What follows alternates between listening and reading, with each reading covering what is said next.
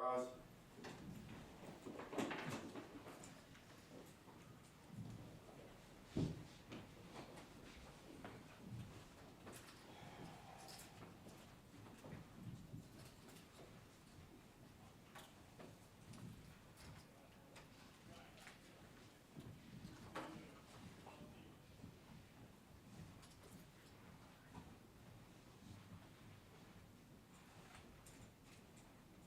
Please be seated.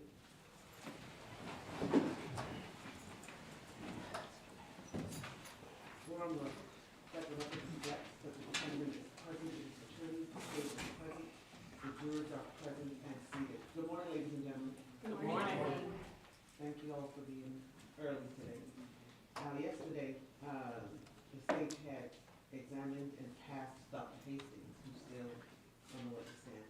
Is the defense ready to proceed? Yes, Your Honor, the defense is ready. How about the state?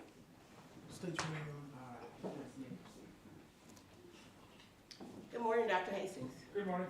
My name is Ms. Walton. I'm going to ask you some questions. If you don't understand my question, just let me know and I'll try to rephrase. Fair enough? Yes. Okay. So, going back to your testimony yesterday, you conducted the autopsy. Correct. Okay. And during your conducting the autopsy, how tall was the individual? 63 inches, so that would be 5'3" inches.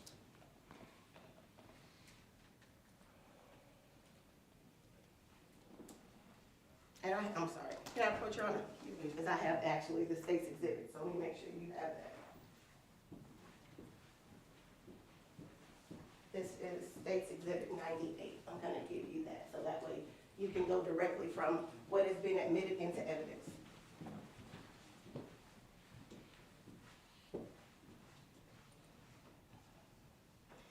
And we talked earlier, well, you didn't talk earlier. You talked earlier about there were 2 gunshots that you recovered, right? Yes. Okay. Now, in doing an autopsy, do you also determine if there are like any contents in the system? I'm not sure I understand what you mean by that. Do you do any blood work? Yes, we do toxicology. Okay. That's what does that Yes, answer the question? that was the word I was looking for, thank you. You're welcome. And what were the toxicology results that were performed? So toxicology detected the presence of tetrahydrocannabinol as well as 2 metabolites of tetrahydrocannabinol. Tetrahydrocannabinol is also known as THC. That's what's in marijuana. And then the metabolites carboxy tetrahydrocannabinol and hydroxy tetrahydrocannabinol, as well as norcyclazine, which is a metabolite of meclizine, and chlorcyclazine, which are both antiemetic type antihistamine drugs. And now, by performing this autopsy, you don't in any way make a determination as to who did what for this individual to be in front of you. That is correct, I do not. Okay. And you have no firsthand knowledge of the circumstances surrounding it or anything like that, correct? We're provided a narrative, however, I do not know who the person who shot the decedent was. And the narrative is provided by the police department?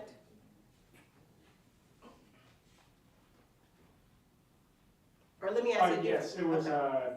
Dallas Police Department Okay. provided information. So whoever sends the body to you gives you what they think happened. Is that a safe Yes, assessment? correct. Okay.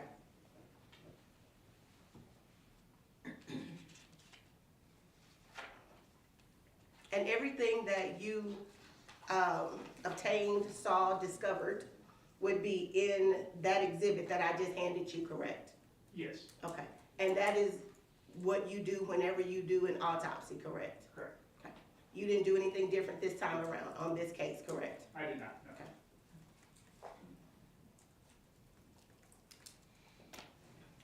I'll pass the witness, Your Honor. Thank you, state. Nothing further. May this witness be released? No objection from the state. Yes, Your Honor, this witness may be released. Thank you, doctor.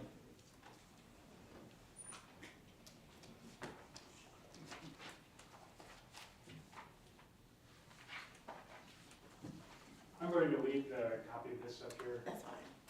Do you want me to bring it to you? No, you can give it to the court reporter. Okay. It's an exhibit. You're welcome.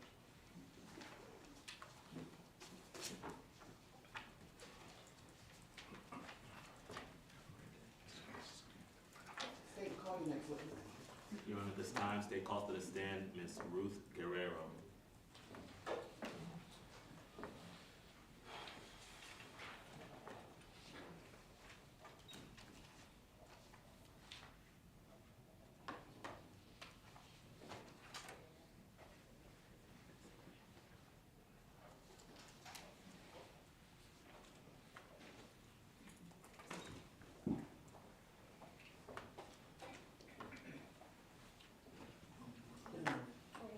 Do you swear that the testimony you're about to give will be the truth, the whole truth, and nothing but the truth to help you God? I do.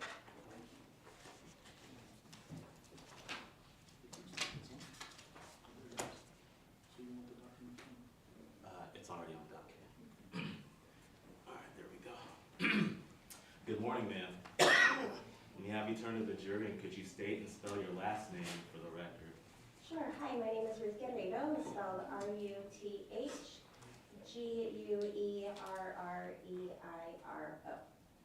And Ms. Guerrero, how are you presently employed?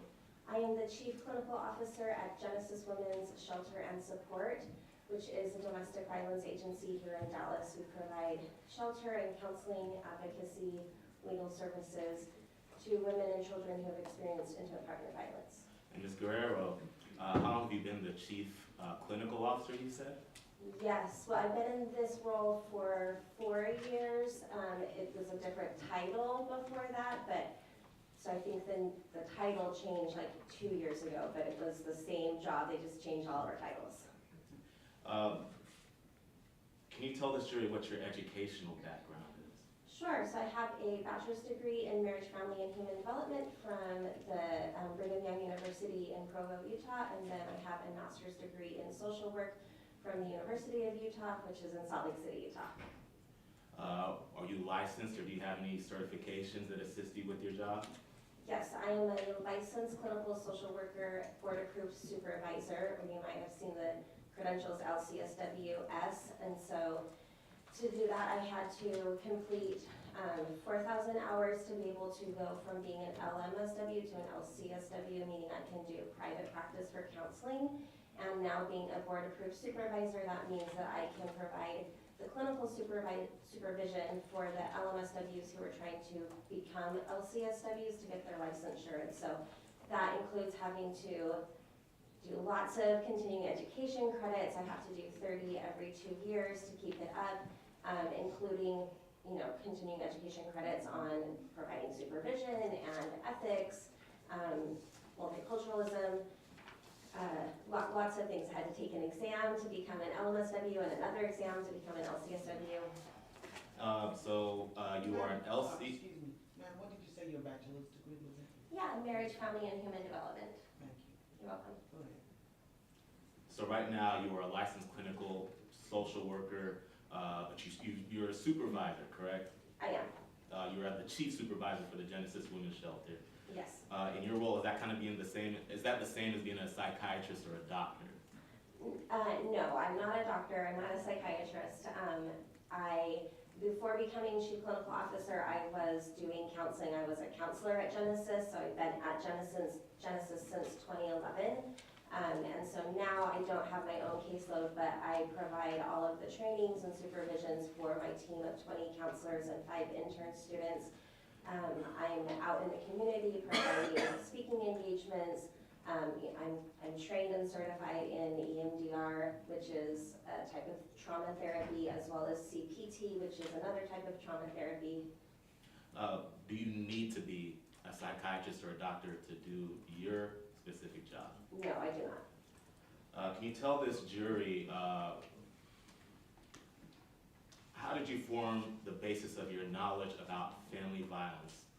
Sure, so since being at Genesis since 2011, I've done a lot of different trainings, reading a lot of books about domestic violence, journal articles, going to lots of different conferences. I mentioned just now about being trained in specific trauma therapies, and so to get those trainings, they're very intense and days and months long of trainings to be able to learn how trauma impacts the brain and the body. I've done trainings with national experts such as Bessel van der Kolk, who wrote the book, The Body Keeps the Score. You may have heard of that. I've been trained by Bruce Perry, who is a child trauma expert in the nation, as well as Lendy Bancroft, who is also a national expert on domestic violence. Very generally, how many victims of family violence would you say that you've counseled in your time as a LCSWS and in your time with the Genesis Women's Shelter? Yeah, at least 1,000. How long? You said you've been doing this counseling since 2011? Yeah, I've been at Genesis, yes, since then. Have you ever taught any classes about family violence or provided trainings for either individuals or organizations outside of the Genesis Women's Shelter? Yes, multiple. Last fall, I was up in Alaska in Anchorage, presenting to all of the prosecutors there. I present at the National Conference on Crimes Against Women every year for the past probably 6 or 7 years, and that is hosted here in Dallas. We have the police department, the Dallas Police Department, the prosecutors, different attorneys in the area, as well as nurses and therapists, social workers, CPS workers, a lot of different professionals who are working with women who've experienced violence. How many times have you testified in court? Today is number 23. How many times as a fact witness? I think fact is only a couple of times. I'd have to look at my resume to count it up. I know I've done immigration court once, CPS court once, family court 5 times, and the rest have all been criminal court. And so in criminal court, it's always been expert testimony. And do you know generally how many times you may have testified as an expert witness in criminal court? Yes, all of the time. So whatever, 22 minus 5 minus 1 minus 1, at least 15, 12, something like that. And when you've been qualified as an expert witness, what subject matter have you testified about? So intimate partner violence or domestic violence, how domestic violence impacts a person, a woman, like emotionally, physically, all of the ways. I've talked about strangulation, the power and control will, the cycle of violence, so the different types of abuse, how trauma impacts the brain, so looking at the amygdala and the prefrontal cortex, which are parts of your brain. And I think you said you've been qualified as an expert in a criminal case before, correct? Yes. What were you testifying about in that particular case where you were qualified as an expert witness? Well, there's been multiple cases that I was qualified as an expert, and so in all of those cases, it's been intimate partner violence, like the types of violence, the cycle of violence, power and control will, strangulation, statistics on lethality of the different types of abuse, and how trauma impacts the brain, because domestic violence is a type of trauma. Would your specialized knowledge assist this jury in understanding evidence related to maybe the behaviors of family violence victims and family violence abusers? Yes. Could you tell this court what are the different types of family violence? You know, I'm gonna object to the witness. I was waiting for him to qualify her as an expert before I actually objected. But I'm gonna object to the testimony of this witness, going into what they're about to go. Would you like to take her on board? And is the state offering her as an expert witness State is offering her as an expert witness, and state believes we have qualified her as an expert witness on the behaviors of family violence victims and family violence abusers. Okay. Would you like to? Yes, take her Your on that? Go ahead. Now, Ms. Guerrero, my name is Ms. Walton. I'm gonna be asking you some questions. If you don't understand them, let me know. Fair enough? Sure. Okay. Yes? Yes. Okay. Now, you said you are going to talk about the behaviors of victims. Yes. Okay.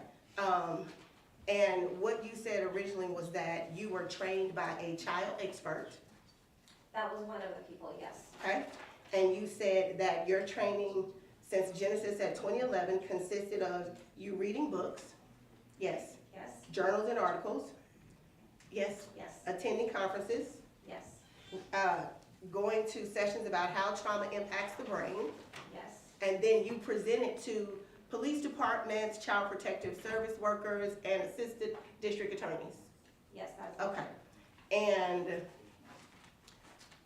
you testified in immigration court, Yes, child protective services court, yes, family court, yes, and you said all those times you were a witness in those cases, yes. an expert witness.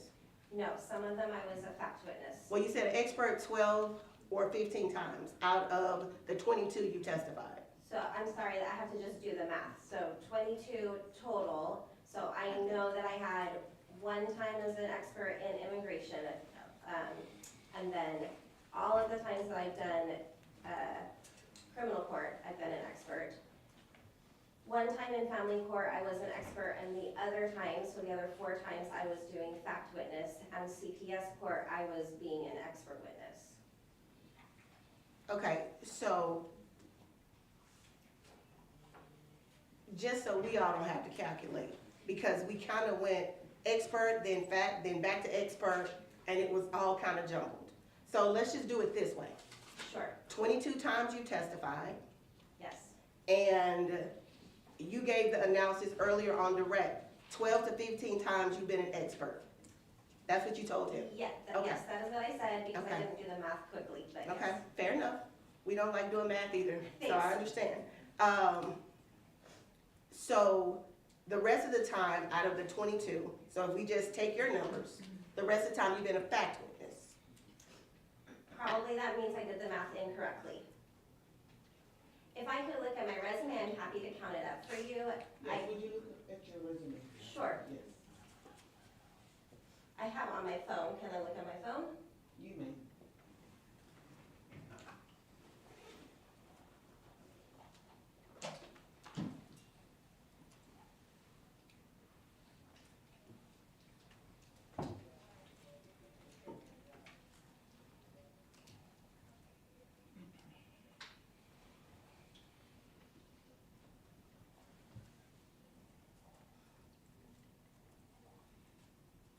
Sorry, the internet is a little bit slow in here. Okay.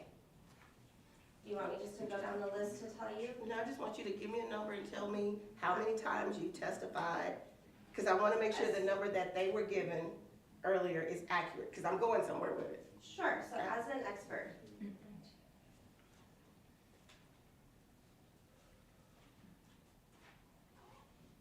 20 times.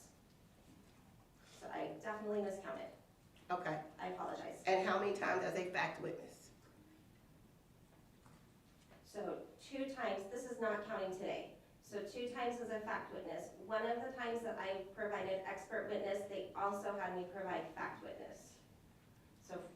So the math won't add up because it's 3 times as fact and 20 as expert. But that's because one of them, it was both. Now, you just made a statement and said, not including today as a fact So witness. today is the 23rd time. So if I testify today as an expert, then it would be 21 times of me testifying as an Oh, expert. no, you said it after you said fact, that's why I was confused, like, I'm the sorry. fact. Okay, got it. And out of those 20 times, is it still one in immigration? Yes, one time in immigration, Okay, and child protective services? How many times? so yes, CPS court was one time as an expert, And all we're talking about now is expert, that's all I'm asking you about. okay? And family court as an expert, how many times? 2 times. Any other courts, have you been in federal court? I'm sorry, let me just look really fast, it's a long list. Family court expert, 1, 2, oh, I'm sorry, 4 times in family court as an expert. And then you said federal court, Yeah, I'm trying to figure out if there are any other courts you testified in that encompass that 20. no, it's just family, immigration, criminal, CPS. Okay. So we've got 4 in family, 1 in child protective services court, 1 in immigration, and That's a total of 6, so that would leave 14. So criminal is 1, 2, 3, 4, 5, 6, 7, 8, 10, 11, 12, 13, 14. So my math is correct. Great job. Thank you. All that hard work in school for something. That's right. Okay, now, you said that you have testified or you are attempting to testify about trauma impacting the brain. That is one of the things that I can speak to, which goes into Well, why. hold on, I sorry. just want you to answer the question. Okay, Yes, that's one of the areas you want to talk about. yes, Okay, and you said that you have a bachelor's in marriage, family, and human development. correct. Okay, a bachelor's in arts or science, which is it? It was in science. And do you have a master's? Yes, in Okay. social work. Okay. And you got licensed along the arena of social work as well, right? Correct. That's what those letters behind the name mean, right? Yes, yes. Okay, so you went to school with a bachelor's in marriage, family, human development, got your master's in social work. Correct. Typically, people do social working, right, i.e. counseling. And then you became a licensed social worker, or a licensed counselor, as you guys would say. Is that right? A little bit. Can I fix that a little bit? Quickly, yes. Yes, so once you get your master's degree, you're at MSW. Then you have to take an exam to become LMSW. Then you can start practicing counseling. So I just want to make it clear, I didn't do counseling before I got licensed. Okay, So I did counseling, and then I became, once I finished my 4,000 hours that was needed, I became a licensed clinical social worker. okay. So for purposes of keeping it straight to the jury, because they don't like these letters behind their names. Sure, of course. You went to school, got a bachelor's, got a master's, you got the title of social worker, but you couldn't do the job until you got licensed Correct. as a social worker to do the counseling. Did I sum it up right? Yes, thank you. You're welcome. All right, so Genesis Women's Shelter, you've been there since 2011. Correct. Okay, and right now, your job is to conduct trainings Mhm. for the people that you supervise. Is that a yes? You got Yes, a, I'm sorry. that's yes. okay. We just want to make sure the record is yes or no. Thank you. You're welcome, thank you. So, your job, your title is to supervise Yes, because you said you do not have a caseload. correct. Okay, so in not having a caseload, that means that you're supervising the other people who have caseloads. Is that a correct statement? Yes, Okay.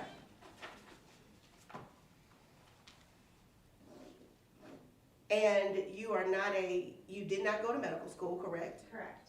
You did not,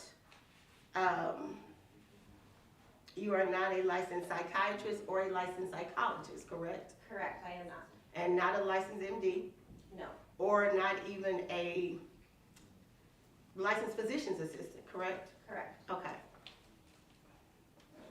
So as far as, you have no medical training at all? Correct. Okay.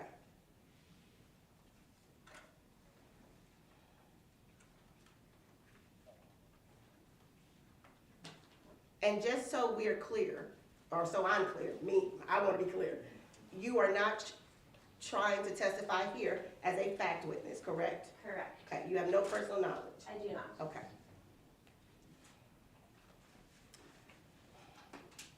Thank you for answering my questions. You're welcome. Your Honor, I still renew the same objections that I had. As far as this witness testifying about impacts on the brain, which is something medical. She's not a psychologist, she's not an MD, she's not a physician assistant, no medical training. Her bachelor's is in marriage, family, human development. Her master's is social work, she's a social worker. She's a licensed counselor, and to allow her to come into court and be testified as an expert to testify about trauma, strangulation, all of those things, the brain. She does not have the requisite qualification to do so, and we would object to her being qualified as an expert, and would make the further objection that any testimony that she would give would be inflammatory and highly prejudicial without probative value.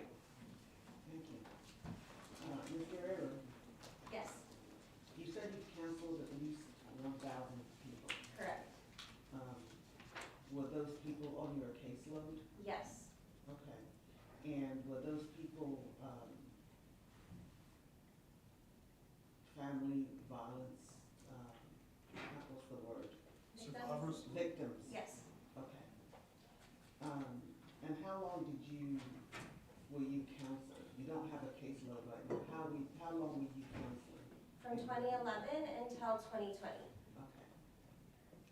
Okay.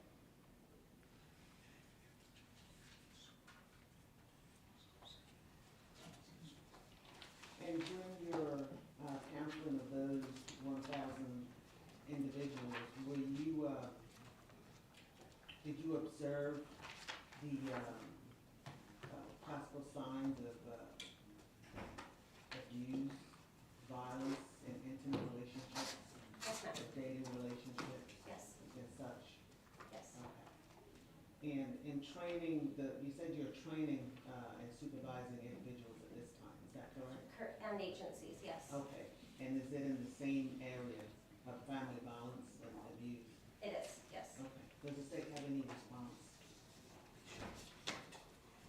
Your Honor, under Rule 702, this witness has met the three-pronged analysis for qualifying herself. She has been properly qualified at this point through her testimony as an expert witness in the field of family violence and the behavior of both family violence victims and family violence abusers. She's testified in 20 other courts. She's been qualified many times over. She supervises counselors, and then on top of that, she's counseled over 1,000 family violence victims. She is qualified herself. She is an expert. Thank you. The defendant's objection is overruled. Court will qualify Ruth Guerrero as an expert in family violence, trauma, and abuse. Thank you, Your Honor. Permission to proceed? Yes, you may. Ms. Guerrero, what are the different types of family violence? So we categorize them into 4 different areas. So verbal abuse, emotional abuse, physical abuse, and sexual abuse. Verbal abuse is going to be the yelling, screaming, name calling. Emotional abuse is going to include isolation, reckless, like extreme jealousy, humiliating in front of other people. And then you have physical abuse. There's 2 different types. One type is the actual hurting her physical body, so punching, hitting, slapping, pulling hair, strangling. The other type of physical abuse doesn't include touching or harming her body, but the abusers can use his force, his physical presence to intimidate and manipulate. So it could be the reckless driving, it could be use of weapons, it could be, kind of posturing, throwing things, hitting, smashing objects or their property as a message to say, like, this is the power that I have and I can do this and hurt you as well. And that's where the fear comes in with that manipulation and intimidation. And then finally, that 4th category of sexual abuse, again, it could be forced sexual abuse, so holding her down physically forcing her to engage in sexual acts that she's not wanting to do. But it could also be coerced, and coerced means threatening, if you don't do this, I'll do X, Y, Z, which threats is part of that emotional abuse, and so coercing her into doing something that she does not want to do. Now, it looks like what you're saying is that there is a heavy emphasis on like a dynamic, like a power and control dynamics. Is that correct? Yes, that is true. So intimate partner violence is when one person in the relationship has power and control over the other person. It is intentional. It is a pattern that we see. It's not like a one-time fight that we're looking at. And it is when somebody in the relationship has that power control to change the other person's behavior or to cause fear and manipulation, to cause that intimidation to be there. And it says it's not like, it sounds also like you're saying, are there like cycles or does Here, I'm gonna object as to him saying what it sounds like. He can ask the expert a question, but it sounds like he's trying to testify. Rephrase your question. Thank you, Your Honor. Is family violence in a relationship kind of static or are there waves or cycles that happen? Yes, so domestic violence happens in a cycle and it also escalates. So it typically does not start off with that physical or sexual abuse. It starts with verbal and emotional abuse, and then it increases over time and it gets worse and worse and worse, so that it will increase into that physical and sexual abuse. And then it does come in a cycle, and so you have The tension building phase is where it starts. This is where the abuser is angry, maybe coming home, slamming the door. I'm sure you can imagine feeling some tension in the home with maybe a little bit of yelling going on, and then that will increase into a violent episode. And then after the violent episode comes the honeymoon stage or manipulative kindness. And in that stage, that looks like he's apologetic, I'm never gonna do this again, I'm so sorry. Or it's the gaslighting, which is part of emotional abuse of, well, it wasn't that bad, you're being too sensitive, you're overreacting, that's not how it happened. And so you have that period of calm, there's still abuse happening, it's very purposeful to keep her entrapped in the relationship and making her feel like it's her fault, she did something wrong, she's a crazy person, and then unfortunately, because it's called a cycle, that honeymoon phase will then go back eventually into the tension building phase. And what we know is that as you go in that cycle more and more, that honeymoon phase gets smaller and smaller, and that means that the abuse phase is happening more frequently. And just like I said, that it escalates, so that means it's getting worse and it's happening more often. Ms. Guerrero, would it aid your testimony if we presented the jury with some visual aids showing the power and control dynamic and also the cycle of violence? Yes. Permission to approach the witness, Your Honor? Yes, you may. I'm handing you what's been pre-marked as State's Exhibits 133 and 134. Can you tell this court what it is that I handed you? Yes, this is the post-separation power and control wheel, and this is the cycle of violence. Which one is which? 133 would be the post-separation power and control wheel, and State's Exhibit 134 would be the cycle of violence. Thank you. Your Honor, at this time, State offers into evidence State's Exhibits 133 and 134 for demonstrative purposes, tendering to defense for objection.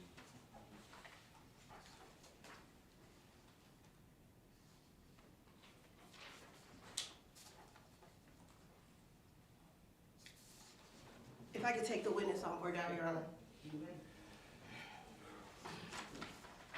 may. Ms. Guerrero, so State's Exhibit 133, Yes. you know the numbers as I'm going? That's the power and control wheel? Yes. You didn't create this document, I right? did not. Okay. You got it off the internet? Well, yes, I got the copy off the internet. Okay. So it's not something you had a hand in creating? I did not. Okay. And States 134, what is this date at the bottom of States 134? So I believe you're talking about the cycle of violence, and at the bottom, it talks about how the trauma or how. But no, not, and my question, what's the numbers at the bottom? It says 1108, what is that indicative of? I don't know, can you show it to me? Sure. Thank you. I can approach Your Honor. You may.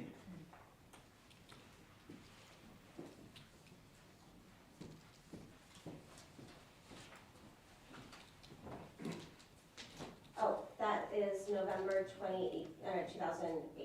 Okay, so this, okay, and that's the date you started using it or first downloaded, or what does that mean? That's a good question. So the cycle of violence, when you find it online, it's a really messy document, and so we took the same words and we just created our own so that it could be clear, and we put our own colorful graphic to help our clients understand it. So that is the date that was saved onto our computer system at Genesis. Okay, so 2008, Correct. okay. Before that, we had different Hold on, versions. just hold on. So 17 years ago, if my math is right. I don't know. 08 and 2025? Okay, yeah, 17 years, okay. And then the domestic abuse intervention, the power wheel is 2013. That probably just means the date that we Got it. downloaded. Okay, so 12 years ago. And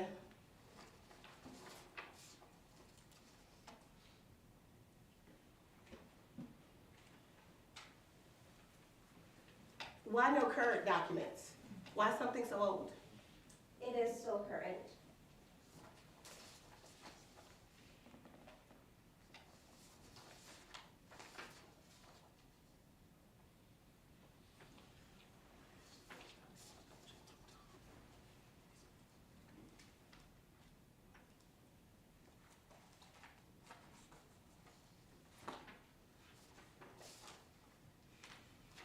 Honor, I'm going to object to 134, 133. One, she is not the author of these documents. They came off the internet. They are 12 years old and 17 years old, and the documents contain a lot of verbiage that could be construed as actual testimony. That in reading a lot of this is highly prejudicial in this case. And asking for it to be used as a demonstrative aid to assist the juror, we object to that, as the writing in a lot of this is inflammatory and has no probative value, and the other reasons I stated for the objections. Thank you. What's the state's response? Your Honor, again, we're only offering this for demonstrative purposes. These are visual aids to assist the jury in understanding Ms. Guerrero's testimony, which will be on the subject matter that is reflected in both exhibits. Defendant's objection is overruled. State's exhibits 133 and 134 are admitted for demonstrative purposes. Thank you, Your Honor. Permission to publish. You may. Let's start with State's Exhibit number 133. Ms. Guerrero, if you look to your left, there's a screen. I'm gonna put this on the screen for you and the jury. Now, what are we looking at here in State's Exhibit number 133? So this is the post-separation power and control bill. The power and control bill was created in Duluth, Minnesota. They did a research study with thousands of victims of domestic violence, and they listened to what were the types of abuse that they experienced. And then they were able to combine all of that and to put them in different categories. And this is the most widely used model of domestic violence across the country, across the world, really. And so there are different types of power and control bills. This one is the post-separation, meaning that these are common abuse tactics that the abuser uses after they've been after the two parties have been separated. Can you walk this jury through each portion of the wheel, and you tell me where to start? Sure. So if you think about like this being a wheel, and these are different spokes, and so you have the different categories here, and these are things that usually people don't see. On the outside of the wheel, you see that physical and sexual violence. That's usually what we see, that what's really happening is more abuse on the inside, or things that we don't tend to see. And so if you start on the top right with using harassment and intimidation. So that idea of harassing the victim, intimidating her, again, so destroying her things, using her children, to justify, like having to break, contact orders you can see here. It's the threats, the stalking her. It's any way that he can intimidate her to make her scared, so that then she will do what he wants her to do. May I stop you there? Yes. We heard testimony previously that the defendant in this case, we heard testimony previously that the victim in this case was 24 years old, had 3 kids, had a job, and had her own vehicle when she met the defendant, and the defendant began using her vehicle and monopolizing her vehicle. Is that behavior something that would fall in line with what we see here on the power and control wheel? Under the using spoke? So, can you repeat the question? I'm not sure exactly what you're asking. Well, let me reserve it. Let me have you go on to the next spoke. Okay, thank you. So the next one is undermining her ability to parent, and so saying things to the children like, your mom doesn't know how to be a mom, your mom is a bad mom, making the kids, or kind of telling the kids to not listen to mom, so mom is saying it's time to clean up the toys, or it's time to go to bed, oh, she's no fun, you don't have to listen to her, so it's really taking away her authority as a mom. Can we go to the next one? Yes. So then, again, this is really similar with that discrediting her, and so whether that's using something about her identity, whether it's immigration status or, you know, her parenting style to say like, look, see, you're a bad mom, you're crazy, you're so emotional, you're too sensitive, and so again, being able to kind of show other people in the community, like, oh, look at what she's doing, she's, you know, she's drinking, she's not a fit mom. A lot of times we will see the abuser trying to engage and discredit her in front of the community as well. What do we see in the next spoke? So withholding financial support, excuse me, so financial abuse is very common in domestic violence. It happens in about 95 to 99% of abusive relationships. It can look very different ways. It could be not allowing her to work or making her work if she doesn't want to, making her give him her money that she earns. It could be sabotaging her work, so that might mean making several phone calls or showing up to her office to make it so that it's really difficult for her to keep a job. It could be monitoring, whether that is sitting outside of her office all day or going to her work and watching and seeing who she's looking at, who she's talking to. Anytime, excuse me, anytime that he is making it so that the debt is in her name and all the assets are in his name, not allowing her access to bank accounts, not contributing to money, so maybe he's earning but he's not gonna help pay the rent or the utility bills. That all falls under here with that financial abuse. What about the next spoke?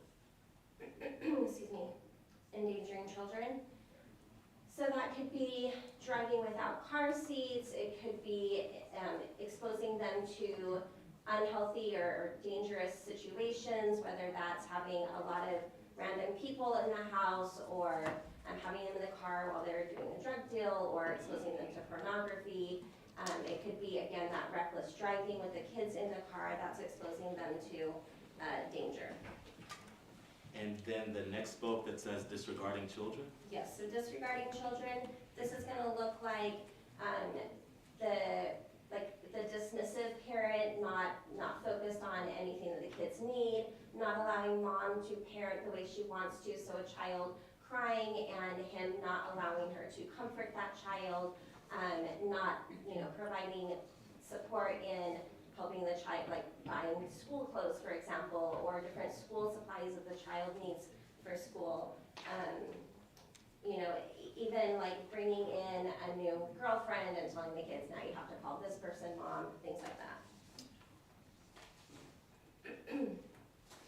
What about the spoke that's titled disrupting her relationships with children? So the abuser knows that a woman's most important relationship in her life is with her children, and so part of being able to have power over her or to manipulate her is to ruin that relationship, and whether that is trying to get the kids to align with him, trying to show again that like I'm the good guy, I'm the Disneyland dad, you know, even degrading mom or embarrassing mom in front of the children, and that is sending the message that your mom doesn't deserve respect, that I'm right, you know, men are better than women, typically is the message that is being sent there. Moving on to the next spoke, using physical and sexual violence against mother and children. Yes, so this is common with the threats, threatening to hurt the children. Well, if you don't do this with me, then I'll hurt your child. Especially if there's children who do not belong to him, but belong to a different, you know, had a different dad. This is a really common situation because then he knows that he can control her by threatening to hurt that child that's not his. You see in here even abusing the children to the point like as punishment for her. So maybe he doesn't hit her, but then he hits the child. Can we move on to State's Exhibit number 134? Was there anything else you wanted to point out on the power and control wheel? No, this is everything. Thank you. Now looking at State's Exhibit number 134, can you tell this jury what it is that we're looking at here? Yes, so this is the cycle of violence that I was just talking about before. So you can see the tension building phase, and then the abusive episode, and then the honeymoon phase, or that manipulative kindness. And you can see how it goes in a cycle. You can see at the bottom a list of some of the effects. So seeing how it impacts the woman, the children, the abuser, the man, and then society as a whole. Would you like me to go into any details? Could you go into the details for the woman and for the man? Sure, so you can see some of the effects of abuse. Again, these are not all inclusive, but isolation is very common. We see that isolation happens in 99% of abusive relationships. The abuser gains control by isolating her from her friends, from her support group, from her family, so that then she only has him to rely on, and so then she feels isolated, she feels alone, she feels like she's stuck, that she can't do anything, she can't get out of the relationship because there's no one else around to help her. You see that depression, that's very common, the sadness, hopelessness comes into that depression. We have a lot of our clients who experience suicidal thoughts because of domestic violence, because they do feel like there's just nothing that they can do, and that sadness is so strong.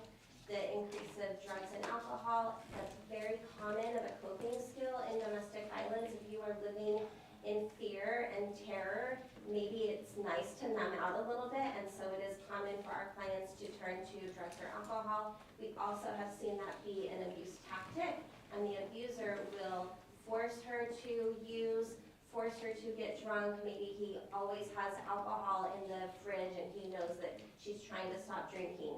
And we've seen a lot of women form an addiction because the abuser made that happen. Some emotional problems, so that could be anxiety, it could be hypervigilance, which means being very alert and nervous and always kind of looking around to make sure that no one is following you, no one is hurting you. If you think about in intimate partner violence, your partner is this person who has said, I'm gonna love you and take care of you, and you can trust me the most in the world. And so then he does something that she couldn't imagine that he would ever do to her. And now, well, if he did that, like what else could he possibly do? And so feeling a lot of nervousness. To someone not trained in domestic violence, it might look like they're paranoid. Repeating, oh, yes. And then what about the effects of abuse over time on men? On the abuser. So the whole point of being abusive is to gain that power and control, and so it just continues as they gain that power and control. They feel more powerful, they feel like they're more in control.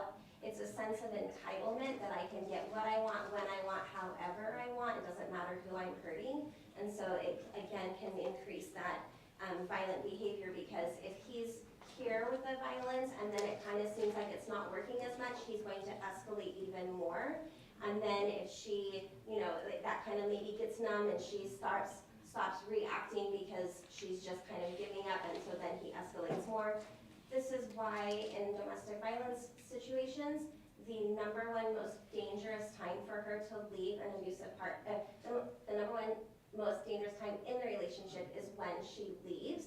She is 70 times more likely to be killed in the moment of leaving or right after having left, because she is scared he's going to follow through with threats, and because when she's making plans or she tries to leave him, he can feel that loss of control, and so he has to escalate, and that is why a lot of 75% of women who are killed by abusive partners were killed after having left or in the act of leaving.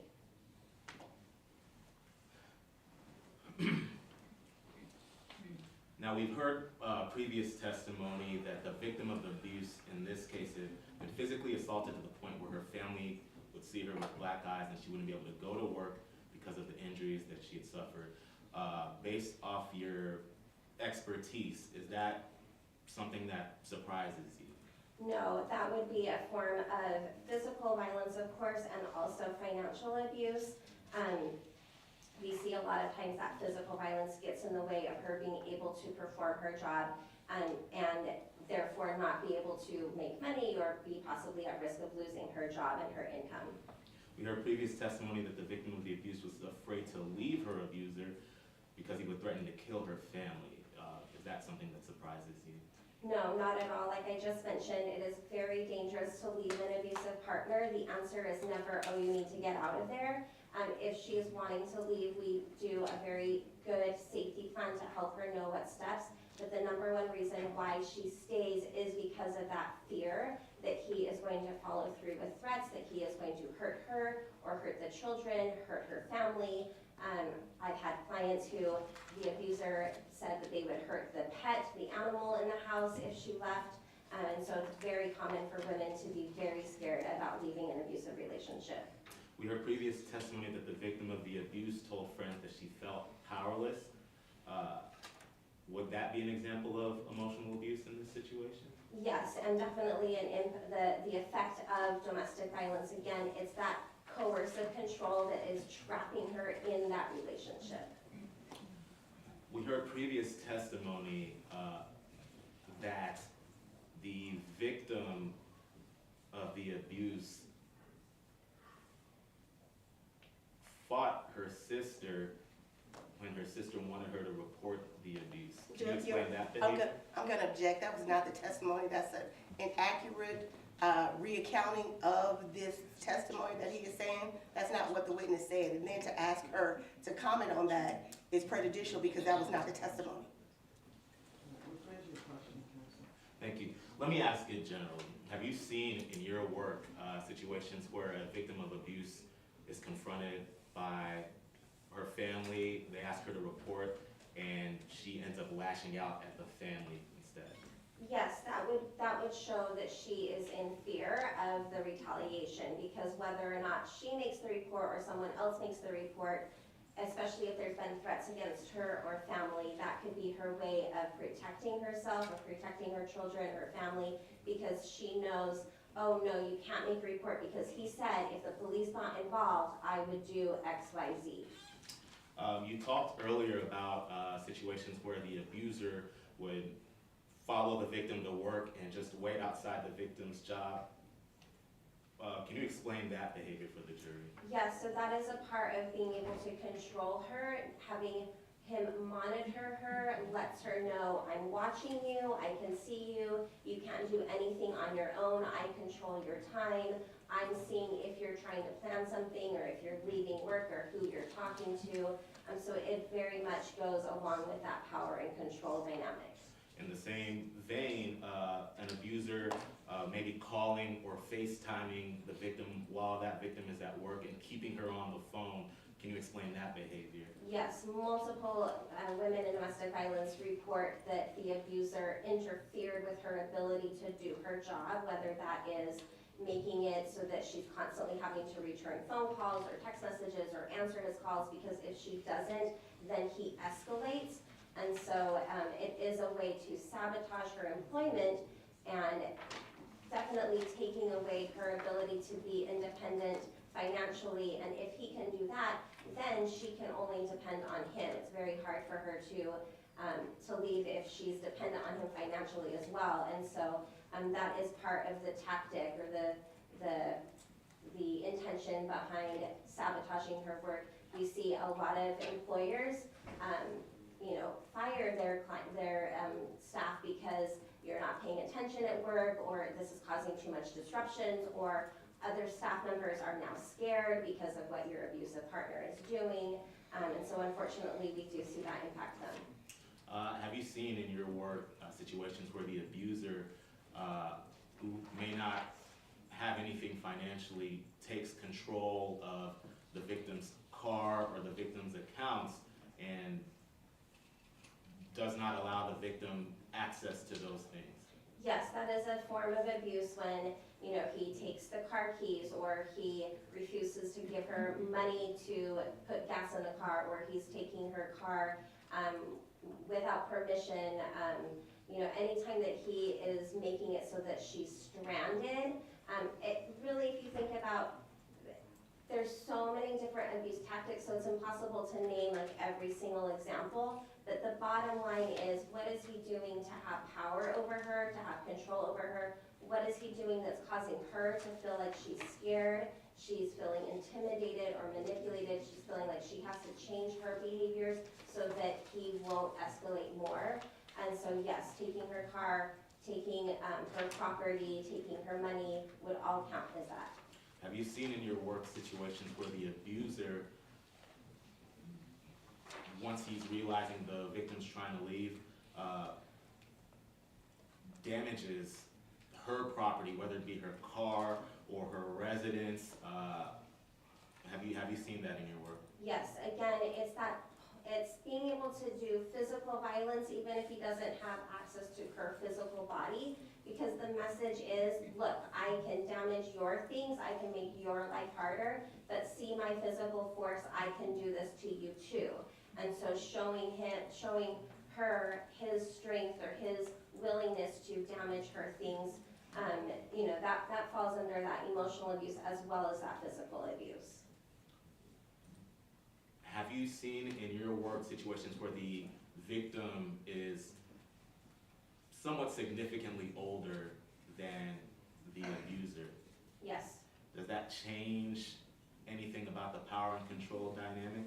No, it does not. What about where the victim has maybe significantly more life experience? Maybe this victim has multiple children already and the abuser is not even much older than 20 years old. Does that change anything about the power and control dynamic here? No, not at all. Power and control and intimate partner violence can happen at any age. It's 1 in 3 women in Texas. It's very common. It's 1 in 3 college-age women, 1 in 3 teenage girls. So it doesn't matter the ages. It doesn't matter if she is older or she has more life experience. Abusers are going to find someone who is a vulnerable victim who they can prey on. And so maybe it's a single mom, or, and he's offering to help with childcare and to help raise the kids. Maybe there's drugs and alcohol. They're going to look for different things, but there's unfortunately no way to just say, oh, for sure, this type of person is going to be abused and this type of person is an abuser.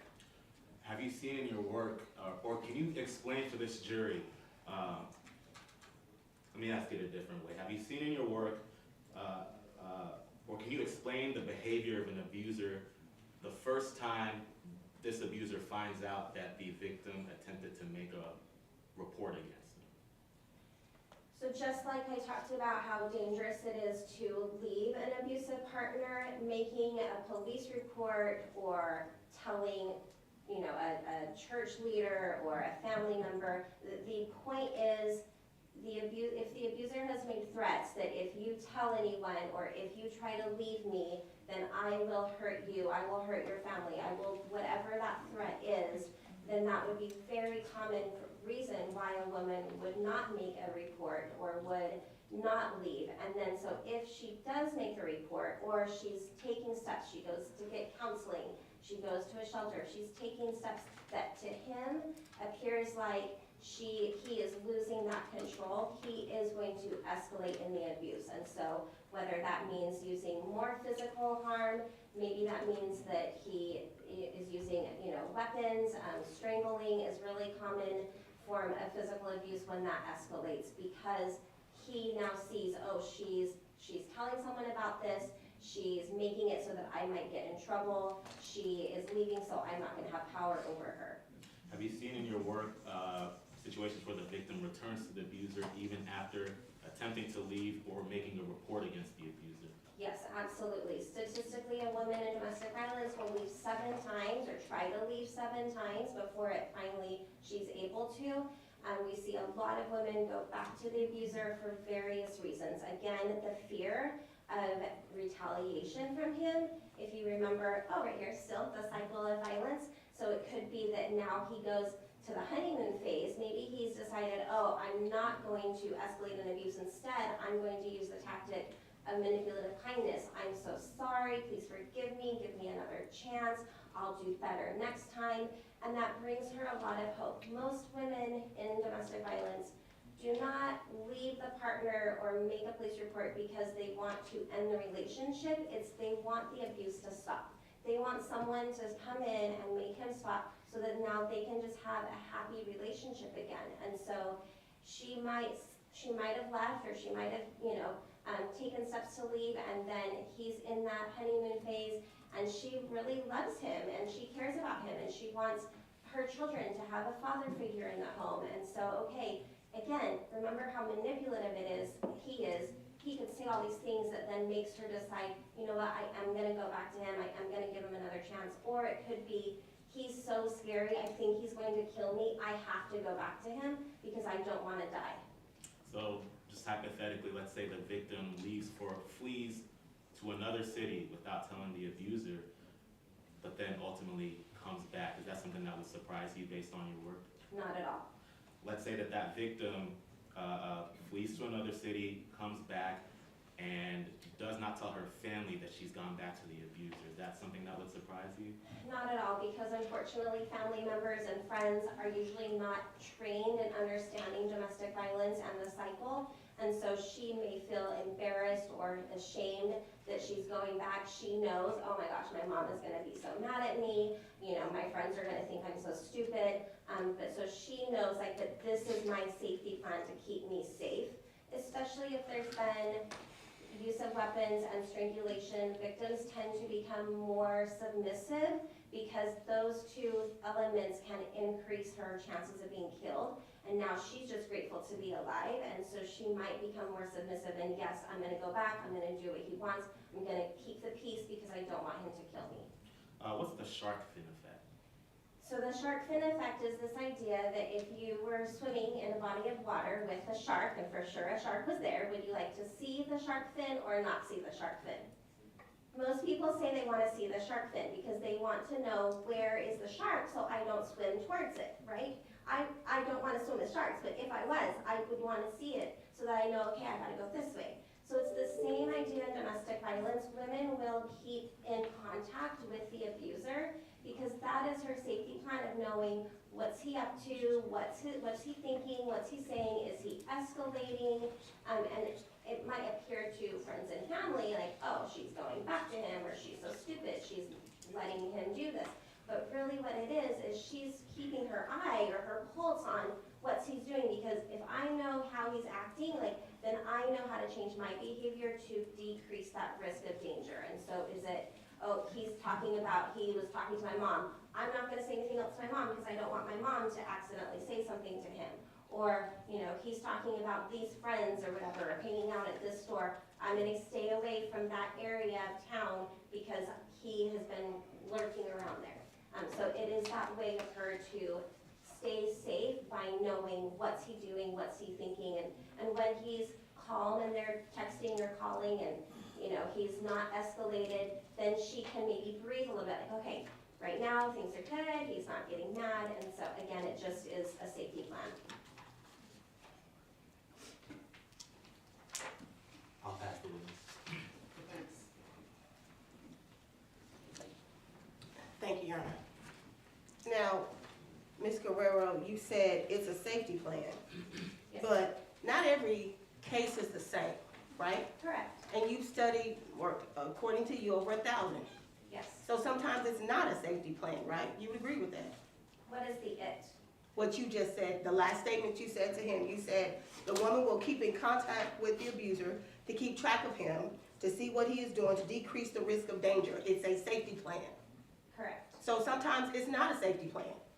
Are you saying that sometimes her keeping track with him is not a safety plan? Correct. Correct, yes. It's not always a safety plan, is what I'm saying. Okay. Yes. So I want to go back over your testimony. It's a lot of it, so bear with me. Sure, And please, if you don't understand my question, let me know, so we can make sure the record is clear, okay? thank you. All right, you're welcome, thank you. All right, got a lot of pages, so let's start from the beginning. Now, when we went over, well, we didn't go over, when you guys went over this post-separation power and control wheel, you were asked some hypotheticals. And you know how hypotheticals work, right? Yes, Somebody gives you a scenario and your answer is based on the scenario that they gave you. So we're gonna talk about some of those hypotheticals. You were asked, if an abuser follows a person to work and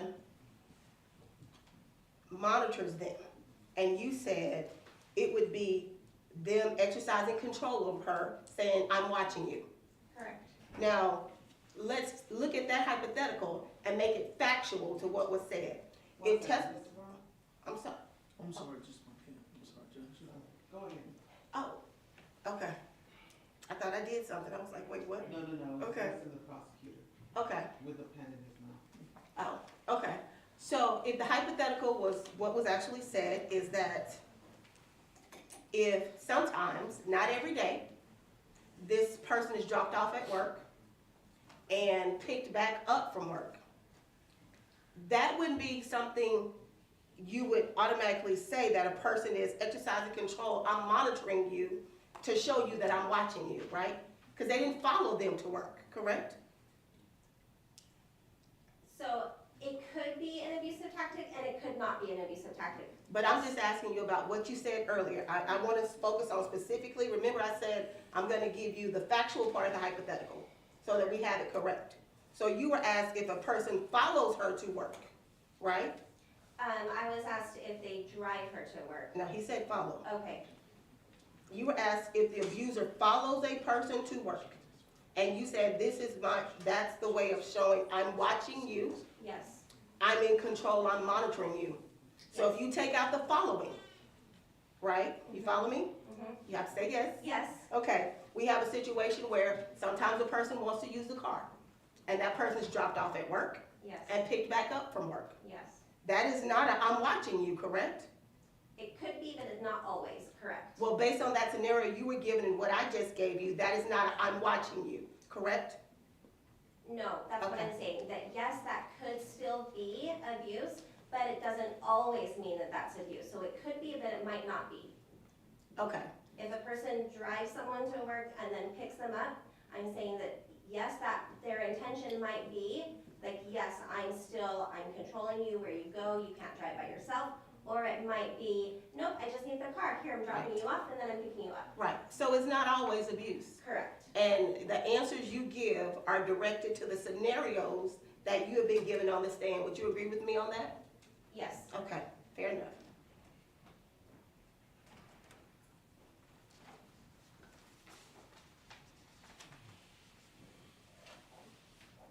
Now,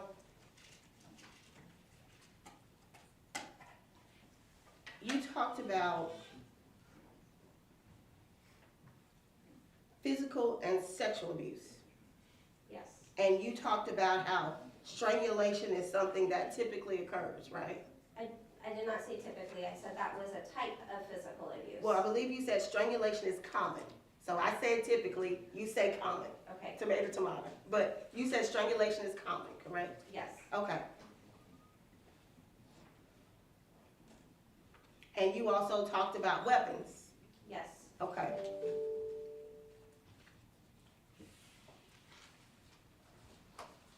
And you talked about, you were asked about an abuser who's with a person who doesn't have anything financial. And you talked about whether or not that would still be abuse. Now, on here, and I'm talking about the control wheel, you give us different scenarios, or somebody gave us different scenarios that you have actually testified to. You talked about a person not contributing to the finances of the household, right?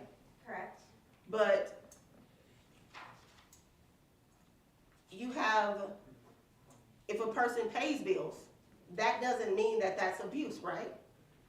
if the abuser pays the bills, is that what you're asking? The I'm sorry, I don't purported understand. abuser, yes.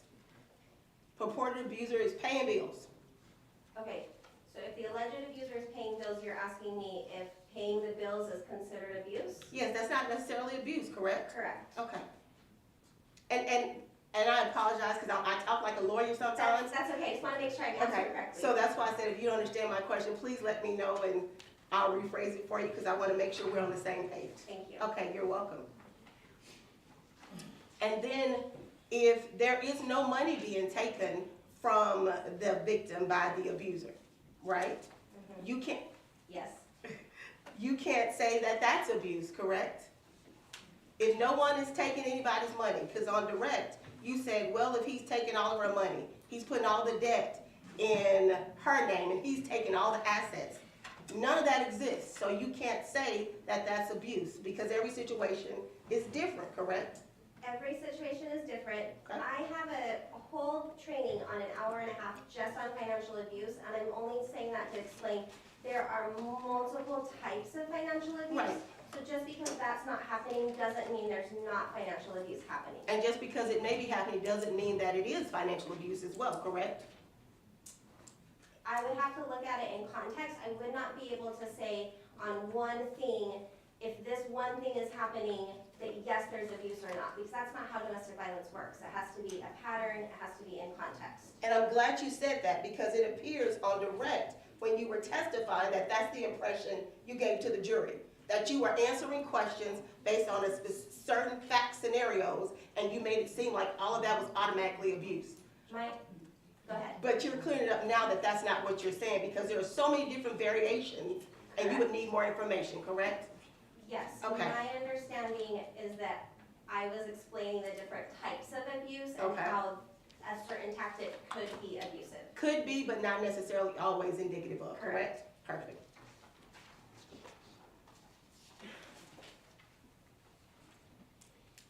Sorry, can I say, it depends on the situation. Absolutely. Everything is dependent upon the situation. Everything is fact-based. You would agree with me on that, right? Everything is, Fact, F-A-C-T. There are certain facts pertaining to each case that allows you to render a decision yes, specific to each case as to whether or not that is specifically abuse in that case. Does that make, did I say too much legalities? maybe I can rephrase. Well, and let me see. rephrase this since I'm asking the questions. Not every, the easiest way to say it is, every case has different facts. Does that make sense? Correct, And you can't just render a decision, and a judge makes a decision. You can't render an opinion just based on glossing over minimal facts. Would that be a correct analysis? no, Okay. am I allowed to speak? You can, Answer the question, yes. So, no, because it has to also still fit in with the, in general, what is domestic violence.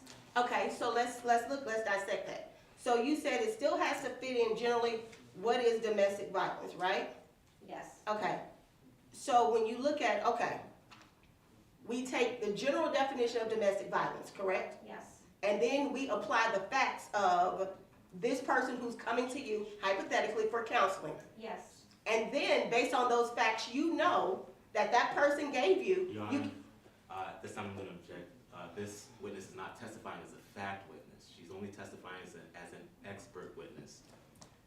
If I may respond, Your Honor, she was allowed on direct to go into her 1,000 cases that she interviewed people on and what, she even talked about how the dog in one of them was used as a tactic. So that doesn't make her a fact witness on their side, so how is she a fact witness on my side now when I'm going into her saying generally domestic and then giving specific facts? I'm not making her a fact witness. This is cross-examination. Yes, Your Honor, but the questions that we posed were general concepts, general ideas. We weren't having her testify to specific facts, draw conclusions from specific facts, which is what it seems defense counsel was trying to elicit from this witness. Well, you did ask her specific instances. Hypothetical situations and how it relates to Right. the subject matter. Specific, contract, yes. So Thank you, Your Honor. Overall, go ahead. Thank you. Thank you. So you said you have to start generally with the concept of domestic violence, right? And yes, and the judge ruling just means we can continue. yes, That's all that means. Okay. So you generally start with domestic violence, yes, and then that particular person that you be counsel would give you facts. yes, And you would use those facts to determine what type or category would fit in. Is that a correct assumption? yes. Or not assumption, let me not use that word. A correct statement as we're using this wheel? Yes, I use Okay. my training, education, and experience to be able to assess and see that they are presenting as a typical victim of domestic violence. Okay.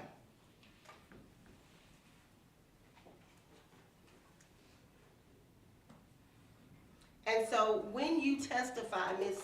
Guerrero, is it Miss or Mrs.? I want to make sure I'm, Ms. is fine. okay, perfect. Ms. Guerrero, you are testifying based on the training you received, Correct, the conferences that you presented at, Yes, the thousands of hours you have to do like we do, yes, and what new information you required. Is that a correct statement? yes. Okay.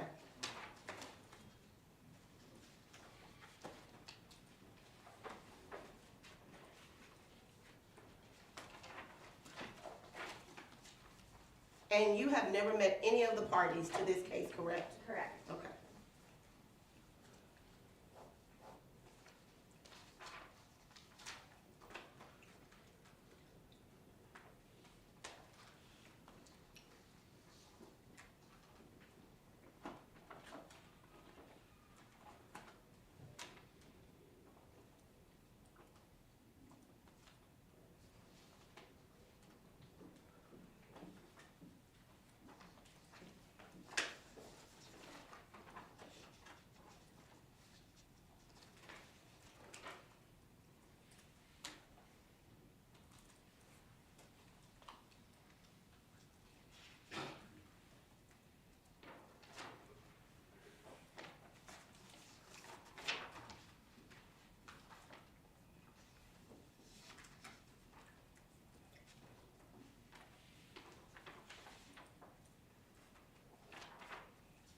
Ms. Carrero, thank you so much for answering my questions. I pass the witness, Your Honor. All right, state, Nothing further from the state. may this witness be released? No objections from the state. She may be released, Your Honor. Thank you, Ms. Miller. Thank you.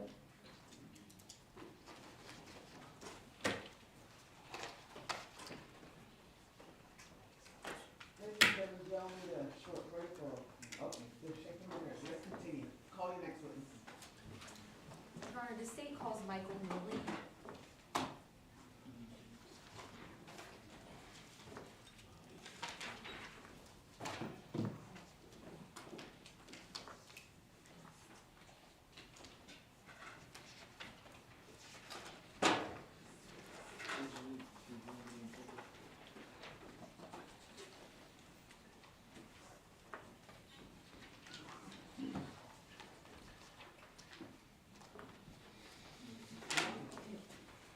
Good morning.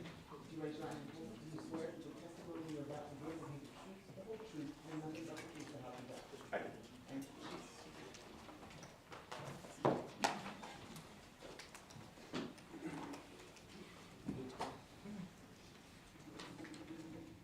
State, may proceed. Thank you, Your Honor. Good afternoon. Could you please state and spell your name for the record? Certainly.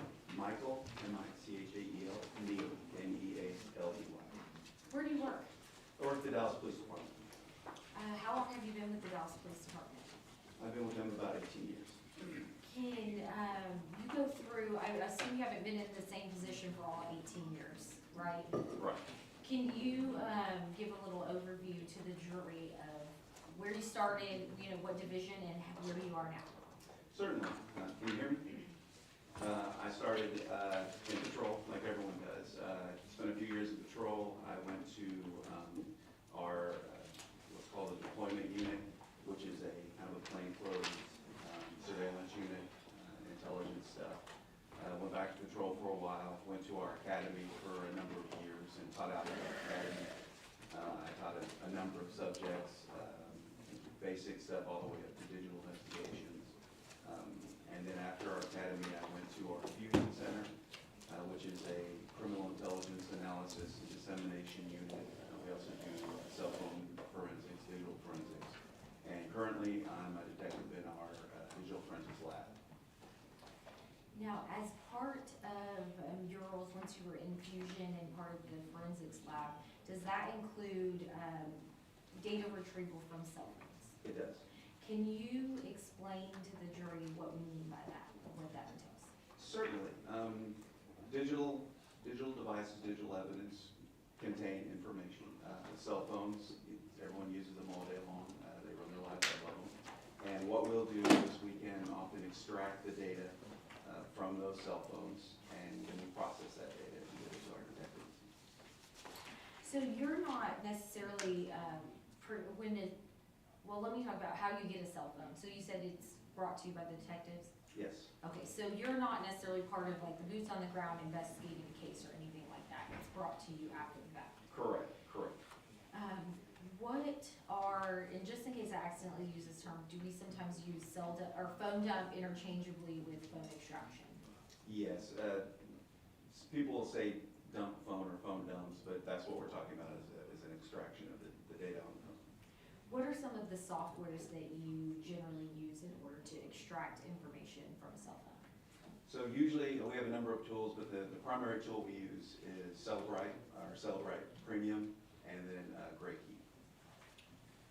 Sometimes do you use one of those, depending on if one doesn't work, you try the other and things like that? Yes, so GrayKey primarily works on Apple devices. That's where they started, although they also do Android devices. The cell phones the market now is basically broken up into Android or Apple devices. Premium started, the Cellebrite Premium kind of started with Android devices primarily, but both of them have taken on both of these types of devices, manufacturers. And so both of them are viable for either manufacturer. Some work better than others, and that's what we'll do is we'll try one. If it doesn't work, we'll try another. And what makes you qualified to use this Cellebrite software and the GrayKey software? Well, I'm certified in the Cellebrite software. GrayKey, they currently have a certification process, but when I started doing it, they didn't. We just have training, so we went through a lot of training in that. But there's been a lot of training in the Cellebrite devices and in the GrayKey devices. So to be fair, you didn't create these programs yourself, but you are trained in using them to extract information from phones. Yes, both of the companies, the Cellebrite Premium and the GrayKey are both proprietary to the companies that own them. So they're kind of a black box in that we're not really allowed to know what they do internally, so we can connect to it. We know the processes that it does. We maintain a chain of custody, but as far as how they actually get into the devices, that's proprietary to them. So we're trained to use them and how to deal with any issues that arise, but we didn't create them. We purchased them. So can you explain a little bit about the program, like how you go about using the program initially when you get a cell phone from a detective? Certainly. Our process is generally detective will bring us a device. Again, just trying to maintain chain of custody. We'll take that device, we lock it up. Once we get to the point where we're processing the device, it really depends on the state of the device. So sometimes you'll get one that's completely open, which means there's no passcode or anything on it. Sometimes there might be a passcode and we know it. Sometimes we'll get a device and we don't know the passcode. So it really depends, how we process it depends on that state. But for example, if we get a device and we have a passcode, then we can connect the device to the phone to whichever tool we want to use. We'll extract that data. We take that data and we put it into another Cellebrite program. And that program will let us open up the data and then write out a report. Once we've written out that report, that's what we give to the detectives so that they can do their analysis or whatever they need to do with that report. So sometimes are you able to get what we call a full extraction, or I guess explain to the jury what we mean by full extraction. Okay. So phones, again, are in different states. If I have the passcode for a phone, then I can get essentially everything that is viewable or available on that phone. That's all the data that you might have entered yourself. It's data that the phone does in the background, things that happen in the background processes. It's operating system data for that phone.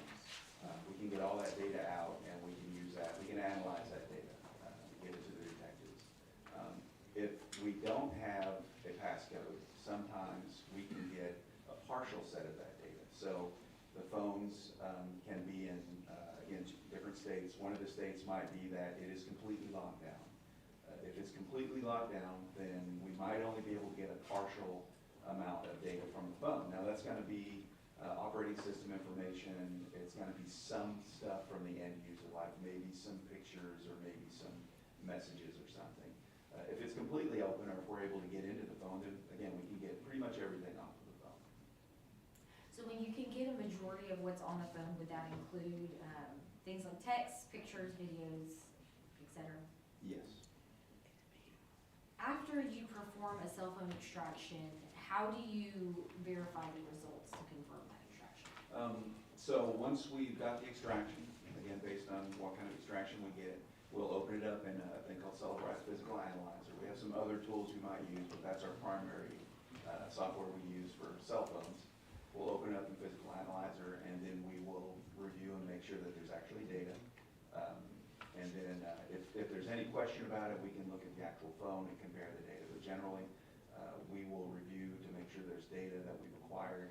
Then we write up a report, give that to the detective for them to do whatever they need to do. Is there something called a hash quantity or something that y'all look at to confirm and compare that it's accurate? Yes, so a hash is basically like a fingerprint for a file. When you hash a file, it creates a number, 32-bit or 64-bit number that is unique. There's a lot of technical issues that go into it, but essentially it creates this unique number. And what we'll do is when we extract the data, it will be hashed by the software. And then when we actually process the data, we'll verify that hash, that this is in fact the same file that is there. And so anytime we go back, if we need to come back later and look at it, or we need to do any kind of review after the fact, and we can always compare that hash. And if you change anything in the file, even one, like if you have a picture and you change one pixel on that picture, it will create a different hash. So we can look at it and say, yes, this is in fact the original file that we had, the hashes match, so. In June of 2023, did you receive 3 search warrants and 3 requests to extract cell phones related to this case? Yes. Did those requests and search warrants come from a Detective Frank Serra? Yes.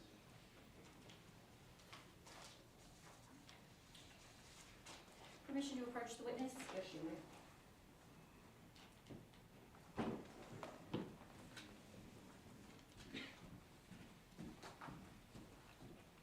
Officer Neely, I'm showing you what has been marked as State's Exhibit 136, 136, 137, 138.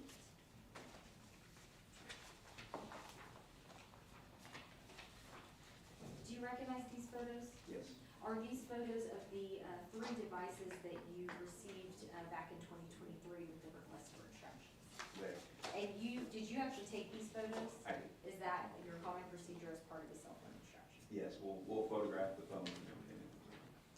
And then showing you what is in State's Exhibit 139, 140, and 141. Are these also the photos exact duplicates of the photos you took, but with descriptions of which phone is which? Yes.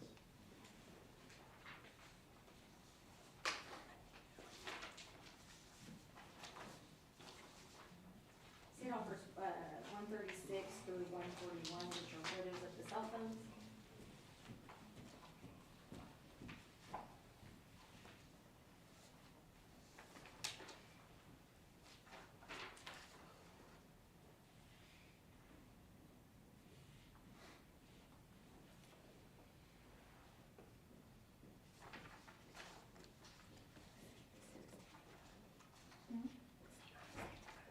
What do you want me to see?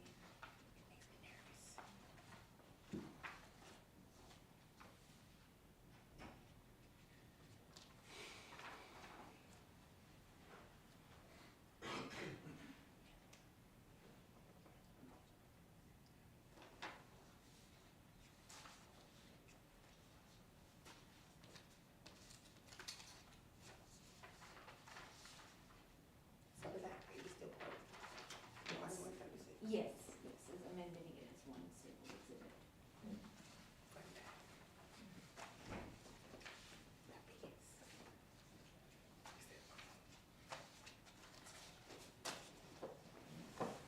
I have no objections, Your Honor. All right, State's Exhibits 136 through 141 are admitted for all purposes. Thank you, Judge. Permission to publish? You may. I'm gonna put these up so that the jury can see them and visualize as we talk about which stuff came from which phone. So if we see in State's Exhibit 139, a silver iPhone that was initially in a black case, is that correct? And this is a photo that you took that these markers are added after the fact. Actually, the number, the 23 dash number would be something we added, and the other thing was there. on Ladies the and bus. gentlemen, can you all see that? Yes. Okay, good. And then State's Exhibit 140, this is the black Motorola phone that you were, also received as part of the request for extraction. Yes, And then this is the silver LG phone that you also extracted, is that correct, here in 141? yes.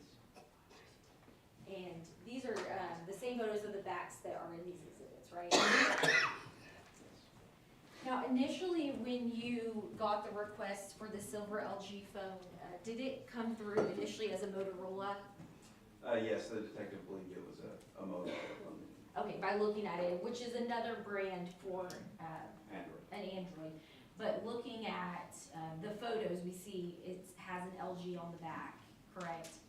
And when you, did the extraction on the phone, did the phone information itself, that you retrieved also have LG?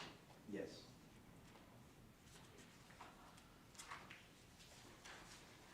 So when and where, or did you perform, I guess we already talked about June, 2023, but where did you perform the phone extractions for? I was currently in Fusion at the time, so it would have been done in the Fusion lab. And what was the, let's talk about the silver iPhone, so the first step that you did with that phone. If I remember correctly, that one was off and locked, so it would have been attached to great heat, and then tried to do an extraction. If the extraction was not immediately available, then we would have done something called brute force. The brute force is basically just attempting passcodes until you find the correct passcode. Then once the brute force was successfully complete, then we can then basically the phone's unlocked, so we can get an extraction. Were you ultimately able to get into that phone and make the extraction? Yes, And then, did you perform similar steps on the black Motorola and the silver LG? I believe the black Motorola was on the premium. We use the premium, as we described before. We'll try, premium for Androids. I believe that one was also off and locked, and we were able to use brute force to get into that one. Now, once you were able to retrieve these extractions, did you provide a copy to the detective? Permission to approach the witness? You may.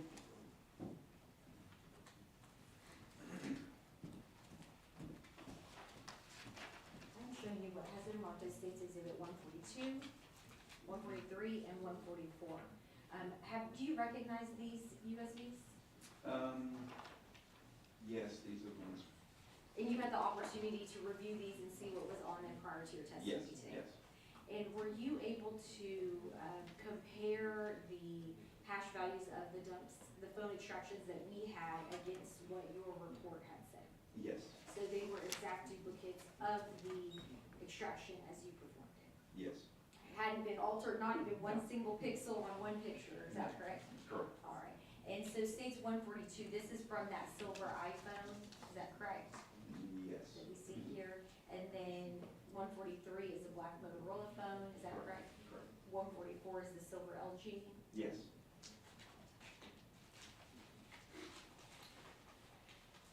State Auburn State's Exhibit 142, 143, and 144. And for the record, the passcodes on these encrypted USBs is Dallas 123 with a capital D. That is for all three, and it's also written here on the envelope.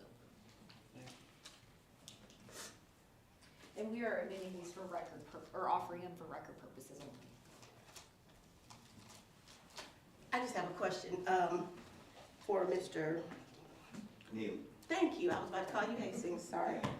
If I may ask him a question before Your Honor. Yes, of course. You stated that you reviewed what was on the USBs and they were exact duplicates of the original. Yes, Did you make the USBs? I did not. Do you know who made them? I do not. You don't know if it was made in your office? No, I do not. Okay. And you can't tell us when it was made or anything like that? No. Okay, so The report that you made, when did you make your report? It would have been, I don't know the exact date, it would be on the paperwork that I did, but it would have been at essentially the same time I made the extraction. Within a day or so.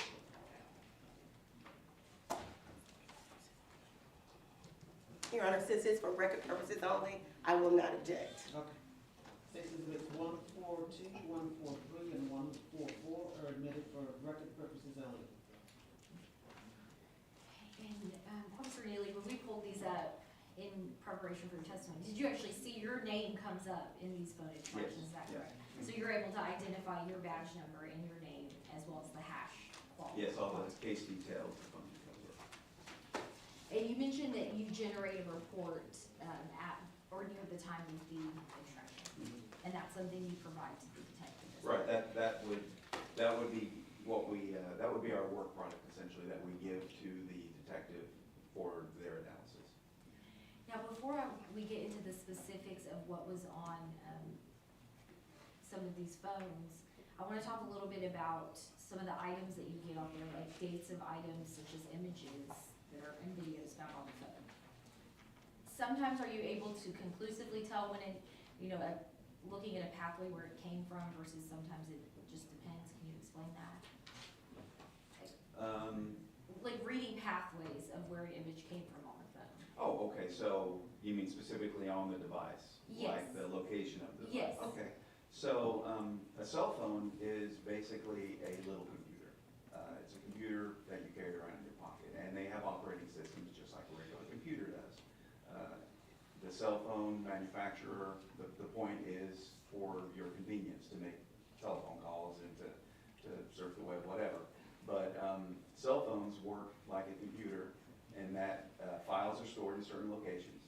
They have file directories, they have all the same things you would expect from a computer. So when we extract the device, we expect to see it just like a computer would, a file structure. So if there are pictures or there are messages or whatever data is on that phone, it's going to be stored in certain locations. So we can, you can look at a picture on a phone through the tool that we use, and anytime you see that picture, it's going to show you essentially where physically, I say physically, logically, I guess, the data on that phone comes from, based within the file structure and everything within the phone. Is that responsive? Is that? Yes, and then sometimes, do you get metadata for an image or video? Certainly you can. So metadata like exit data or something is basically just data about data. It's maybe like the phone was taken at a certain or the picture was taken at a certain location, a certain time. The messages were sent at certain times to certain, back and forth to certain people, that kind of thing. But you can receive that data. So when you receive that data, like if it's created, if you show like it's created at this time, could that be when the image was taken, or also maybe when it was sent to the phone or saved to the phone or something like that? It gets complicated. One of the things in digital forensics is, it depends. So there are a number of factors that go into it. There's time zones, if phones are set to certain time zones, the way the operating system handles things. Sometimes, especially in iOS, operating systems attempt to help you, so they create, I don't know if any of you have an iPhone, I think Android's starting to do it. Sometimes a picture will pop up that says, hey, you were at this location on such and such date. Those are things that the phone does internally, and sometimes it messes with some of the times and dates on it. But generally, if a picture is taken or something is created on that phone, then the phone will do the operating system will do a good job of documenting that within the device, and that's usually within metadata. But, so regardless of when, like the phone itself may mess with when it's saved, or when the date is, you and I cannot go in and mess with that, is that correct? Generally, you mean like the end user? Yes. Usually not. There are some things that you can change, but for the most part, the device is trying to be helpful, but it also locks a lot of that down so that you can't change a lot of things because it might mess with things internally on the device. So yeah, it's usually very hard, if not impossible, to change things on the device. Okay, I want to start with, I'm gonna go in order, so we'll start with the silver iPhone and things that were extracted, that were on the extraction from the silver iPhone.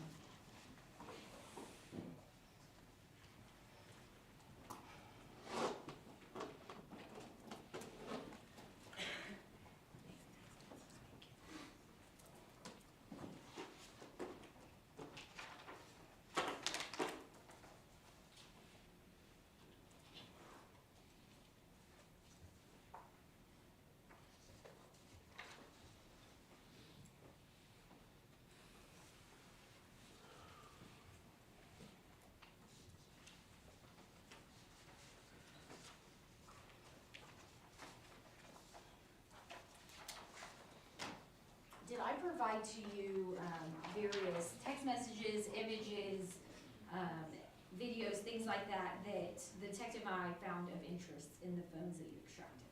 Yes. And did I ask you to go in and confirm on the extraction that these in fact came from the extraction that you did? Yes. And you had the opportunity to review, prior to your testimony today, those things that I had sent to you and that we prepared for trial? Yes. May I approach the witness? You may.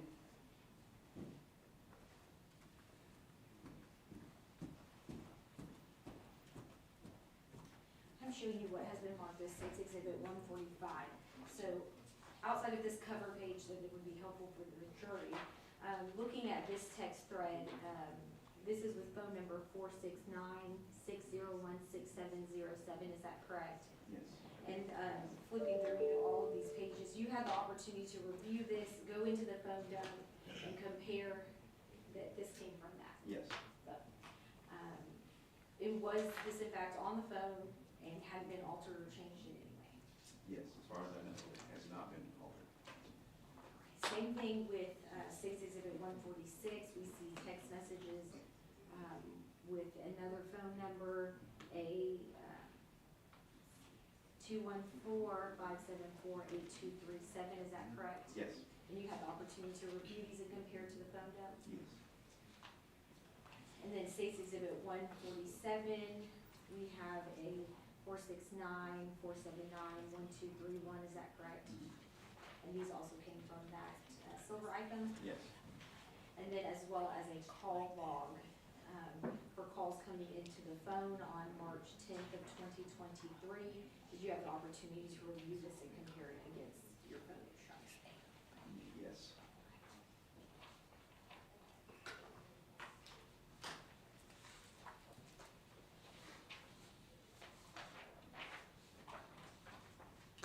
State Officer States 145, 146, 147, and 148 during to defense.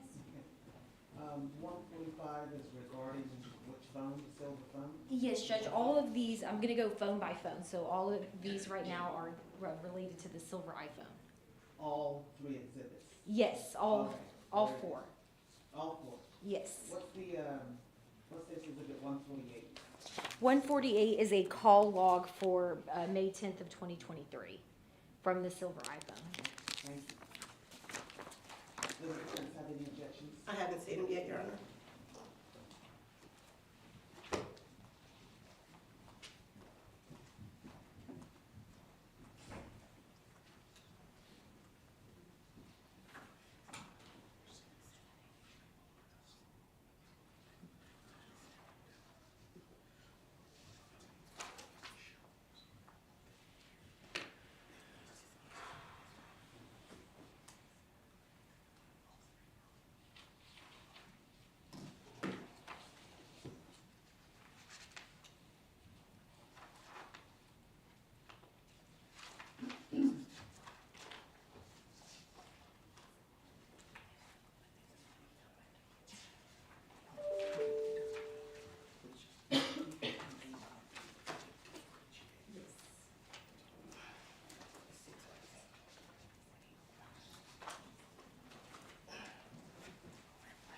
Your Honor, I do have objections to 145 through 148.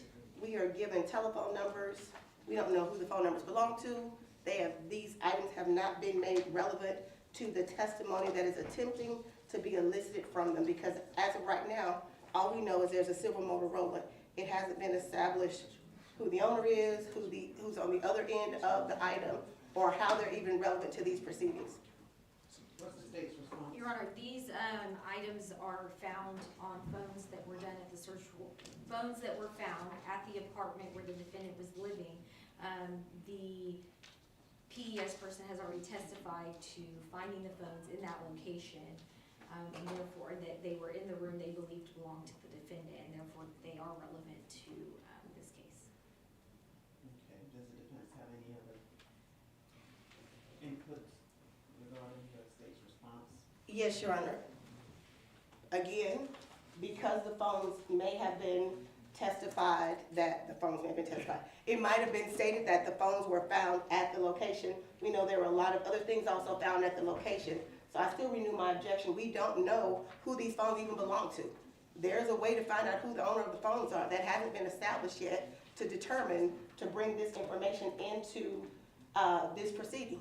All right, does the state intend to make that connection somewhere along the line? Yes, Judge, we can do that with this witness, given that he doesn't have personal, he wasn't involved in the investigation of the case. We plan to do that with the detective, but I can go a little more into the texts here to establish some of that, if you would Okay, like.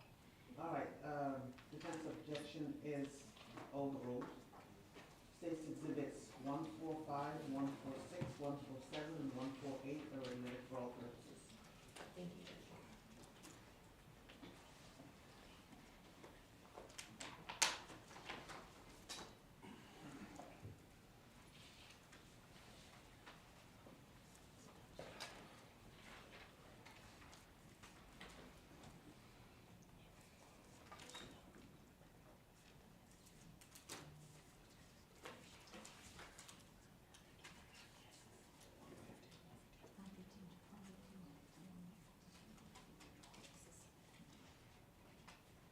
Permission to approach the witness. You may.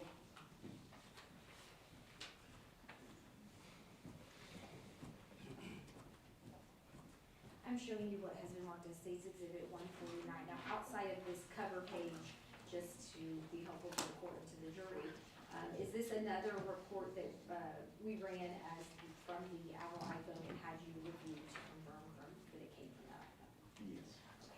And looking through this report, it's with various images that are then, you flip over the first page of the report, those images have been included on the subsequent pages. Yes. And you were able to verify that the images and the items listed in this report, in fact, came from that server item. Yes. Now, on here, let's see, we have items 1 through 13 were images, is that correct? I'll show you the exact page. Items 1 through 13 were images, Yes. and then items 14 through 17 were video discs. Yes.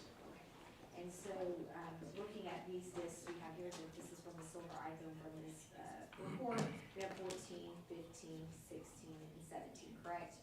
Yes. And you were able to confirm that the videos listed in this report came from that iPhone? Yes. Is this a silver iPhone or a silver LG? Silver iPhone. Okay. State offers 149, which is a document report, and then 150, 151, 152, 153 that are discs of videos that all come from the silver iPhone.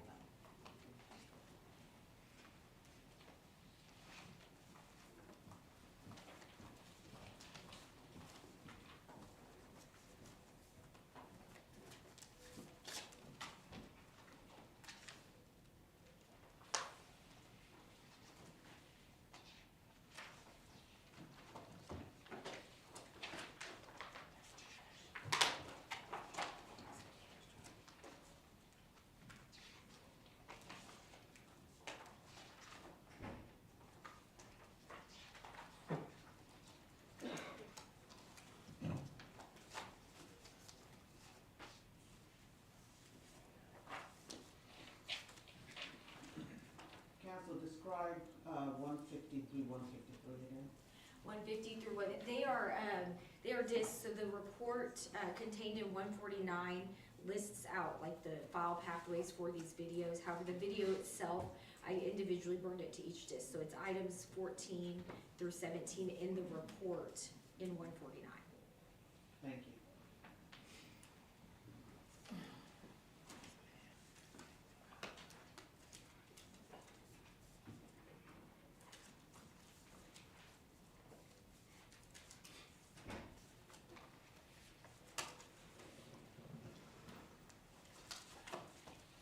Does the defense have any objection? I do, Your Honor, I have the same objections I had with the Motorola phone.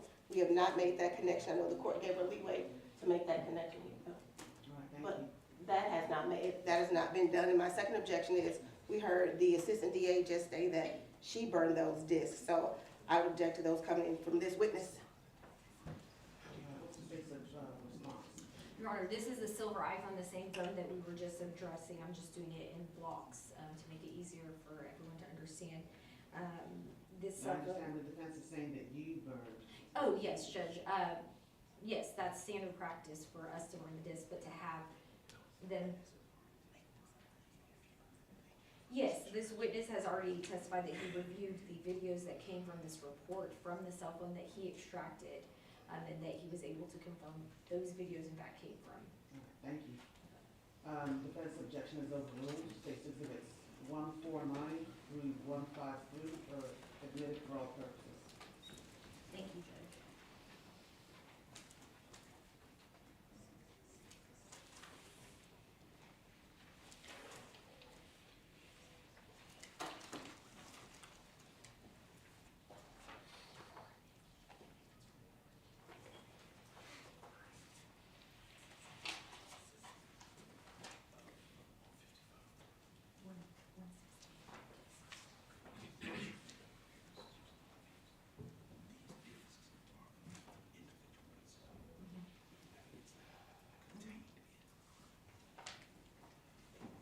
May I approach the witness? You may. Okay, we're still talking about the silver iPhone here. But similar to the last report we did, is this another report that was generated from the silver iPhone from the extraction that you did? Yes. Okay, and we have also on this one 17 total items that were of note to this case. Yes. And then we have, is number 1 being a device notification, number 2 being image. However, the numbers 3 through 17 are videos, is that correct? Yes. Okay, and you had an opportunity to look at this report, review the videos, review the images, and verify that in fact came from that extraction that you did Yes. on the silver iPhone, right? Yes. Okay, and then so we have 3 through 17 here in State's Exhibit 155 through 168, which are all individual discs. We have item, from this report, item number 3, 4, and so on, 5, 6, 7, 8, and so on and so on. So we get to 17, is that correct, in 168? Yes. Okay, and so the videos on these discs from the silver iPhone, from the evidence report that was run, are the items, are the videos that are listed here in 154, is that correct? Okay.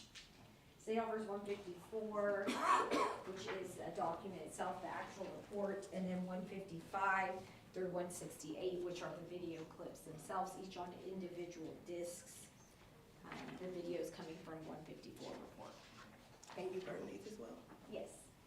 Your Honor, I'm gonna object again to the assistant DA who's prosecuting the case to burning the evidence that is being presented to the jury. I know she said that's standard practice, but they have a division for that. So I would object to that. The second thing, I also object to the fact that we again have not connected these phones. So those are my objections. Thank you. What's the state's response? Judge, same response to each one. He's been able to look through this report, the videos that are coming from that report to verify it came from his extraction, in order to confirm that they were, in fact, from that extraction, as well as the court has already ruled that these phones are relevant to this case. Thank you. Defense objection is overruled. State's exhibits 154 through 168 are admitted for all purposes.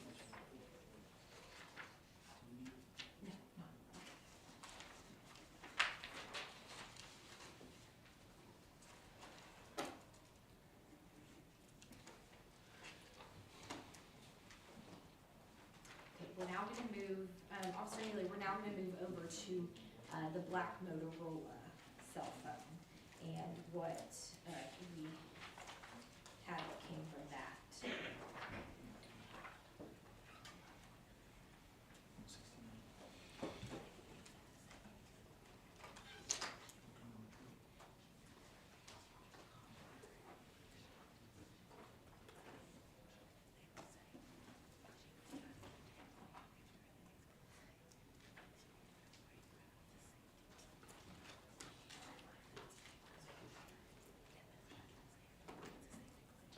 Permission to approach the witness? You may.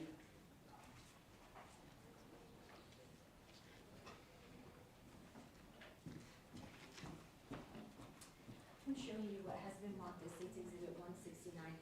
Is this like an Excel spreadsheet that had been extracted from that phone, this call log? Yes, yes, And these are all to, using the star 67, but all to 469-601-6707, is that correct?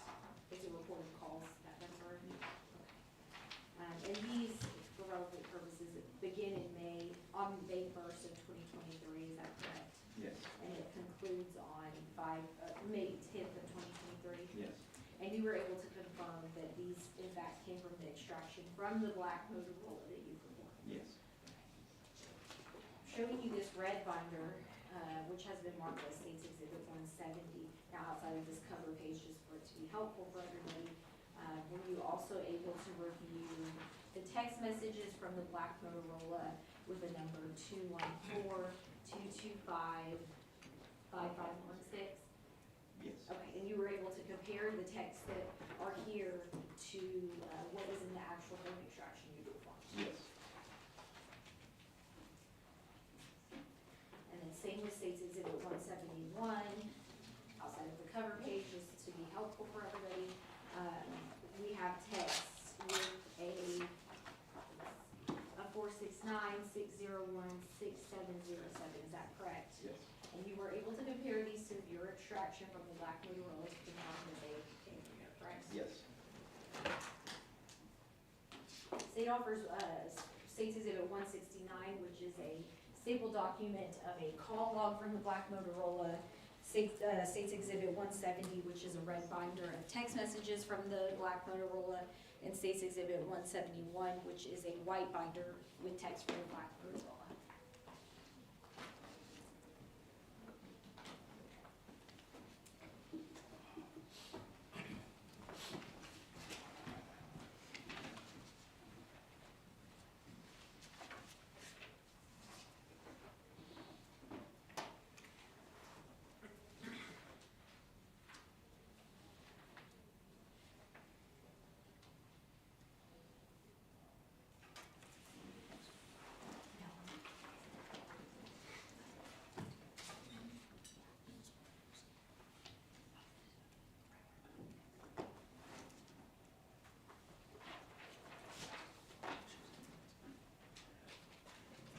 Your Honor, I'm gonna renew my objections to 169, 170, 171, that there's not been a causal connection established between the identity of the owner of the iPhones that are being admitted into evidence to make them relevant.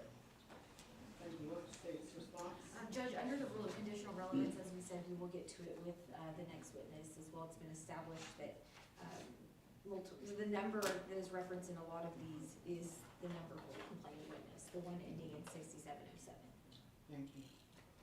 Defense objection is overruled. State's Exhibits 169, 170, and 171 are admitted for all purposes. Thank you, Your Honor.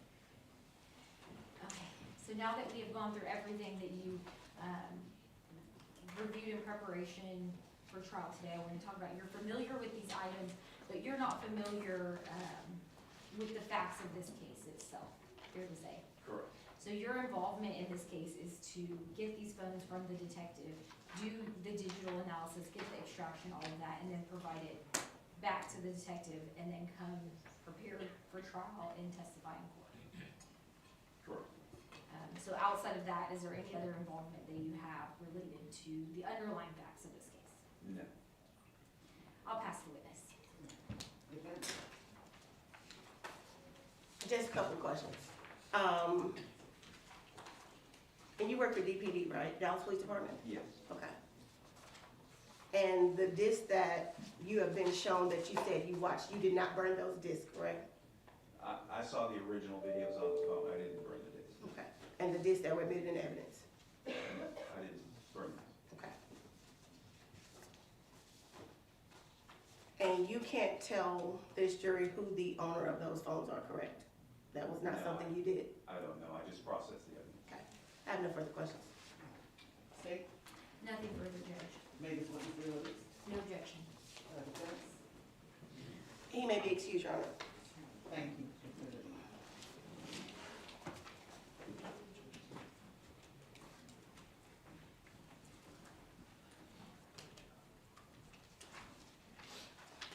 State calling next witness. The state calls Detective Frank Sarah. Well, ladies and gentlemen, would y'all like to work at this time? Okay, let's take up this evening.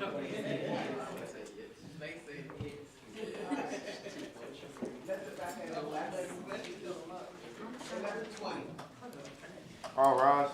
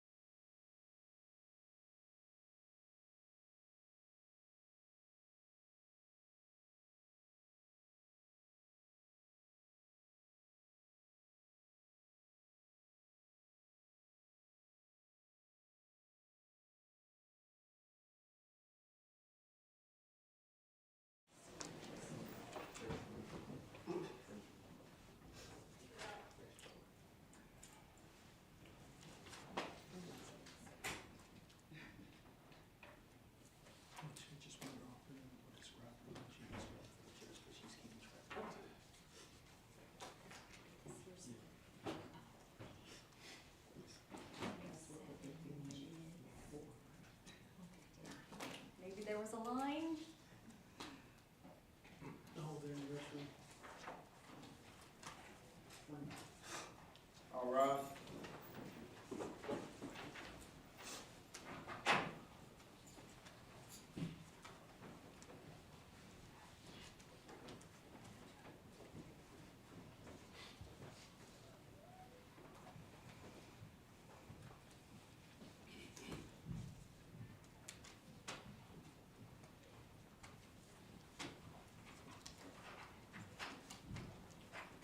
Please be seated.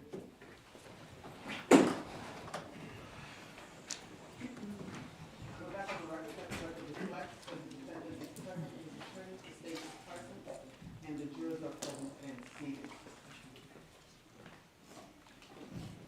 All right, state may proceed, and this is with Detective Sarah, is that correct? Yes, Your Honor. All right, Thank you, Judge. you're still under oath, sir. Yes, ma'am. All right, so you are the same Detective Frank Sarah that this jury heard from earlier this week, is that correct? Yes, ma'am. Okay, so we will skip over the whole introduction and not make them sit through that again. I'll get right into it, so we're gonna talk about the cell phones that you're familiar with, is that correct? Yes, ma'am. All right, so, we've heard some about the search warrant that was done at 5870 Stretch Drive. Yes, ma'am. Were you involved in getting that search warrant and, I guess, assisting with it? Yes, ma'am. There were, how many cell phones total were recovered as part of that search warrant? There was 5 cell phones recovered. Were they in separate bedrooms? Yes, there were.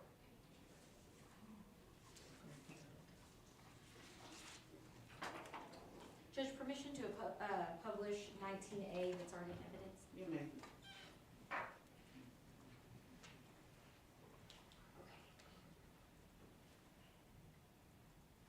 Now, looking here, we have item number 4, which is a black track phone, and then item number 5, which is a black iPhone.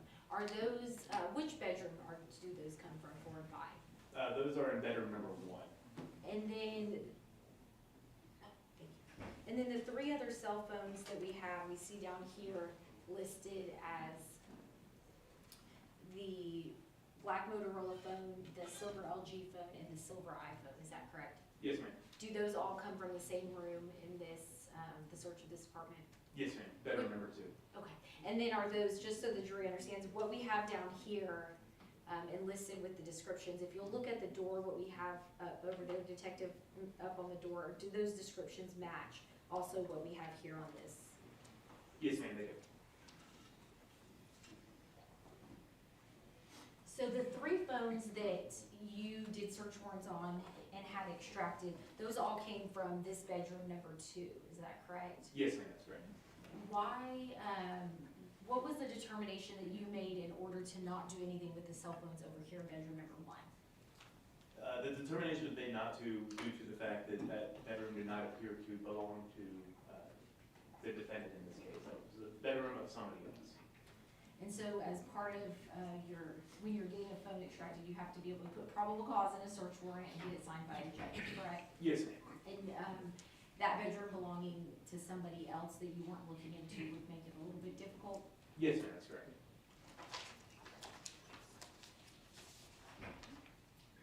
Were the 3 phones that you did the search warrants on and had extracted, was that done by Michael Neely, who the jury just heard from? Yes, ma'am. Right, I want to go through some stuff that has already been admitted into evidence. Are you familiar with the phone number that belonged to the victim in this case, Gabriela Gonzalez? Yes, ma'am. Would that phone number be 469-601-6707? Yes, ma'am.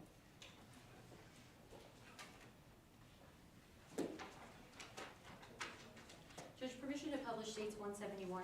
You may. Now, looking just briefly at the first, so there's a cover page on this exhibit, but looking just briefly at what we have here on this first page, we see that the text messages, conversation, the participant here is 469-601-6707, is that correct? Yes, ma'am. And so that number having belonged to the victim in this case? Yes, ma'am.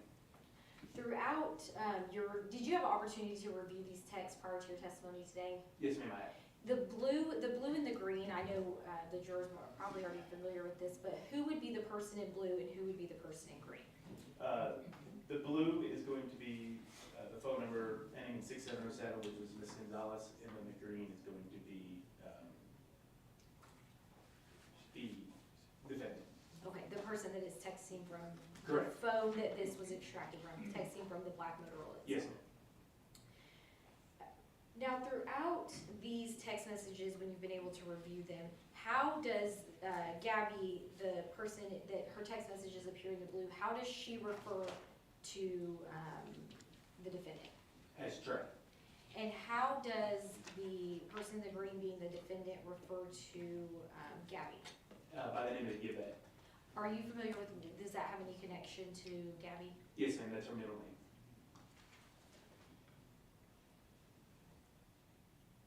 Now, throughout these text messages, because there's a lot of talk in all of these different binders about her being, is there talk about her being pregnant? Yes, ma'am. And is there talk about possible termination of the pregnancy? Yes, ma'am. And that's between Gabby, who he calls Yvette, and Trey, who is the defendant in this case. Yes, ma'am, that's correct.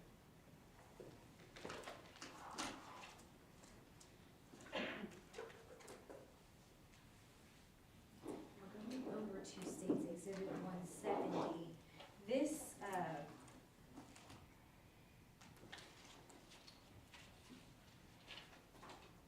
these are also text messages from the black Motorola, but with the number 214-225-5516. Is that a number that was known to you in this case, outside of these text messages? Outside of the text messages, I don't believe so, no, ma'am. Okay, but you've had an opportunity to review the text here, and the content and what they call each other, things like that. Correct. And throughout these texts, how does the person in blue refer to the person in green? Excuse me, the same way as they were previously with the Trey and the Yvette. Okay, so the person in blue is calling the other person texting from the black Motorola Trey, and then Trey is referring to the person in blue as Yvette. Yes, ma'am. Is the content in these text messages consistent with the content, with other texts you've reviewed with the no number for Gabby? Yes, ma'am. Is there texts about her being pregnant and possible termination of the pregnancy? Yes, ma'am. And based on those things, who do you believe to be involved in this conversation? The victim, Ms. Gonzalez, and the defendant, Mr. Thompson. I'm gonna flip over to page 201 and go through some text with you.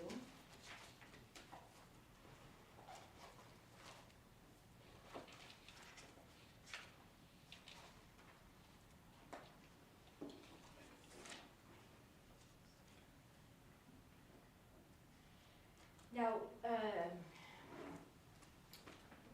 given that, does this mean that Gabby was communicating with the defendant from two separate phone numbers that we're aware of? Yes, ma'am. Is that uncommon in your investigation in cases for people to be using maybe other apps with different phone numbers and things like that? No, it's not uncommon. Now, we see right here on the top of page 201 that she refers to that person as Trey, is that correct? Yes, ma'am. And we see that text says, "I love you, Trey, really wish I could stop that already, you're just constantly hurt me." Yes, ma'am. We see a response, "No, I don't." Sorry, I'm trying to make sure this doesn't get too blurry.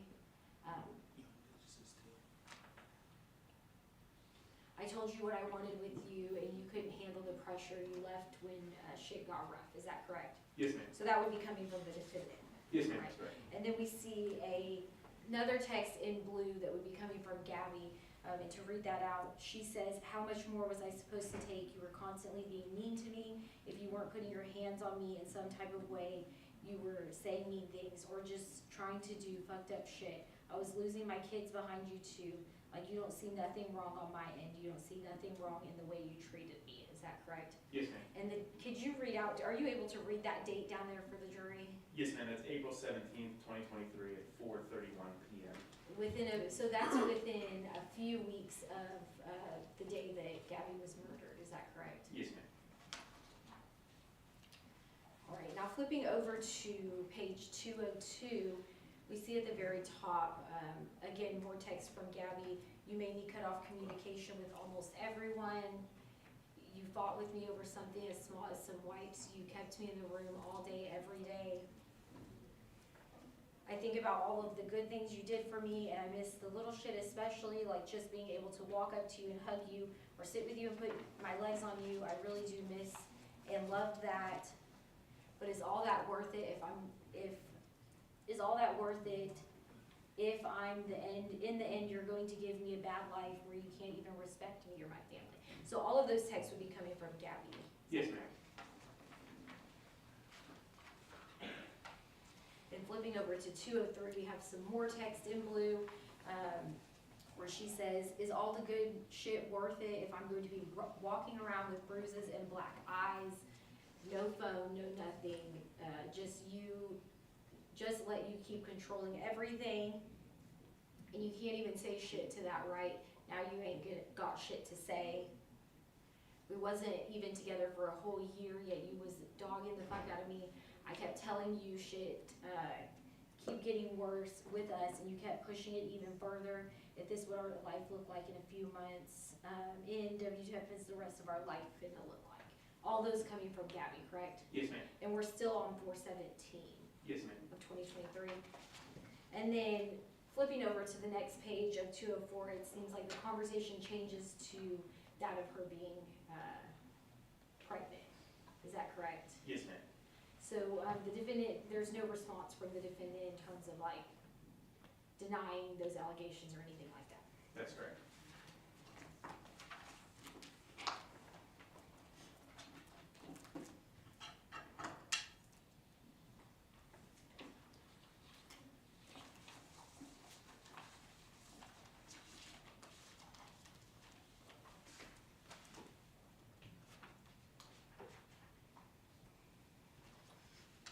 Going over to State's Exhibit 169, this is a call that has already been admitted into evidence. This is a call log from the black Motorola. And these, you've had the opportunity to review this prior to your testimony, correct? Yes, ma'am. And looking at this page, we have here the time being, the date of this very top call number 1 being 5:10. Is that correct? Yes, ma'am. Okay, then flipping all the way to the very back page, we have it starting with 5/1 Yes, ma'am. of 2023. Okay, so it's going in reverse chronological order, is that fair to say? Yes, ma'am. Now, are these, all of the phone numbers, all of the calls listed into this that were, this report was generated from the black Motorola were to this same number ending in 6707? Yes, ma'am, that's right. And so these calls go over a 10-day period to that phone number? Correct. Does it consistently use this *67 at the very beginning? It does. What is that? It's the prefix you put to block your phone number, to block your phone number when you're calling somebody. So if I were to call you with *67, how would that appear on your end? It would show as unknown when it's coming. Like a blocked caller ID deal? Correct. Okay, so it will mask the number to where you can't Correct. see it. I want to go over we'll start with 5/9, the early morning hours of 5/9. So that would be the day before leading into the day Gabby was murdered, correct? Yes, ma'am. So we see here for 5/9, I'm sorry, not the early morning hours, the evening hours, we see here, well, we have some calls earlier in that day at 11 a.m., but then we go all the way to 11 p.m. calls to that phone number, 2 calls around that time. Okay, and then the rest of the calls here on this page to Gabby's phone number above those 5/9 are all on 5:10 in the early morning hours, is that correct? That's correct. And all of these calls are outgoing. Correct. And then what appears here are all answered. Correct. Now going to the next page at the bottom, we have more calls on 5:10, early morning hours, fair to say? Yes, ma'am. And then some of these are answered, we see one not answered, correct? Yes, ma'am. And then I'll move it up. We have the same thing, early morning hours, we're now into almost 5 a.m., we're at 4:52 a.m., but same thing, we have multiple calls to her number, some answered, some not. Yes, ma'am. Now flipping over to the first page of this report, starting down at the bottom, we have some more of the same thing, multiple calls going to her, not answered. But then at 6:08 a.m., we have one that was answered. Correct. And then going up to the very last, to where we have the very last calls coming in at 5:10. So between 6:02 a.m., this one right here, and 6:10 a.m., we have 6 calls to her number. Yes, ma'am. Some answered, some not, fair to say. Yes, ma'am. Let's talk about this one right here, 5:10. Could you read out the time for the jury that we see on that very last call to her number? Yes, ma'am, that's 5/10/2023 at 6:10 a.m. About how long would that call have been prior to when Gabby was murdered? It's about approximately 50 minutes before. Okay. And we see that this was an outgoing call that was answered. Correct. And the duration, could you read out how long that call lasted? It's gonna be 5 minutes and 6 seconds. And just so that the jury's aware, we have all the calls that we have on this page here are all outgoing calls, right? Yes, ma'am. Alright. Second page, all outgoing calls to her number, right? Yes, ma'am. Okay, we didn't see any incoming from her on those dates that we went over. That's correct.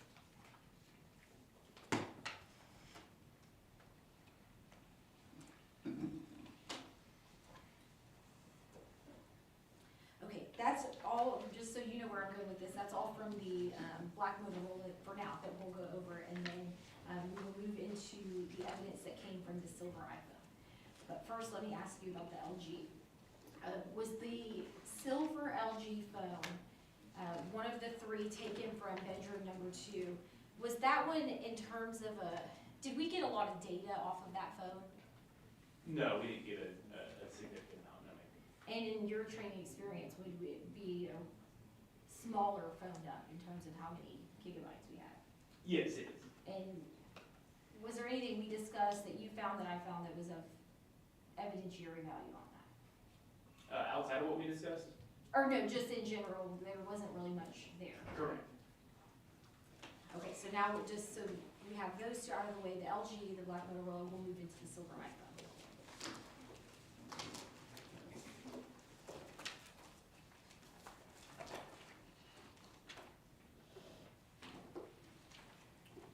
I'm going to show you what has been admitted as State's Exhibit 145.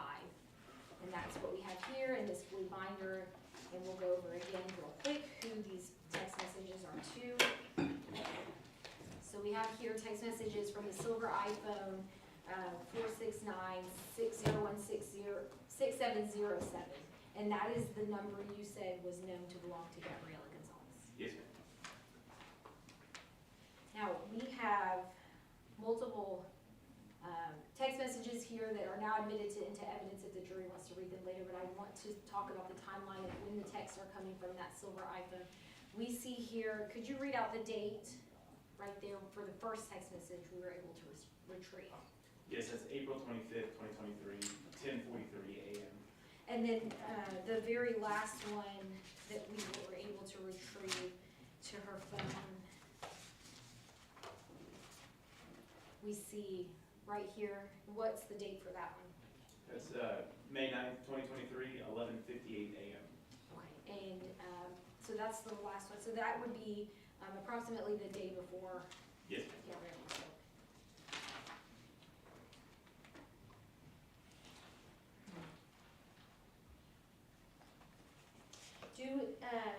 Throughout these text messages, is the name, the way they refer to each other consistent with how they refer to each other in those other texts? Yes, ma'am. Okay, so the blue text messages are calling the other person Trey, and the green text messages are calling the other person Yvette. Yes, ma'am. Again, is there talk about her being pregnant and terminating the pregnancy? Yes, ma'am. So I'm gonna flip over just to page 76.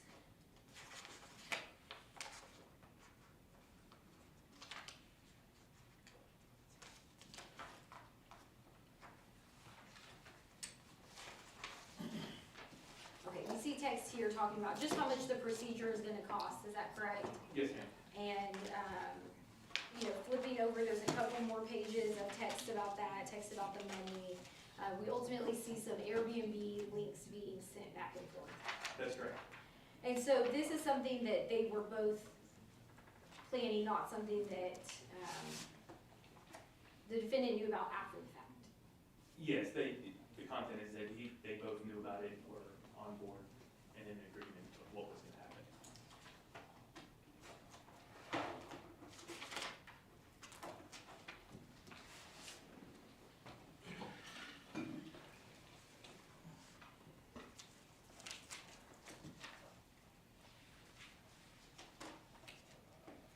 Now, I'm gonna show you what has been admitted as State's Exhibit 149, zooming out. Have you had an opportunity to look through the photos that were pulled from the silver iPhone related to an individual wearing a black mask? Yes,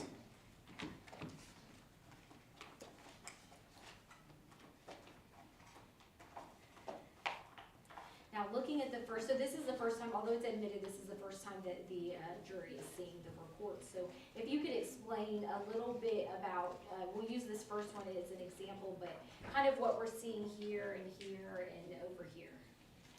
yes, so, this is a report that's generated through Cellbrite that shows the path of what we're looking at.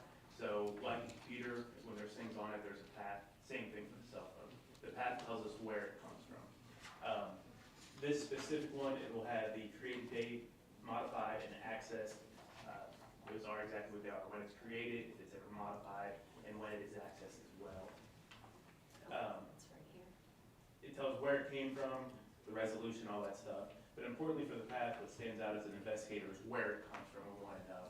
If anybody's ever plugged their phone into a computer, this DCIM will be familiar. That's what tells us that it came from the computer, the photograph of that phone. So it's not something that was taken from Instagram or another social media network. If it was, that path would have an application and the numbers that correlate to that application, or it'll specifically state out Instagram, Facebook, or what have you. And so we'll see some of those throughout some of the other evidence and videos of things that show the Instagram pathway. Yes, Right. And then over here, we have, I know we have a bigger version coming, but just this one, we get like a little thumbnail copy. that's of the correct. image. Okay, so with this first one, can you read out the date of when that one was taken? Yes, ma'am. This is October 1st, 2022 at 11:01 p.m. And then do we have the same date for this second photo that's on the same page for number 2? Yes, ma'am. October 1st, 2022, now at 11:03. Now going to the second page, this is a larger image of what we saw in item number 1 on that prior page, correct? That's correct. Okay, and what do we see here that would be relevant to you as the detective on this case? The individual on the far right, you can see his right eye with the mask covering his face. And is he wearing a red hoodie? Yes, ma'am. Okay, I want to flip over to an item actually very quickly that we have coming up later. Is that, for the record, it's item number 10 from this report. Is this show an individual in that same hoodie? Yes, ma'am, it does. And do you, with that say, is that because of that writing right there? That's correct. Who does this, do you recognize the person in this image? Yes, ma'am, I do. Who is that? It's Harold Thompson. Okay, so we see him here without the mask, but then we see him here with the mask and with that same hoodie. That's correct. Now, looking down this one, it was kind of dark down here, but we see something that, what appears to be that same person down here for item number 2. Judge, do you mind dimming the lights a little bit? Yes.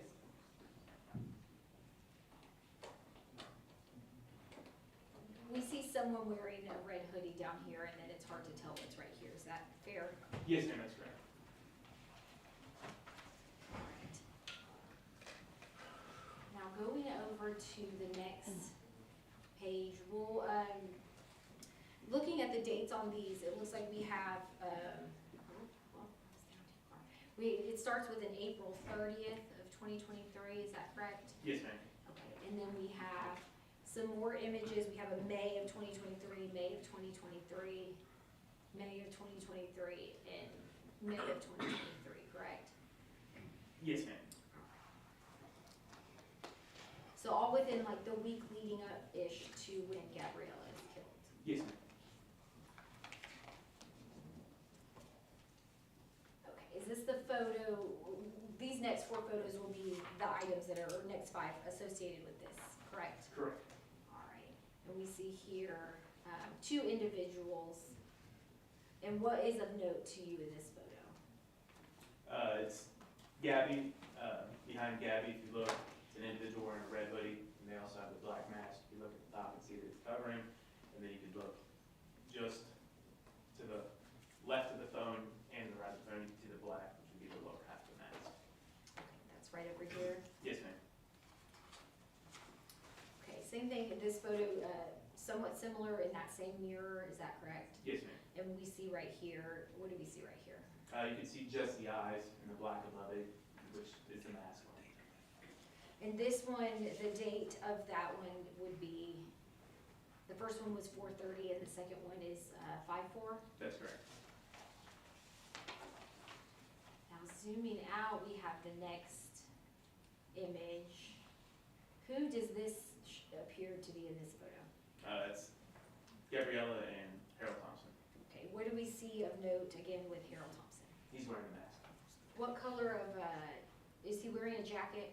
He has a black hoodie on. You can see the hood pulled up over his head at the top of the mask. Is that up here? Yes, ma'am. Okay. And then the date on that one, are you able to read that without, or do you need me to zoom in? That's fine. May 2nd, 2023 at 1:08 a.m. Now going over to the next one, is this a similar photo we see in the mirror of the 2 of them? Yes, ma'am, it is. And of note, the same thing, we have that red hoodie and that black mask. Yes, ma'am, that's correct. And this one appears in the phone on May 1st of 2023? Yes, ma'am, at 7:14 p.m. Now, showing you that, this last one, what was of note here in this one? It is Mr. Thompson again wearing a black hoodie and has the mask on. The mask is now lowered past his chin, but you can still see the mask topping above his eyebrows. And the date that this one was, appeared on the phone? It's May 8th, 3:06 a.m. Okay, so, May 8th, if she's, so approximately how long before Gabby's killed by a person in a black mask? Roughly 2 days.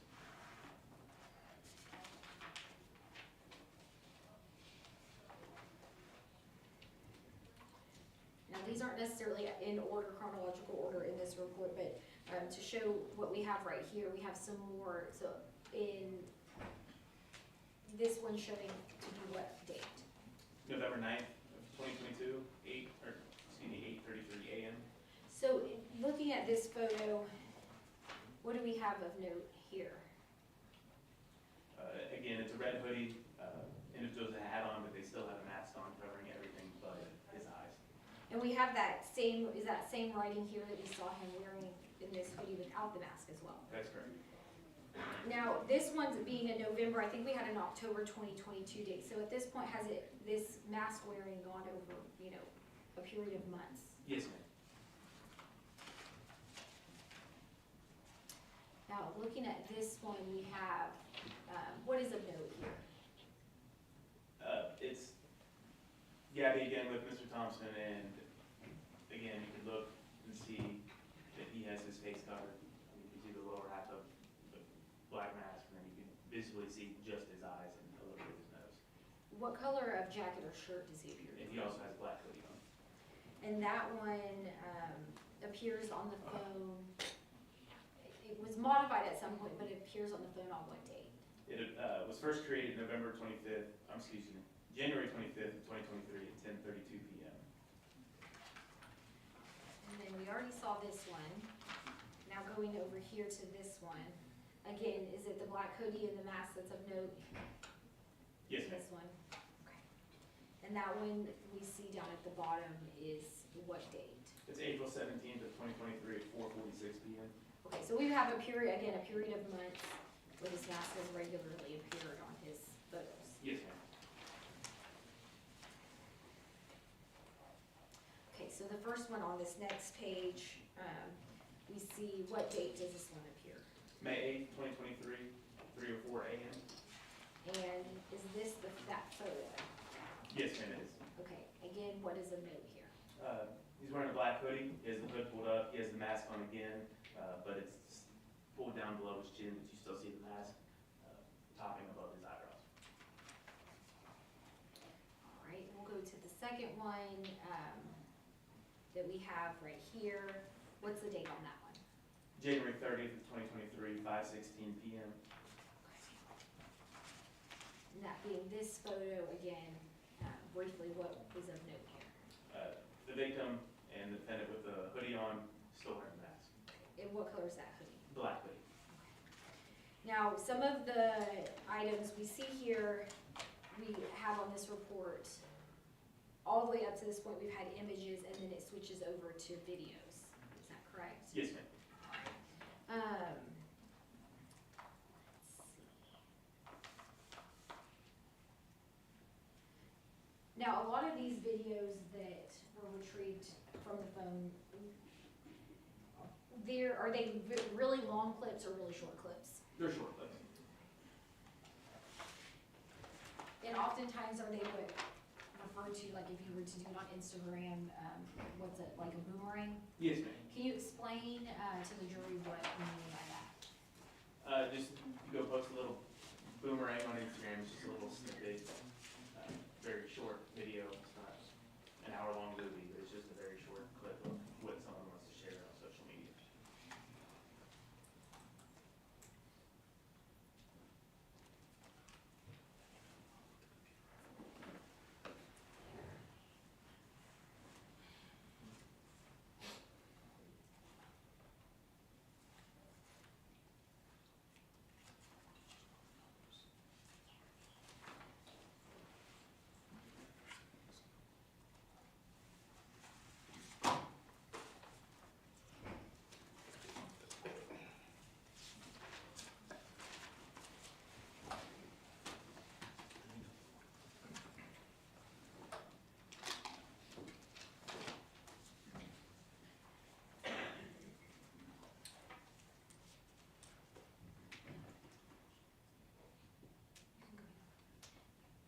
Judge, may I approach the witness? Yes, you may. I'm gonna give you, Detective, I'm gonna give you this report so that you can read the dates for the jury as I play them and reference them so that we don't have to keep switching back the doc cam and HDMI, okay? Yes, ma'am. Now, we don't have any exhibits in your pathway, do we? We don't want you tripping. No, I think we're good, thank you. Okay.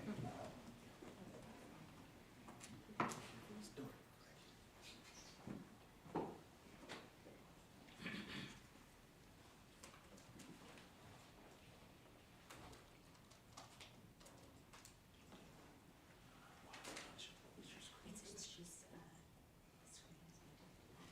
so I'm playing, what has been admitted as State's Exhibit 150, which is item number 14 on that report.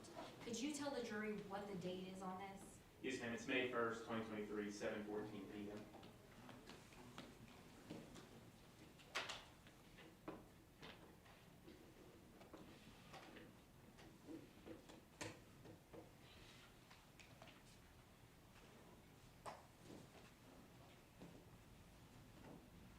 Okay, and then we see that same mirror, is that correct? Yes, ma'am. We've seen some of the photos, but this is like a little boomerang video. Yes, ma'am.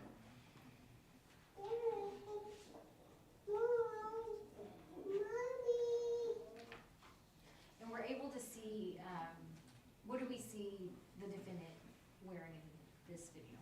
He's wearing a red hoodie, and again, he's wearing a mask.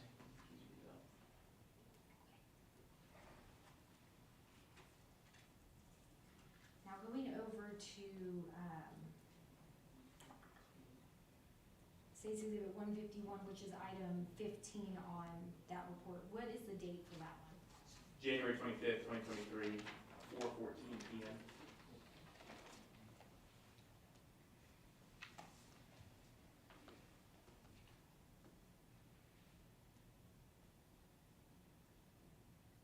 And what is of note in that short clip?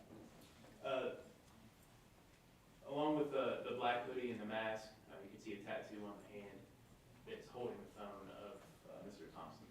And you're familiar with him having, or you're aware he has a tattoo on his hand that you've seen? Yes, ma'am.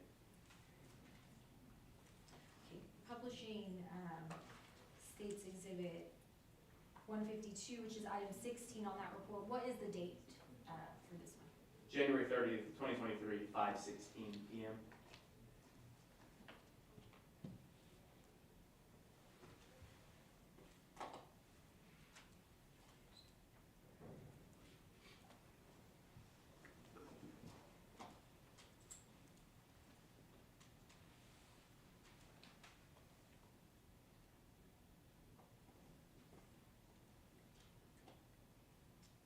Again, same things of note in this one that we talked about in the prior ones. Yes, ma'am. And I am now publishing States Exhibit 153, which is number 17 on the report. Can you read out that date for the jury?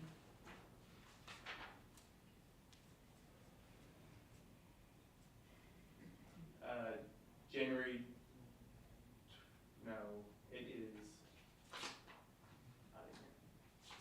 It'll be Oh, at in the very back. very I back do because of the apologize. images. April 17th, 2023, at 3:21 PM.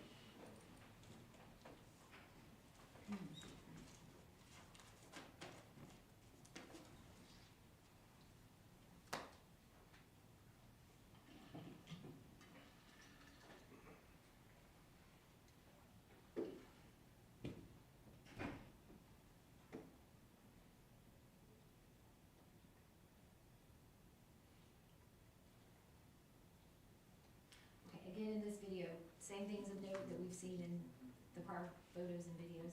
Yes, ma'am. All right, it's right about noon now. Ladies and gentlemen, let's take a 1-hour lunch break and be back at 1 o'clock. All rise.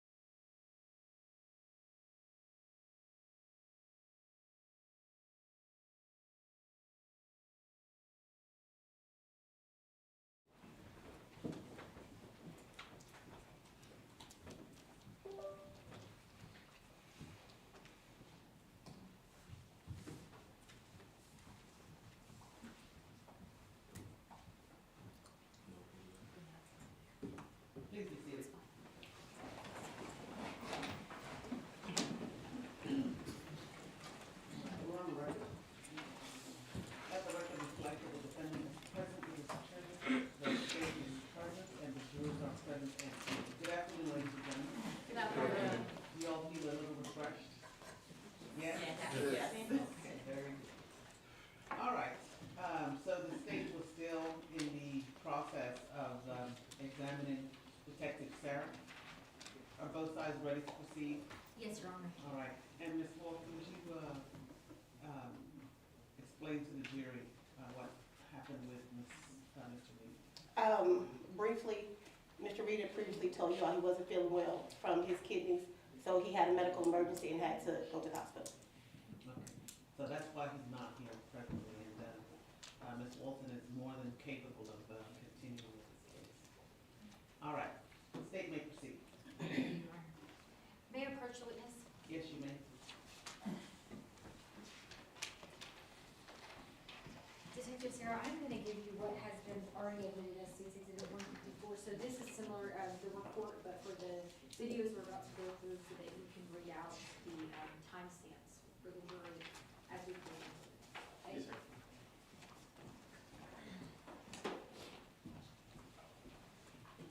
Now, for this part, yes, Judge, can we dim the lights?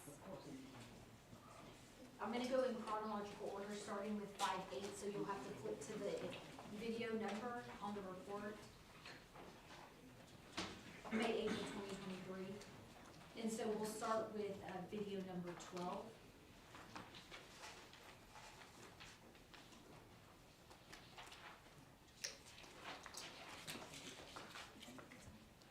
Excuse me.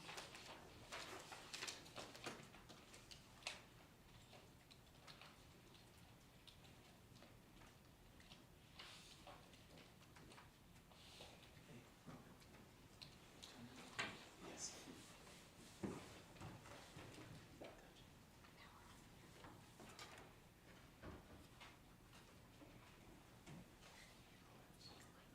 Are you able to read out for item number 12 on that report, that video, what the timestamp is for it?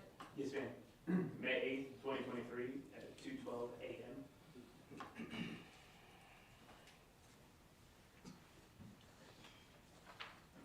For record purposes, this is State's Exhibit 163 that I'm playing.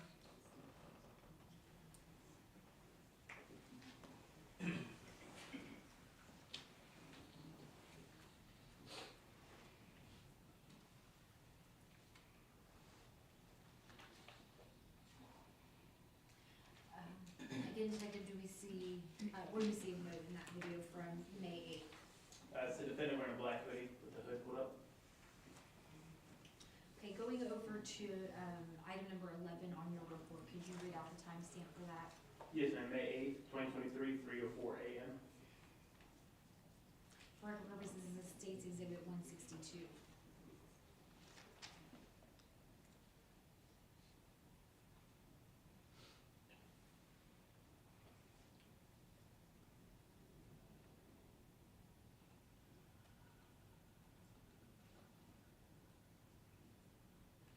Do we see the same things of note that we've seen previously Yes, ma'am. during this video? And did you see the tattoo on the hand of this individual? Yes, ma'am. Okay, now moving into May 9th of 2023, would this be the day before Gabby is killed? Yes, ma'am. Could you read out the timestamp for video number 3 on that report, for item number 3? Yes, ma'am. It's May 9th, 2023, 1:06 a.m.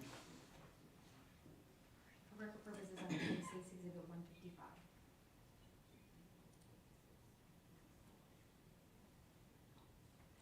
Okay, and I'm gonna play that one more time and pause it. Is this kind of what we're referring to as a boomerang, where it goes back and forth? Yes, ma'am. Okay.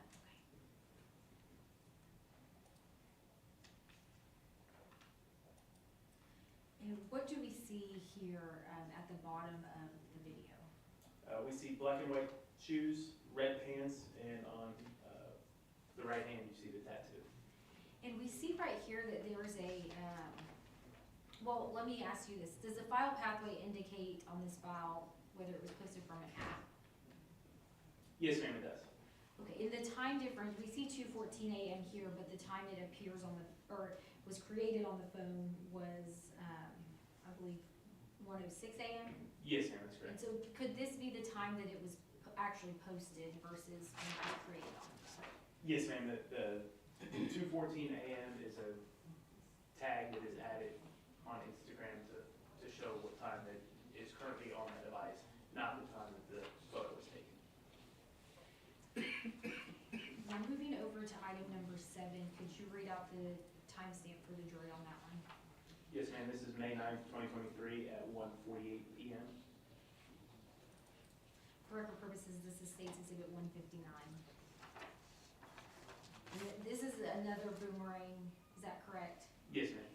And does this one also, does the file pathway indicate if this one came from Instagram as well, or was taken through Instagram? Yes, ma'am, it does.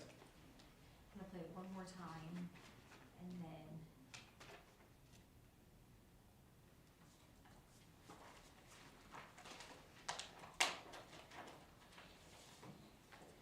Permission to approach the witness. You may.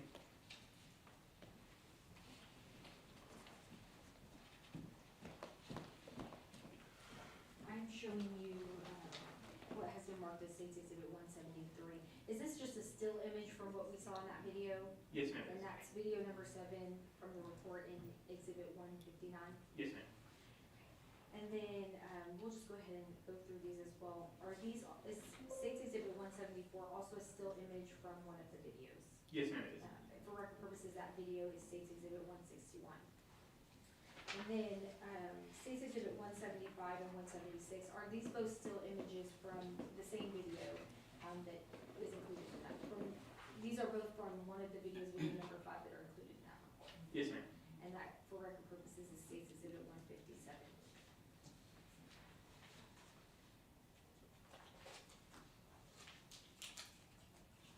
Do you think it would be helpful to the jury in seeing still images from these videos since they go so quickly? Yes, ma'am. State offers 173, 174, 175, and 176.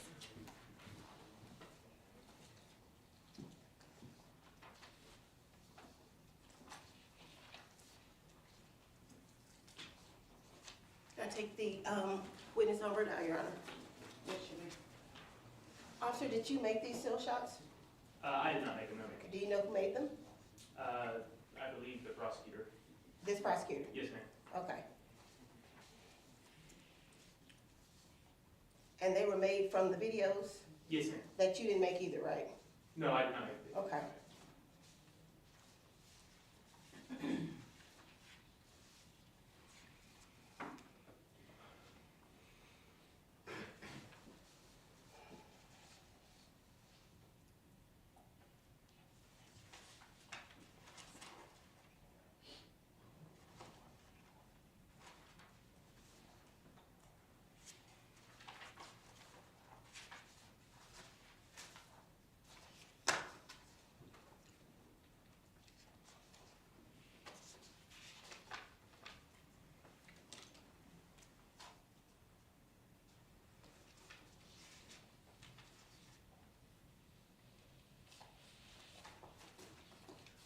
Your Honor, I'm going to object to 173 through 176 due to, my argument is that the proper predicate has not been laid based on the individual who manufactured and created the evidence is not the same individual that they're trying to be admitted through.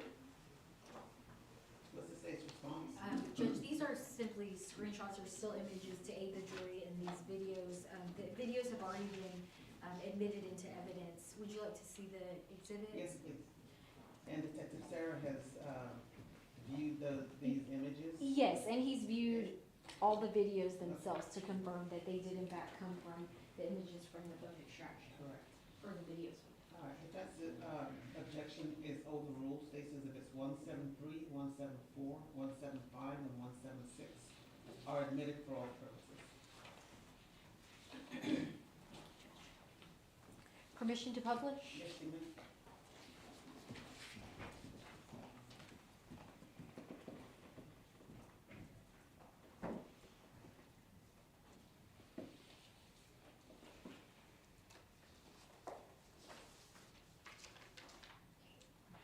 Detective, I'm showing you the still image from that video that we watched just now, which is State's Exhibit 170. This photo is State's Exhibit 173. Now, when we're looking here at this photo, what do we see of note up top?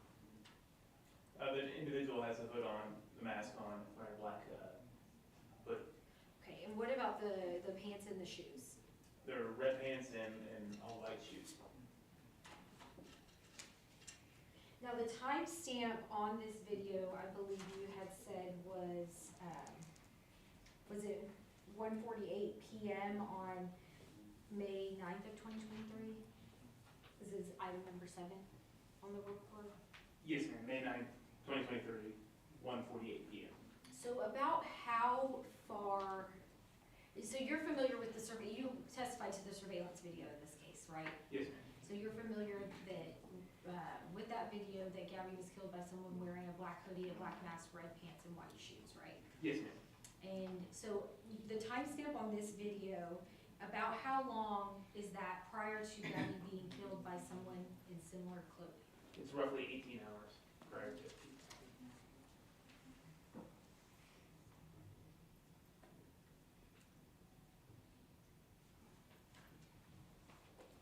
Okay, could you read out the timestamp for the jury on states, or on image number, video number 14 on that report?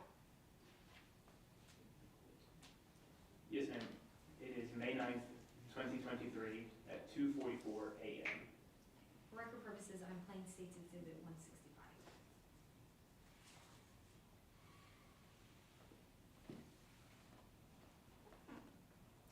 All right. Again, detective, in that video, do we see the same things of note, the mask and the black hoodie? Yes, ma'am. Can you read out the timestamp for the jury on item number 10 on that report? Yes, ma'am. May 9th, 2023 at 3 PM.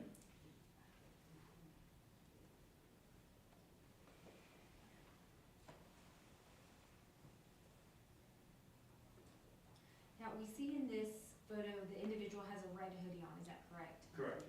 But we see down below what kind of, I know it goes a little bit quick, but what type of pants and shoes do we see him wear?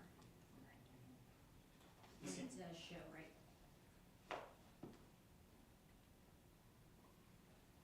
Red pants and white shoes.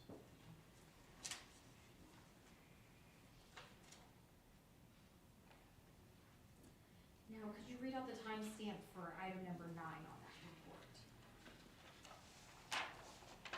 Yes, ma'am. It's May 9th, 2023 at 5:05 PM. For the purposes, this is States Exhibit 161.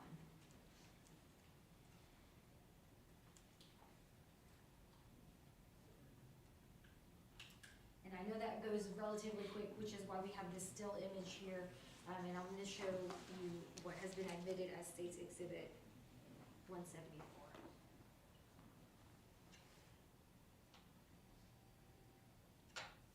Now, what do we see, what angle does this appear to be like a photo of?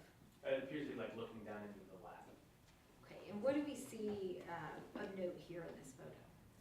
There's red pants, and then in the background where it says "heard you've been doing," you can see that there's a black clothing garment right there.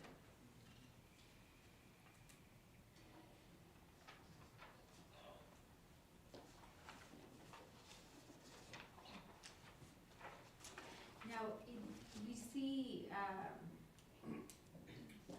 here that this timestamp on here, it says 1:21 AM, is that correct? Oops, sorry. Go back over to that.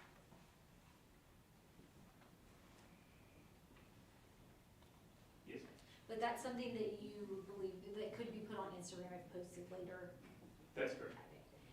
But the time that this appeared on the phone, or was created on the phone, was 10:11 PM, is that what you had said? This is video 9, correct? Or, I'm sorry, 5:05 PM. 5:05, yes, ma'am, 5:05. Could you read out the timestamp for video number 5?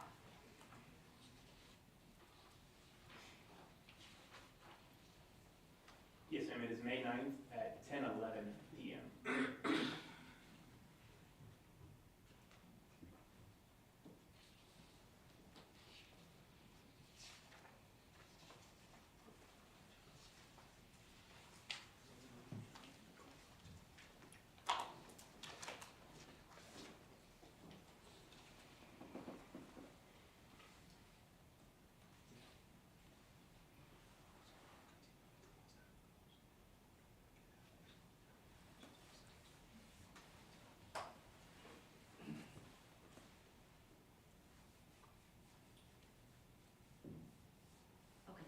see what is like an Instagram boomerang quickly, but we can see what the individual is wearing.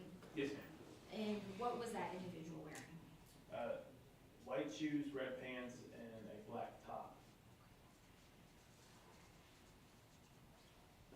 I'm gonna show you what has been admitted as States Exhibit 175, that's a still image from that video. Is this just a still image showing those clothing articles that you just described? Yes, ma'am. And then in 176, another view of a still image where we can see the shoes better? Yes, ma'am.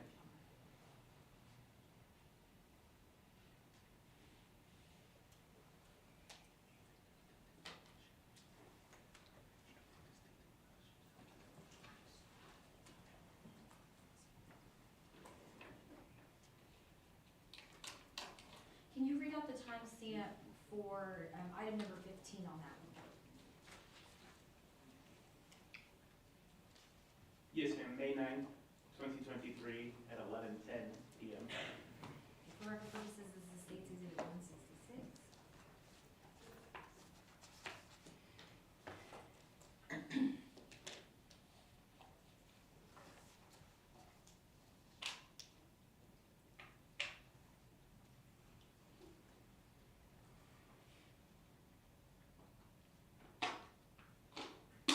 And I know it's a little dark in the video, but what things are of note that you're able to see?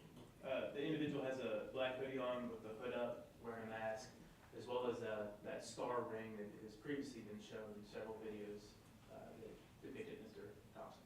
So we're at 11:10 p.m. on May 9th of 2023, correct? Yes, ma'am.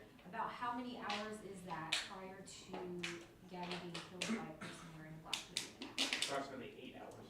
Okay, so then this prior video that we saw with the red pants, the white shoes, and the black hoodie, would that be approximately 9 hours? Yes, ma'am. Can you read the timestamp for item number 17?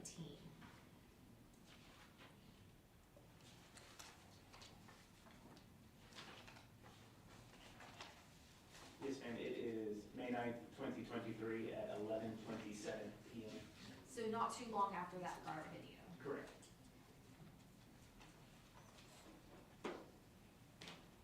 For record purposes, this is States Exhibit 168.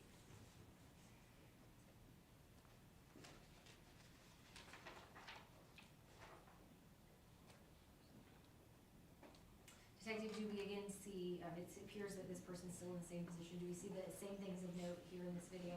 Yes, ma'am. Can you read out the timestamp for item number 8?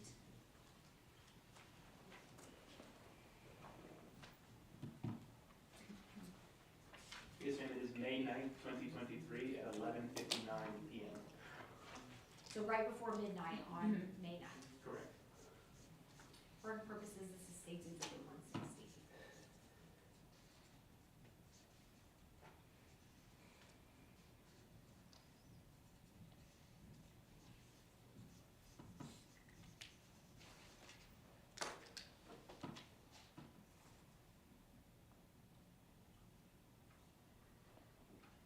So we see the same things of note here in this video. Yes, ma'am. And about this being right before midnight on 5/9 going into 5/10, about how many hours was this prior to Gabby being killed? Approximately 7 hours.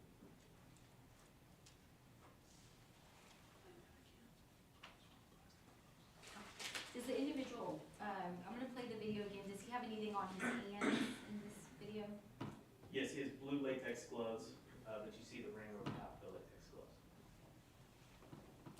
Now moving into timeline-wise, we've hit midnight on 5/10 of 2023. So moving into that day of May 10th of 2023, this is the day that Gabby was killed. Yes, ma'am.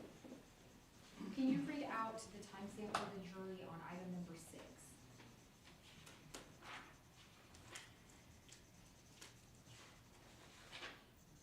Yes, ma'am. It is May 10th, 2023 at 12:12 a.m. For record purposes, this is States Exhibit 158.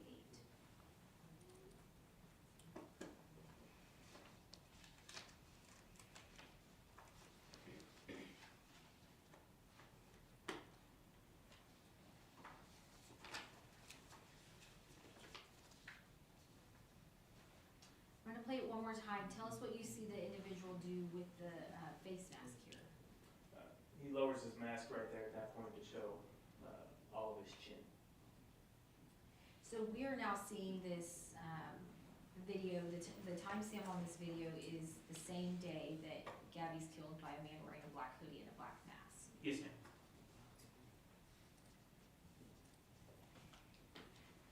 Can you read out the timestamp for item number 13?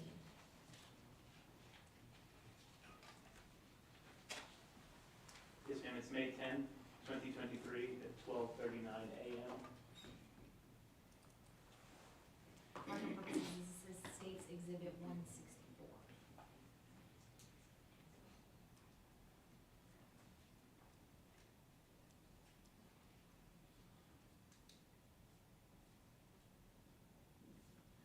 In that video, we see similar content of the person with the black hoodie and the gloves and the Yes. mask. Can you read out the timestamp for item number 4 on that report? Yes, ma'am, it's May 10, 2023 at 1:58 a.m. For record purposes, this is State's Exhibit 156.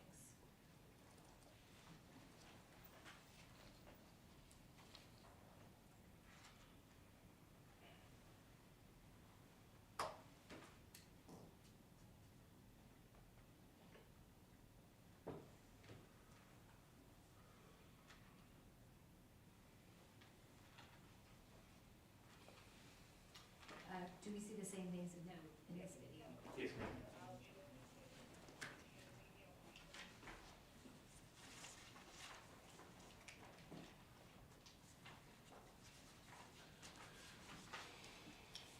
Now, following, so that we can stay in chronological order, I want to show you what's been admitted as State's Exhibit 148.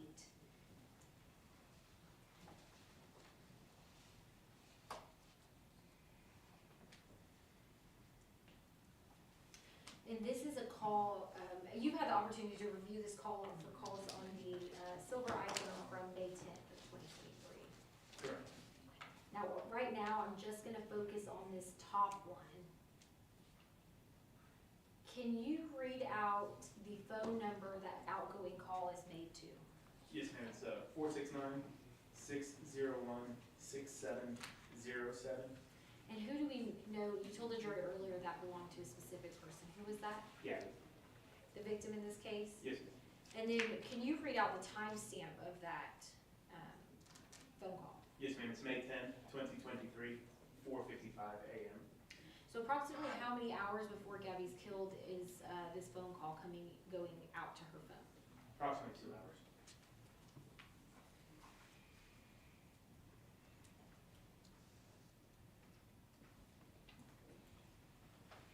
Right, and then last item on the report, can you read the timestamp for the jury on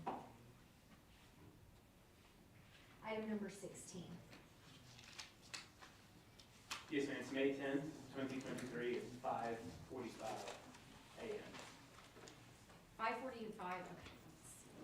So for record purposes, this is State's Exhibit 167.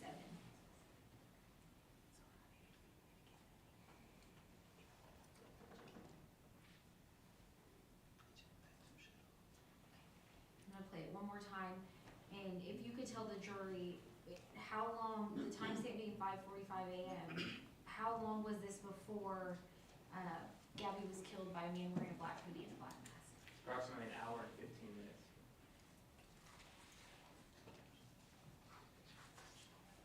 Could you read out, I'm gonna play it briefly one more time, can you read out the caption that we see down there on the video? Yes, ma'am. Had to cut the bitch, she wasn't fucking with the movement.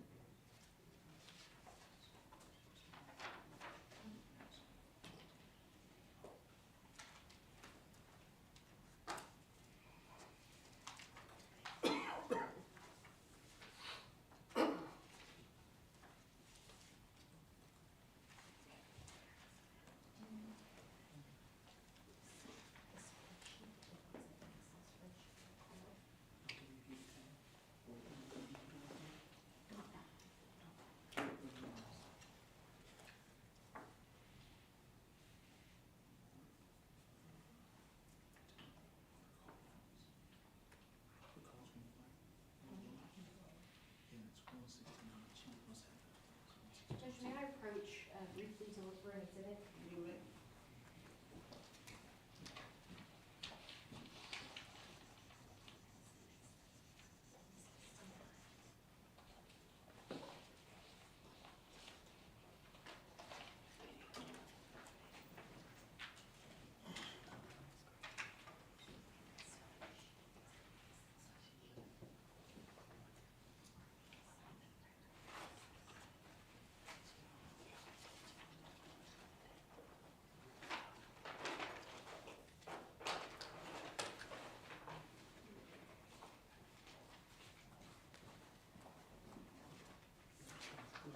She has one.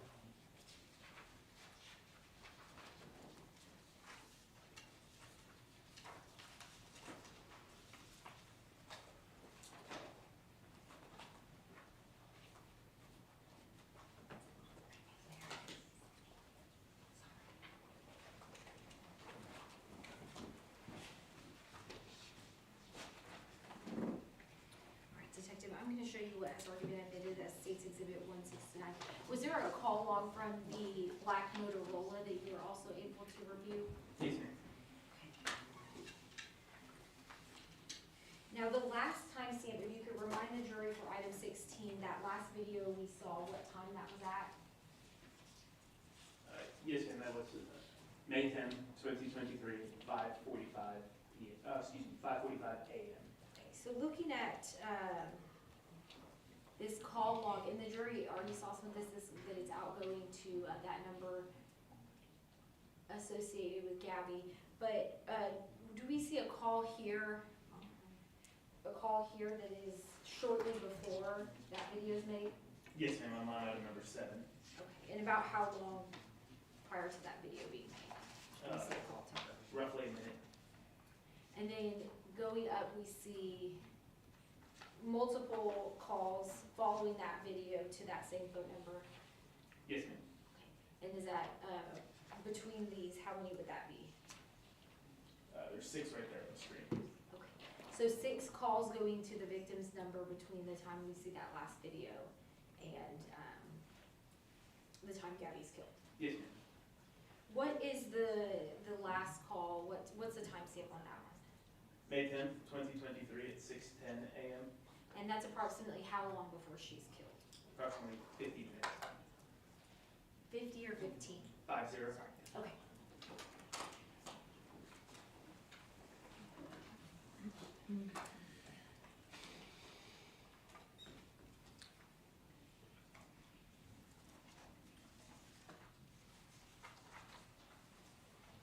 I'm gonna show you the other call log now, State's Exhibit 148, that is from the Silver Island. You It is still from need the the Silver lights Island. down? You can turn it back on, Judge, thank you.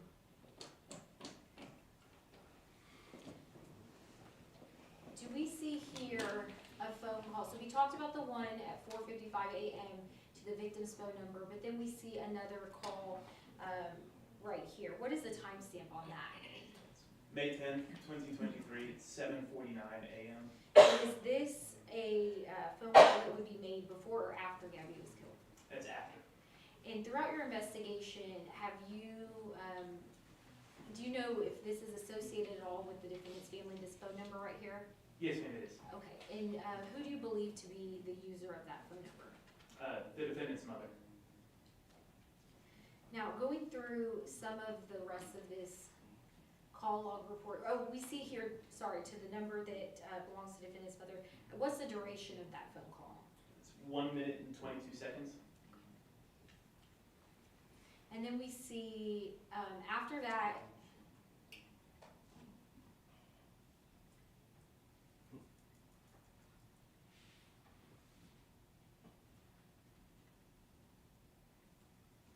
looking down here at number, we see some other phone numbers that are associated with the name Melody Nobles. Do you know who that is? The defendant's mother. Okay, so possibly numbers, these are phone numbers that seem to be associated with his family that are starting to come into his phone. Correct. At what time does that phone call come in? That one is May 10th, 2023 at 7:52 a.m. And was that call answered? No, ma'am, it was a missed phone call. And then we have more phone calls from that number, another missed call from that number ending in 8237. Yes, ma'am. And then going on to the next page, we have another missed call from that number ending in 8237, actually multiple missed calls, is that correct? Yes, ma'am. And we still haven't hit 8 AM yet, as if we're right here on these Correct. missed calls.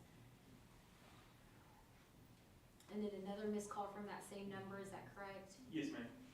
Alright. And then, we have another number here ending in 1237 that also pops up as being associated with Melody Nobles. You said that's the defendant's mother? Yes, ma'am. Okay, so another number that is associated with his family is starting to call him as well. Correct. And these are also missed calls? Yes, ma'am. Okay. And then we see, another missed call from that number, we have another missed call from that number, and then on these pages, the rest of the calls, we have multiple, missed calls from those numbers we mentioned associated with the family. That's correct. Okay, and these go from, let's see, what was on the first page? Approximately 7:49 AM, and then going all the way to the last page of these lists of missed calls, the last one being at 10:05 AM. Yes, ma'am. And all these calls were being made, was this at the early stages of y'all's investigation? Yes, ma'am.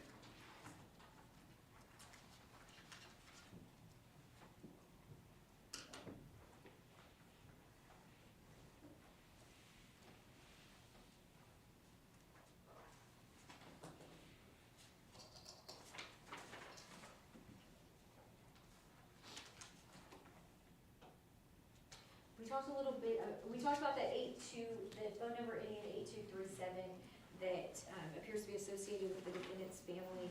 I'm showing you State's Exhibit 146. Do we see, so we have some text here on 5/9, so the day prior, just establishing there's some relationship between him and that phone number. Is that Yes, fair? yes, ma'am. Okay. And then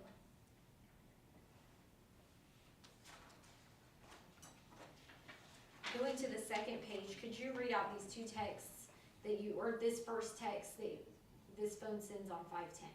Yes, ma'am. It's at May 10th, 2023 at 8:08 AM, and the message says, "Are you okay?" And then what about this next message? It's May 10th, 2023, still at 8:08, and it says, "What happened?" And was there ever any response, zooming out, from the defendant? No, ma'am.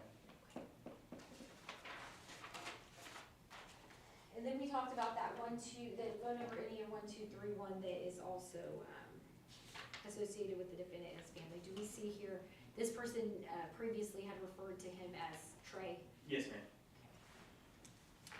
And then that same day, 5/5, that refers to him as Bubba? Yes, ma'am. And then could you read out the text and the timestamp on this? Yes, ma'am. This is May 10th, 2023 at 8:46 AM, and the content of the message says, "Turn your phone off." Was there ever a response from the defendant on this? No, ma'am.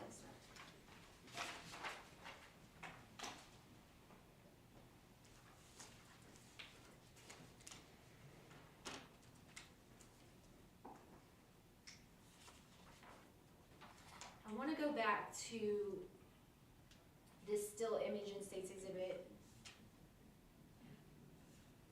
176, where we're able to see a little bit of a better view of the shoes. Is there anything distinctive that you see about the shoes? Any metal pieces or things like that? Yes, ma'am. Right where the toe comes up to the lace on the shoe, there's a little piece of metal that's right here, commonly on every Air Force One. As part of the search warrant at that Stretch Drive address that the jury's heard a lot about, there were multiple pairs of shoes recovered, is that correct? Yes, ma'am. How many were recovered that appeared to match a description, or appeared to match a description that's similar to this and that photo? 2 pair were recovered. Were those the ones that were the same size? Yes, ma'am.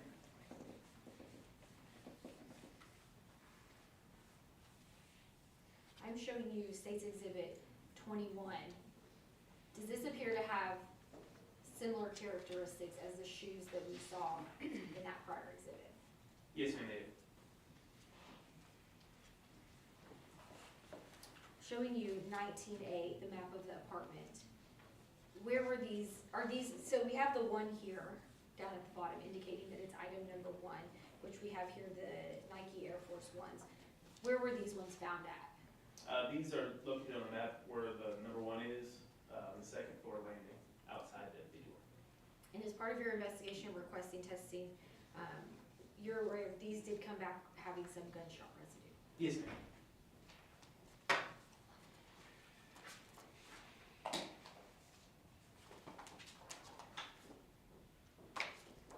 Is this how those shoes were found outside that front door? Yes, ma'am.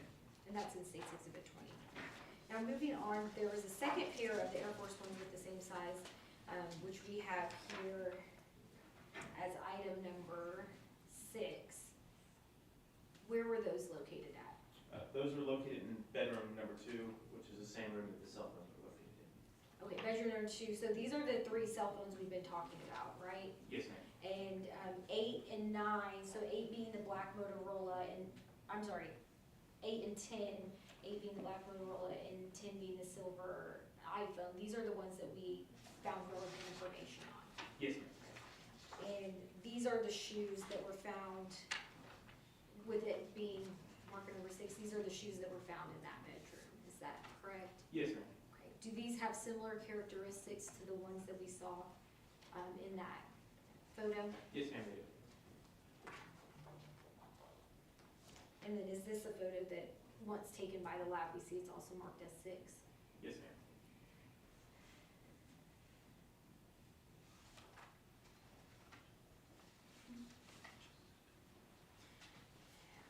As part of your investigation on this case, did those Nikes also come back with any gunshot residue? They did. Now, to summarize a little bit about what we've heard throughout these videos and photos and all of that, what colors is the defendant often, or that we see him wearing in these videos? Consistently black and red.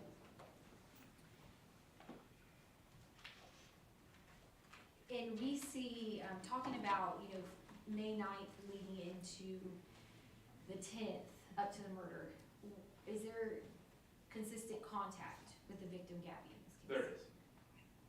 And how would you describe the outfits that we see defendant wearing from his own phone as being consistent or inconsistent with that of the shooter? Very consistent. I'll pass the witness. Thank you, Honor. Officer, you are officer, right, or you corporal? I'm a corporal, you can Okay. call me whatever you want, though. Now, don't tell me that, cause see, look. Okay, so I wanna go back to the last thing that you were shown. You were shown number 6, actually, was it 6? That one, Yes, ma'am. okay. And in looking at that one on there, can you tell what shoe that was? That appears to be, are you talking item 1 or item 6? I'm talking about this one right here, that you just said there was gunshot residue on it, when she asked you about it. Yes, ma'am. Okay, so can you tell us, let me show you the other picture as well. Looking at this, can you say where that was found? Yes, ma'am. Bedroom number 2, number 6. Okay? And then you were shown another one.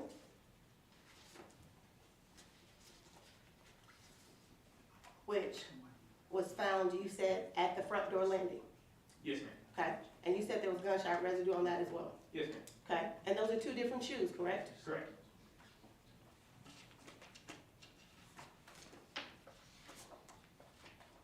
Now, one thing you were asked about is if there were similar characteristics.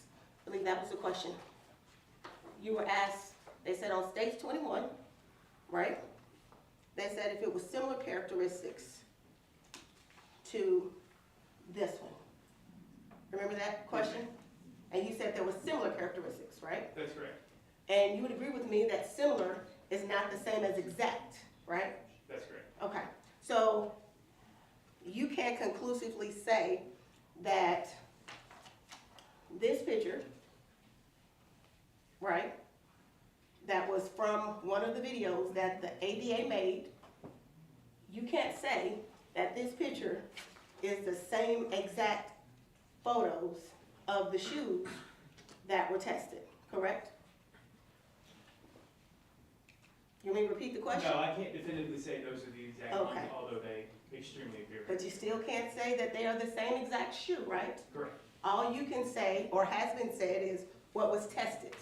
correct. But you cannot tell the jury that this is that shoe that was tested, correct? I believe it to be yes. Doesn't matter what you believe. You can't tell that jury 100% that that is the shoe that was tested. That's correct. Okay. So let's go back to the state's exhibit on this one, right? Now, in your testimony earlier, I gotta go all the way back, because you've been on the stand for a while. The one thing you said about this, and may I stand here, Your Honor, if it's okay? Okay.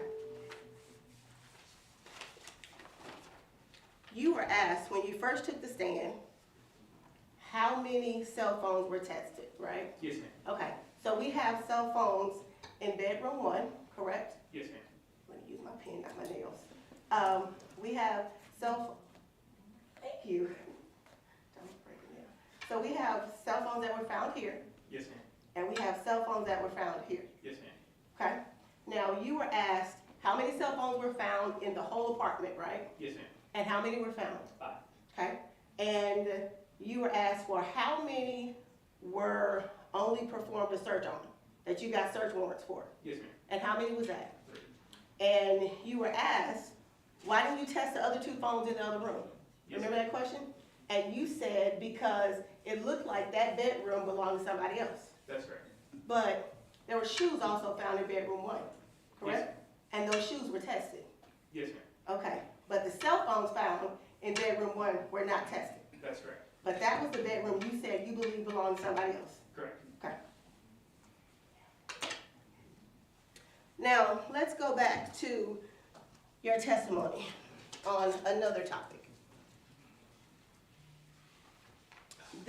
Not that, the last video that was on the screen,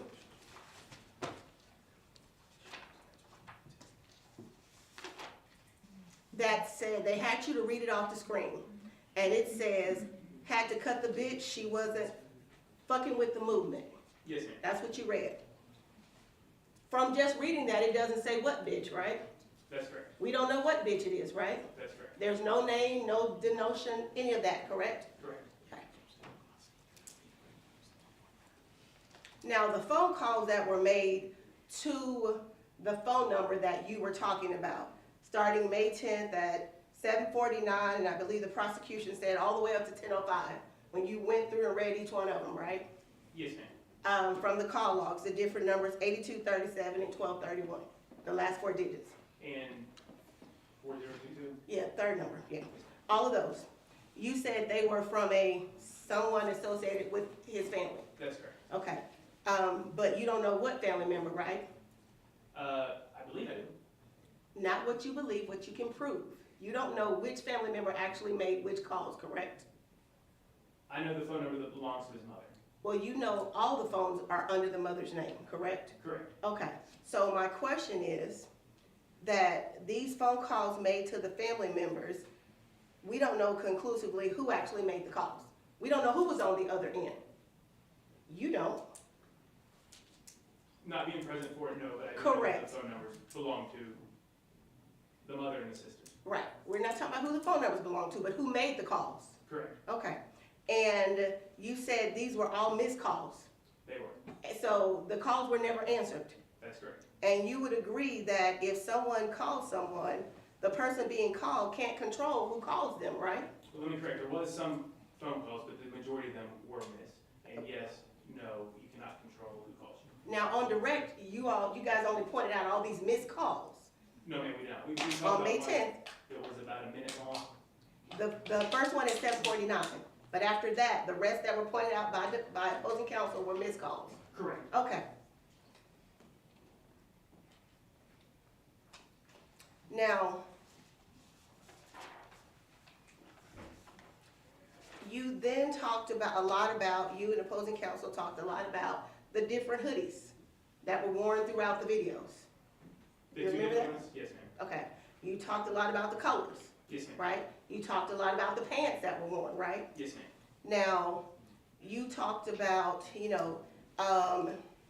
getting things tested, like the phones and all of that. Yes, ma'am. And you talked about the shoes being tested. Yes, ma'am. But none of the clothes were tested, right?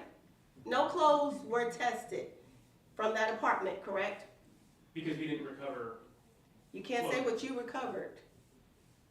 Because, well, let me take it back. Someone else went in and assessed the apartment, correct? And by assess, I mean, it was her job to take pictures of the items that were there to be tested. You remember Shamika Curry? yes, ma'am. Okay, so Shamika Curry testified before you the first time and this time, right? I don't know when she testified, but I do know she testified. Okay, well, we know she's testifying before you this time at least, correct? Yes, ma'am. Okay, so Shamika Curry said she was looking for sneakers, cell phones, firearms, and cartridges. She said she was never asked to look for any clothing. That was I'm something gonna that object, that's an improper statement of her testimony, she did look for clothing. Your Honor, if I may reply? She said that there was a search warrant and she was told to look for sneakers, cell phones, firearms, and cartridges. She was even asked, why did you not get any clothes? She said, I was only told to look for those 4 things. And since he's already talked about what was collected and tested, he's opened the door for me to be able to talk to him about no clothing being tested. Your Honor, this is also improper comparative testimony. This witness, being under the rule, was not allowed to be present for her testimony, so comparing the two, it's improper comparative testimony. Rephrase your question. Yes, Your Honor. Now, you have been part of this investigation from beginning to end, right? yes, ma'am. Okay, so you know what was tested, Yes, ma'am. because you're the corporal, on this case, right? Yes, ma'am. You know about all the phone records, Yes, ma'am. you were able to testify about the gunshot residue Yes, ma'am. being found on what it was found, right? Yes, ma'am. You were able to testify about where cell phones were found, in drawers in places, right? Yes, ma'am. Okay, and in being the corporal on this case, did you also have the opportunity to review all of the evidence that was collected as part of this case? Yes, ma'am. Okay, so you know what all was collected? I was there when it was collected. Okay, and so there were no clothing items collected from this location, correct? Specifically because no clothing was found that matched what was on the surveillance video. So we're not gonna take every piece of clothing. Objection non-responsive, Your Honor. Sustained. The question is, there were no clothing items that were collected and tested from bedroom 1, bedroom 2, the outside, the closet, the kitchen. Nowhere in that apartment was any clothing collected and tested like the other items, correct? Yes, ma'am. And when the GSR was, and my terminology may be wrong, so correct me if I'm wrong, Yes, ma'am. GSR that was done on the victim, no clothing was taken from that to be tested as well, correct? The victim's clothing was not tested for GSR, I believe. Okay.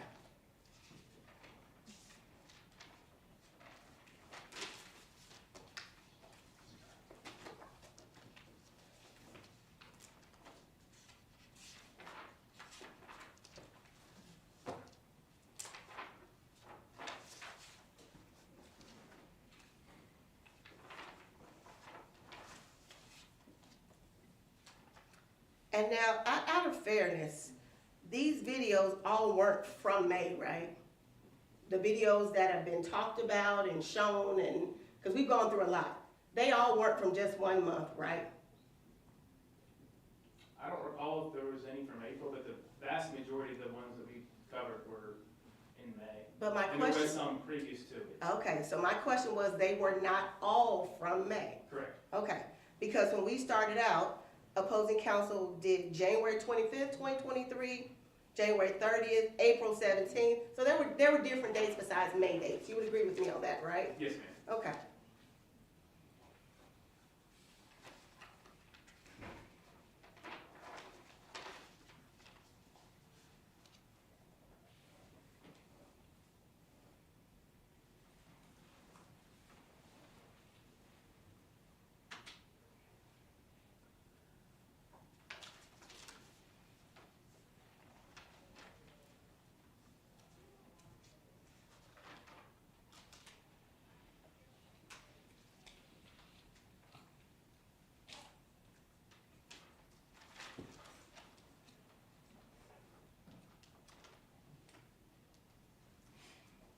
Now, I want to take you back to what is on the screen. Let me pull it up a little bit so we can see the bottom. Try not to scratch it. Okay, can you?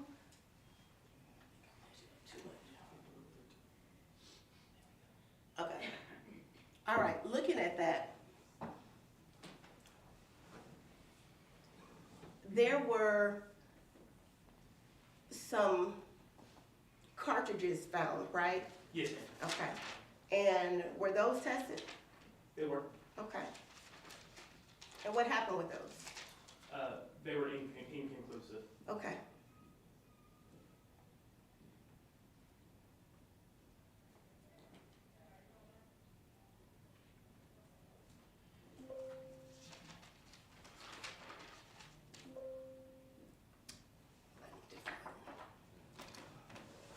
Do you have the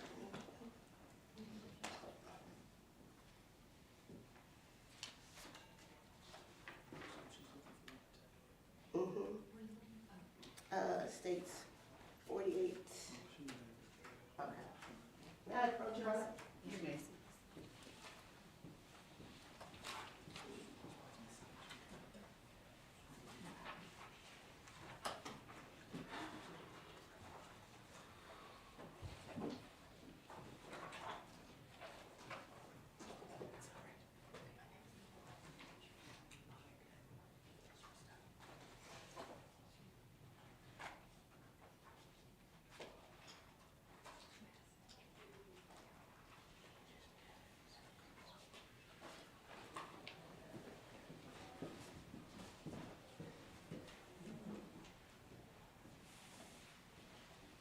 So,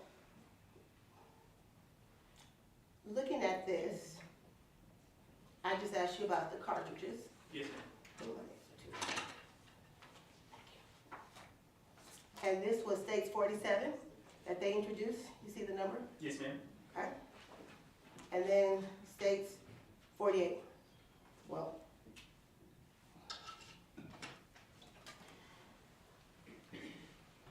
There you go. Yes, ma'am. Okay. And these were found and tested, Yes, ma'am. and we hadn't heard about them anymore. But you said they were inconclusive. Yes, ma'am. Okay.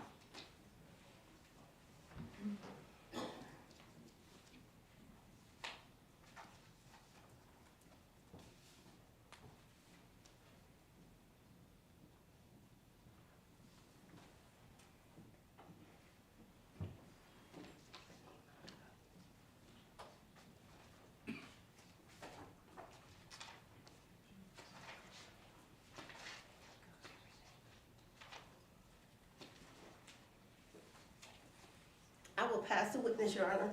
Thank you, State. Nothing further, Your Honor. May this witness be released? No objection. He may, Your Honor. All right, thank you, sir. Thank you.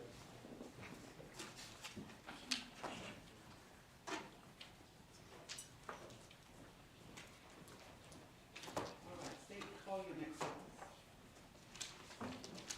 Ladies and gentlemen, are y'all comfortable?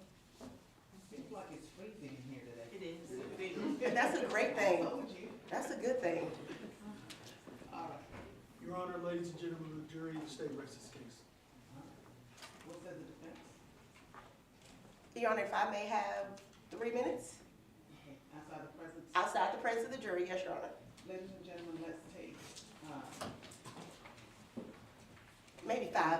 I'm being, maybe give me 5, please. let's take a 10-minute break and be back at 2:10. All rise.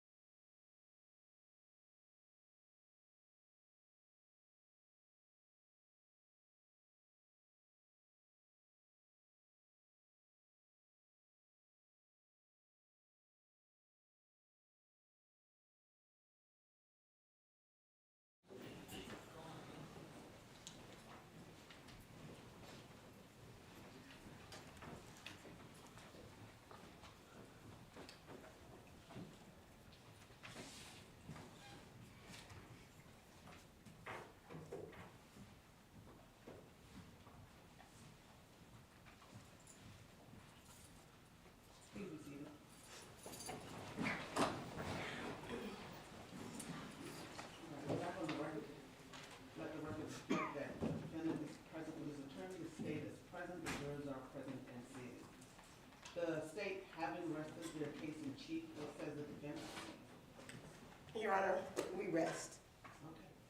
Do both sides rest and close? Yes, state rest and close, Your Honor. We rest and close as well. Thank you. Ladies and gentlemen, you now have all the evidence in this case. However, you don't have the argument of counsel yet, and you don't have my charge. So I'm going to proceed to read the court's charge to you that will give you the law that will guide you during your deliberations. And I will send a copy of the charge with you, okay, so you can reference it during your deliberations as needed. All right, the state of Texas versus Harold Thompson. Court's charge to the jury. Members of the jury, the defendant, Harold Thompson, stands charged by indictment with the felony offense of murder, alleged to have been committed on or about the 10th day of May, 2023 in Dallas County, Texas. To this charge, the defendant has entered a plea of not guilty. You are instructed that the law applicable to this case is as follows. Offense definition. Our law provides that a person commits the offense of murder if he intentionally or knowingly causes the death of an individual. Term definitions. Act means a bodily movement, whether voluntary or involuntary, and includes speech. Conduct means an act or omission and its accompanying mental state. Person means an individual. Individual means a human being who is alive. Bodily injury means physical pain, illness, or any impairment of physical condition. Serious bodily injury means bodily injury that creates a substantial risk of death or that causes death, serious permanent disfigurement, or protracted loss or impairment of the function of any bodily member or organ. Deadly weapon means a firearm or anything manifestly designed, made, or adapted for the purpose of inflicting death or serious bodily injury, or anything that in the manner of its use or intended use is capable of causing death or serious bodily injury. Firearm means any device designed, made, or adapted to expel a projectile through a barrel by using the energy generated by an explosion or burning substance, or any device readily convertible to that use. Mental state definitions. A person acts intentionally or with intent with respect to the nature of his conduct or a result of his conduct when it is his conscious objective or desire to engage in the conduct or cause the results. A person acts knowingly or with knowledge with respect to the nature of his conduct or to circumstances surrounding his conduct when he is aware of the nature of his conduct or that the circumstances exist. A person acts knowingly or with knowledge with respect to a result of his conduct when he is aware that the conduct is reasonably certain to cause the result. Application paragraph. Now, bearing in mind the foregoing instructions, if you find from the evidence beyond a reasonable doubt that on or about the 10th day of May 2023 in Dallas County, Texas, the defendant, Harold Thompson, did unlawfully then and there intentionally or knowingly cause the death of Gabriela Gonzalez, an individual, hereinafter called deceased, by shooting deceased with a firearm, a deadly weapon, then you will find the defendant guilty of murder as alleged in the indictment. But if you do not so believe, or if you have a reasonable doubt thereof, you will acquit the defendant of the offense of murder as alleged in the indictment and say by your verdict, not guilty. Indictment. An indictment is the means whereby a defendant is brought to trial in a felony prosecution. It is not evidence of guilt, nor can it be considered by you in passing upon the question of guilt of the defendant. The fact that a person has been arrested, confined, indicted for, or otherwise charged with an offense does not give rise to any inference of guilt in the trial. Presumption of innocence. All persons are presumed to be innocent, and no person may be convicted of an offense unless each element of the offense is proved beyond a reasonable doubt. The law does not require a defendant to prove his innocence or produce any evidence at all. The presumption of innocence alone is sufficient to acquit the defendant, unless the jurors are satisfied beyond a reasonable doubt of the defendant's guilt after careful and impartial consideration of all the evidence in the case. Burden of proof. The prosecution has the burden of proving the defendant guilty, and it must do so by proving each and every element of the offense charged beyond a reasonable doubt. And if it fails to do so, you must acquit the defendant. The burden of proof in all criminal cases rests upon the state throughout the trial and never shifts to the defendant. It is not required that the prosecution prove guilt beyond all possible doubt. It is required that the prosecution's proof excludes all reasonable doubt concerning the defendant's guilt. In the event you have a reasonable doubt as to the defendant's guilt, after considering all the evidence before you and these instructions, you will acquit him and say by your verdict, not guilty. Fifth Amendment right. Our law provides that a defendant may testify on his own behalf if he elects to do so. This, however, is a right accorded to a defendant, and in the event he elects not to testify, that fact cannot be taken as a circumstance against him. In this case, the defendant has elected not to testify, and you are instructed that you cannot and must not refer to or allude to the fact throughout your deliberations or take it into consideration for any purpose whatsoever as a circumstance against the defendant. Extraneous offenses. You are instructed that if there is any evidence before you in this case regarding the defendant's having committed any offense other than the offense alleged against him in the indictment in this case, you cannot consider said evidence for any purpose unless you find and believe beyond a reasonable doubt that the defendant committed such other offense, if any. Even then, you may only consider the same in determining the state of mind of the defendant, motive, opportunity, intent, preparation, plan, knowledge, identity, or absence of mistake or accident of the defendant, if any, in connection with the offense alleged against him in the indictment. Evidentiary instructions. At times throughout the trial, the court has been called upon to pass on the question of whether or not certain offered evidence might properly be admitted. You are not to be concerned with the reasons for such rulings, and are not to draw any inferences from them. Whether offered evidence is admissible is purely a question of law. In admitting evidence to which an objection is made, the court neither determines what weight should be given such evidence, nor passes on the credibility of the witness. As to any offer of evidence that has been rejected by the court, you must not consider the same. As to any question to which an objection was sustained, you must not conjecture as to what the answer might have been or as to the reason for the objection. You are instructed that you may consider all relevant facts and circumstances surrounding the killing, if any, and the previous relationship existing between the accused and the deceased, together with all relevant facts and circumstances going to show the condition of the mind of the accused at the time of the offense, if any. Deliberation instructions.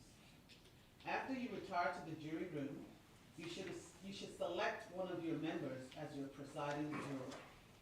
It is his or her duty to preside at your deliberations, vote with you, and when you have unanimously agreed upon a verdict, to certify your verdict by using the appropriate form attached hereto and signing the same as presiding juror. Your verdict must be unanimous and shall be arrived at by due deliberations and not by majority vote or by any method or chance. It is only from the witness stand that the jury is permitted to receive evidence regarding the case, and no juror is permitted to communicate to any other juror anything he may have heard regarding the case from any source other than the witness stand. You are instructed that any statements of counsel made during the course of the trial or during argument not supported by the evidence, or statements of law made by counsel not in harmony with the law as stated to you by the court in these instructions, are to be wholly disregarded. During your deliberations in this case, you must not consider, discuss, nor relate any matters not in evidence before you. You should not consider nor mention any personal knowledge or information you may have about any fact or person connected with this case which is not shown by the evidence. During your deliberations, you are also instructed you must not communicate with or provide any information to anyone by any means about this case.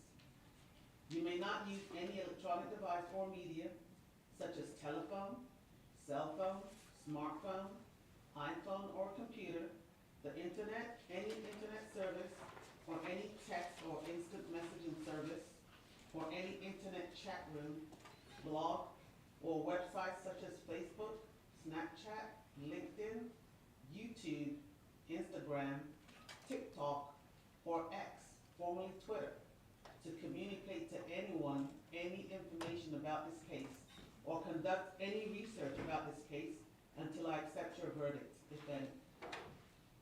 If members of the jury disagree about the statements of any witness, the court reporter will read back to you certain testimony.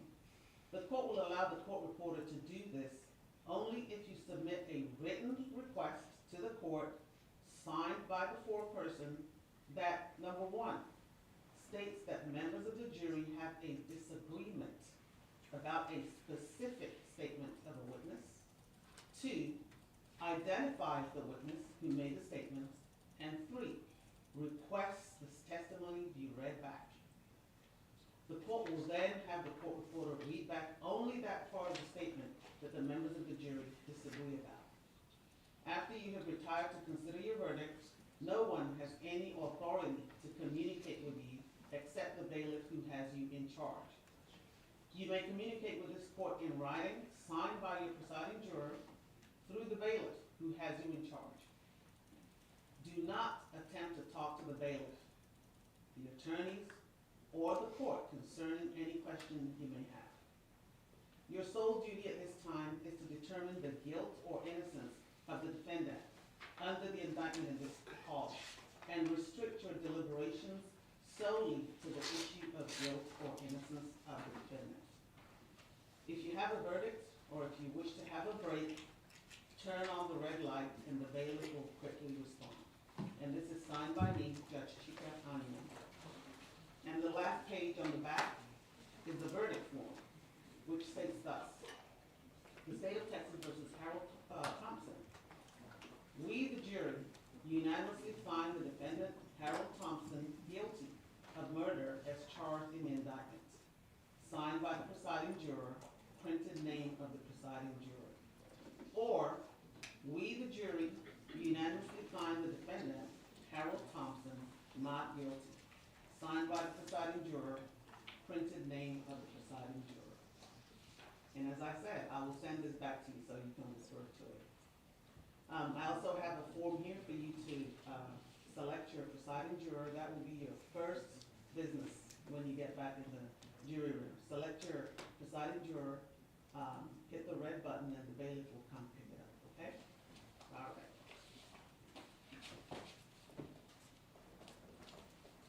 Are both sides ready to proceed with closing arguments? Your Honor, state is ready. Is the defense ready? Defense is ready as well, Your Honor. All right, state may proceed. Thank you, Your Honor. May it please the court. Defense counsel.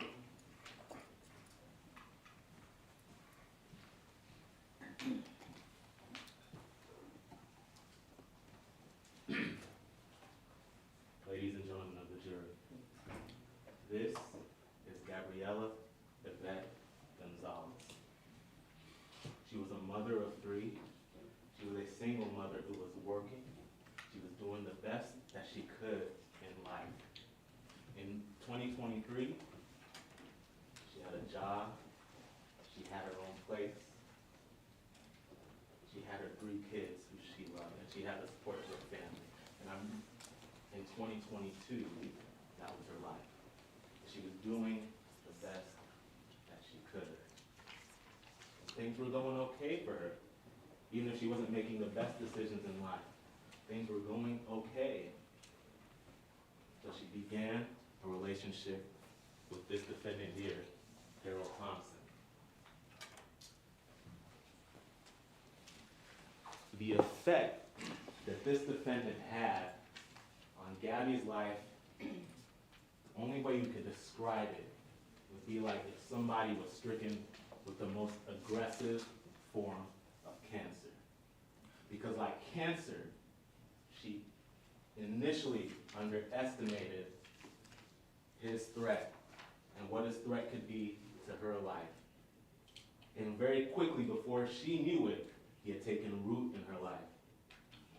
He had spread to everything that she held near and dear. And because of this abuser, she lost everything. She lost her peace. She lost her home. She lost her job. She lost her car. She lost her children. And when that wasn't enough, because of this cancer, this defendant, she lost her life. He didn't even give her a chance to die in dignity. We talked in Voir dire about what family violence looks like, and everybody understood that the most dangerous time for the victim of family violence is right as they are about to leave. When they're pregnant, when they report the other person to the police. We talked about what the state's burden would be beyond a reasonable doubt. We'll present you the evidence, you use your common sense, and you tell us if we've met every element on this indictment. You've heard testimony from 2 eyewitnesses who were able to identify this defendant, Harold Thompson, one being Gabby's sister, but the other being a concerned citizen who lived in the same apartment complex with this defendant. That woman's name is Nelda Simpson.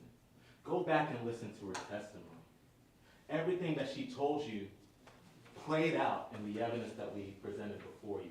Number one, she said she recognized this defendant because he was a squatter in the same apartment complex, and she had reported him to the apartment manager many times. And he would only wear red or black with a black mask. And even though it was a full-face mask, she could see his eyes and the bridge of his nose, and she could never forget his eyes and the bridge of his nose.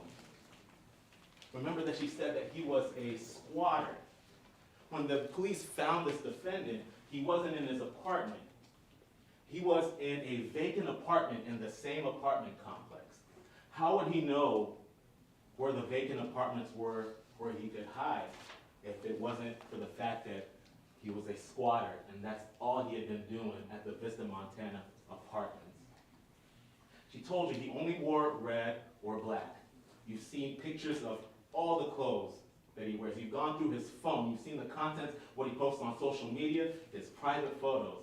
Red, black, red, black.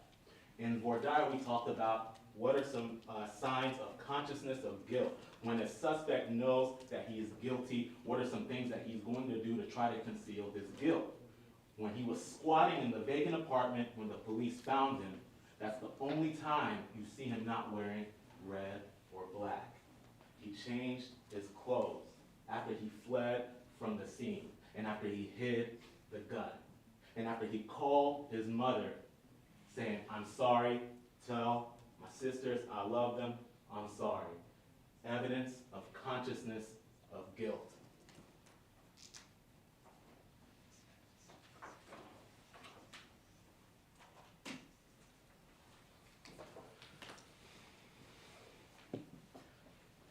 Look at how beautiful this young woman was. Look at how beautiful, how happy she looks in this photo.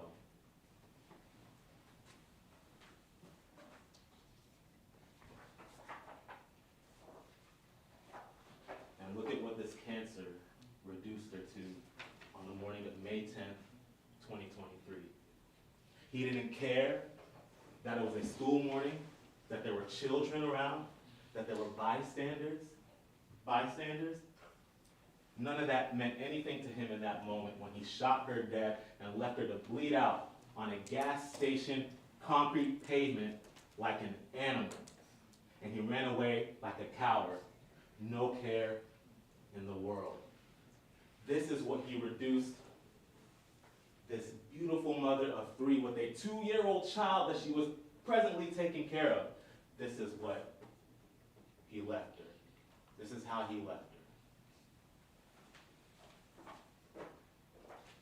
In the last moments of her life, you're going to get a chance to take all this evidence back and view it if you wish.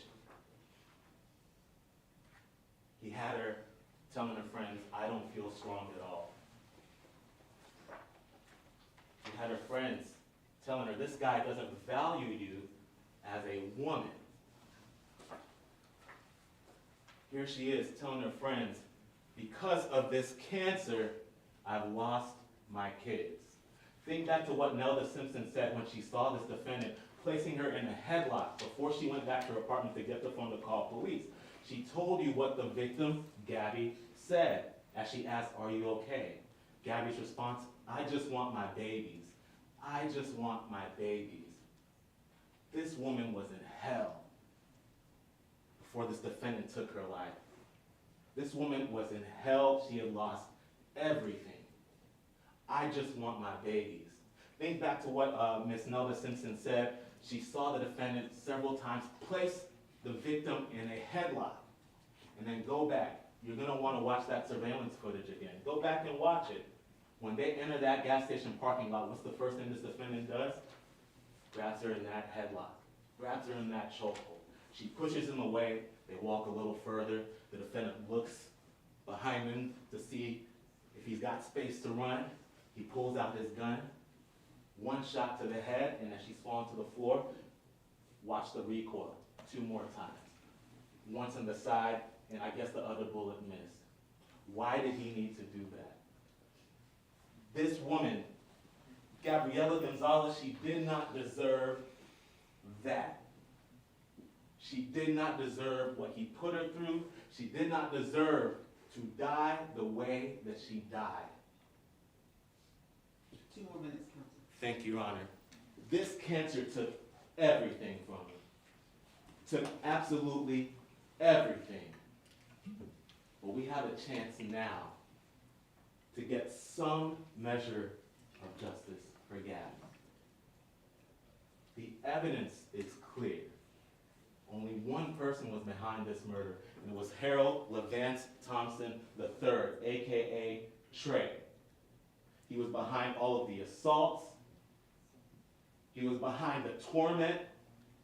He was behind her having to ship her kids off to Temple, Texas. It was him the whole time. And when you get a chance to go back to that jury room and deliberate, I feel confident that there's only one verdict that you're going to return. That's a verdict of guilty. And that's a message to this cancer that we know it was you the whole time. Thank you, Counsel.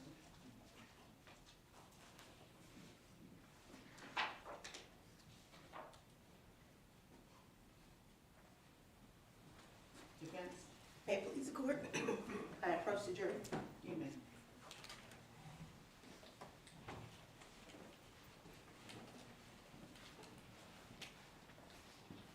Ladies and gentlemen, I want to thank you all for being attentive during this process. I know it's been a long week, and I know you guys are tired because we've been here a lot of hours. But you're at the home stretch now. Now you're getting the football, and it's time for you to take it on in for that touchdown. Now, before I start, I want to make sure that you're reminded of what was said during voir dire. The state has the burden of proof, right? Remember that. The state has the burden of proof of each and every element of this offense beyond a reasonable doubt. Remember that in voir dire? Yes? Remember the judge just went over all the instructions, and you'll get those instructions to take back with you. But keep in mind, the evidence comes from the witness stand and exhibits that were admitted. Nothing the state says the prosecution is evidence. You understand that? So when the state stood up here and said that she lost her children, she had to ship them off to Temple because of the defendant, you remember the testimony. That was not the testimony. Your evidence is what came from the witness stand and what is in exhibits that were admitted. You'll get to see those. You'll get to go through all of that yourself. You don't have to take anything that either one of us says in our closing, because you get to remember what you heard, and if there's something you guys disagree about, you get to ask for it, right? Yes. So you get to be the people who are going to determine what happened. He also said a gun was hid. That was never, ever even said in this testimony during this trial. So what I'm saying to you is, remember the witnesses. Let's talk about those witnesses. We had the very first witness, her sister, Melanie Rubio. And the important thing about her testimony was that she says that she thought it was him because he was the only person who lived in the area. That's why she assumed it was him. She used the word assume. And then the state went in and asked her, well, how far did you go in school? And she again reiterated, I assumed it because, and she said it again. Let's talk about the next witness, Tashelle Witchett, the 911 caller, who said she didn't see anything. She said she didn't see the head or the face, only where the person ran. Now, she was asking other people on that 911 call what they saw, and she was relaying all of that to the 911 caller. And you got that as well. You then have Andre Wiley, the car transporter, who was sitting in his Fusion.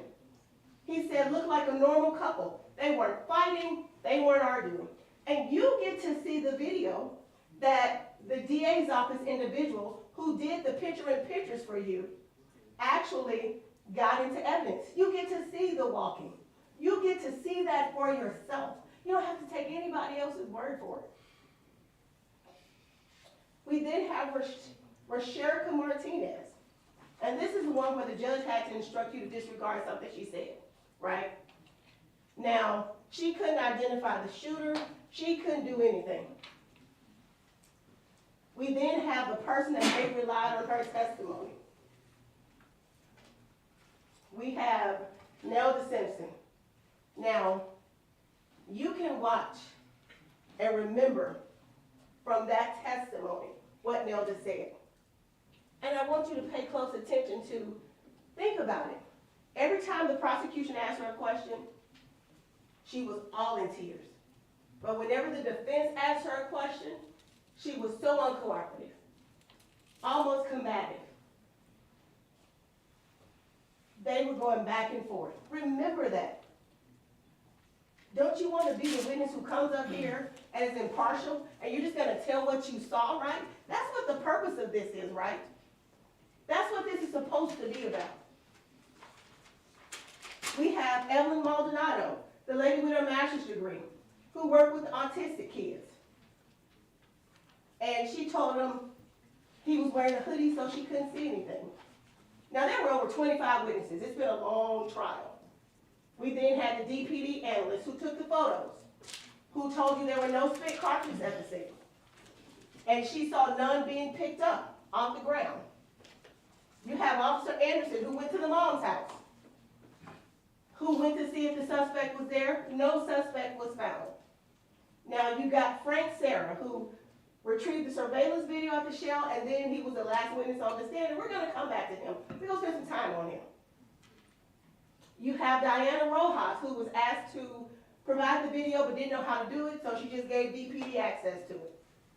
You then have the forensic analyst, who came in from the DA's office. She's the one I was telling you cropped the pictures and did the Google Earth for you. You get to see that. Remember the walking, all of that to the Shell. She gave you picture in picture, side by side, so you can see exactly what happened, and you don't have to take anybody's word for it because you get to see it, because it's in evidence. You then have the SWAT officer who says the apartment they went to. Now, we know that we have Shamika Curry, who was a crime scene analyst, who actually assessed the apartment of the defendant. She processed it. She took photographs. And remember her testimony. She said she was asked to look for sneakers, cell phones, firearms, cartridges, no clothes. Why? Why would you not want to test the clothes? Why not? Does that make any sense to you? And why, if you took 5 phones, 5, why would you not extract all 5? Now you heard Officer Sarah say, oh, well, because the other 2 looked like they were found in a room that didn't belong to him. But what came right after that? Well, you tested shoes that were found in that same room. So why did you choose not to test or extract 2 of the phones when you found 5? Remember I told you in my opening, this is not the time to check your common sense at the door. Now more than ever, you're going to have to determine what makes sense and what does not make sense. You get to decide which of these witnesses you think are credible. You get to decide who you flat out just don't believe. You have the right to do that as jurors. In fact, I'm asking you to do that because you have to make a decision about guilt or innocence of a murder charge. A murder charge. So you can't check your common sense at the door. Then we've got James Brown, the tow truck driver. He hooked up the car, and he says, Harold comes out the door with a gun, waving, drop my car. Now I asked him, is that uncommon? You go to somebody's place of residence, and you hook up their car, and you're about to leave with their car. Is that abnormal that somebody's going to come out and say, drop my car? No, it's not. He even testified it's not uncommon. You had the officer who arrived at the scene, who said originally the car was a man with a gun. He said he got there and he quickly dispelled that rumor. He said he was told it was a potential repo of some kind. You have Ms. Castro, the trace evidence supervisor, who again said there was no sampling of any clothing. All of these things that are being tested in this murder case, but nobody is testing clothes. Remember, they have the burden of proof. They do. We don't have a burden of proof. But ask yourself, why are you not testing clothes? Now, let's talk about David Spence, the analyst for the gunshot residue. And keep in mind, Mr. Spence gave you a lot of good information. Out of the shoes that were all tested, you got gunshot residue on 3 pair of shoes. And what did he say? Well, we know one person couldn't wear 3 pair of shoes at the same time, right?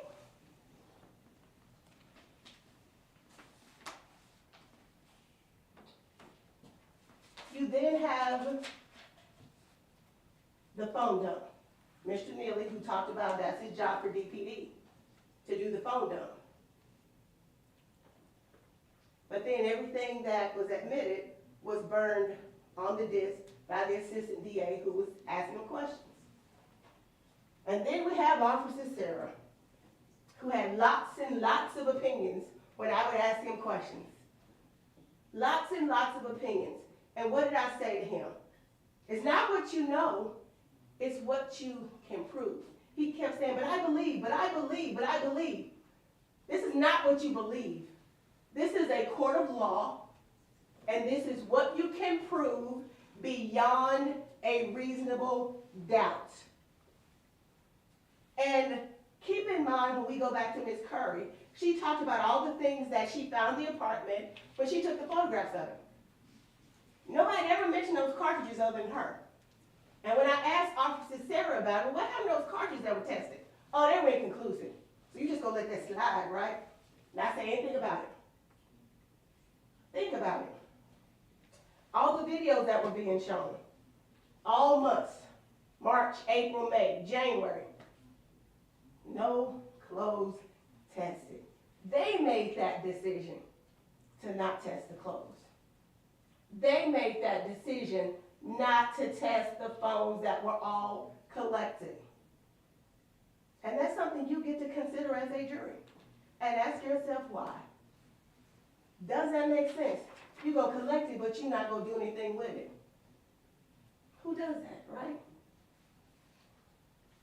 And I want you to look at all of this evidence. You've got 176 pieces of evidence that were admitted.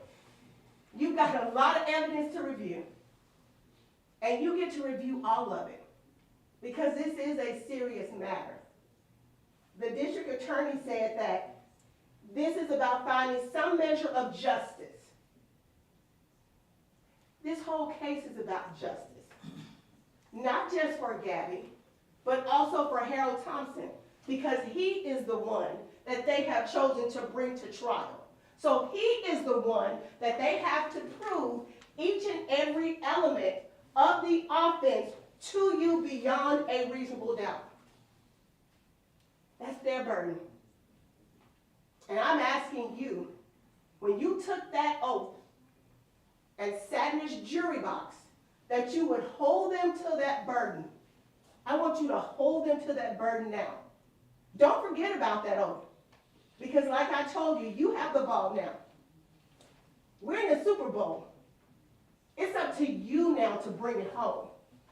Hold them to that burden of having to prove each and every element of the offense to you beyond a reasonable doubt. Now, they said a lot about all this family violence and everything else. And the prosecution said, he talked about, the family violence. We're here about a murder case. Don't allow the water to get muddy, right? We're talking about someone who was shot. We're not talking about black eyes, and you heard about one black eye. That's not what we're talking about.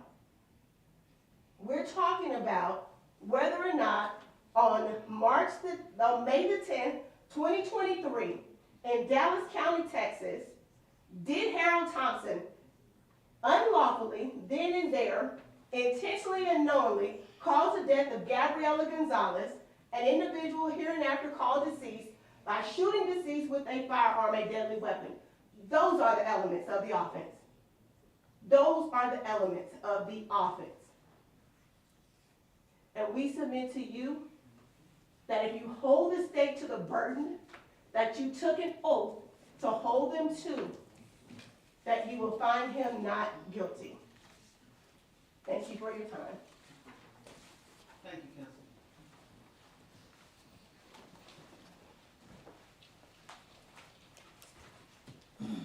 State. May I have a moment to set up, Your Honor?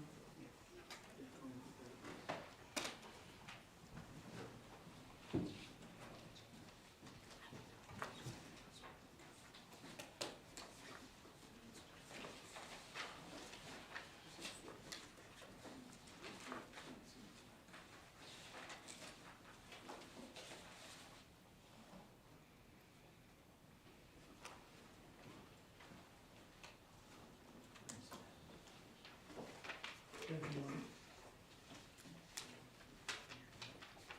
Nothing could save her.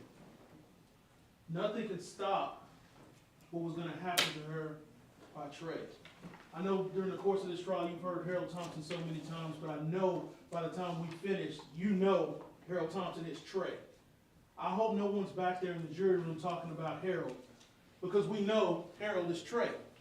The defense all throughout this trial kept saying, the so-called person named Trey, the so-called person named Trey.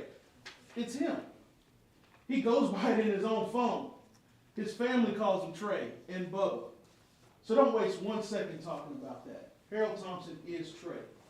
We know, go ahead and throw that slideshow up. We know it's him. A bunch of different ways. Multiple people know him that way. His family members did. Somehow the defense thinks that us having a lot of witnesses and a lot of evidence is somehow a bad thing.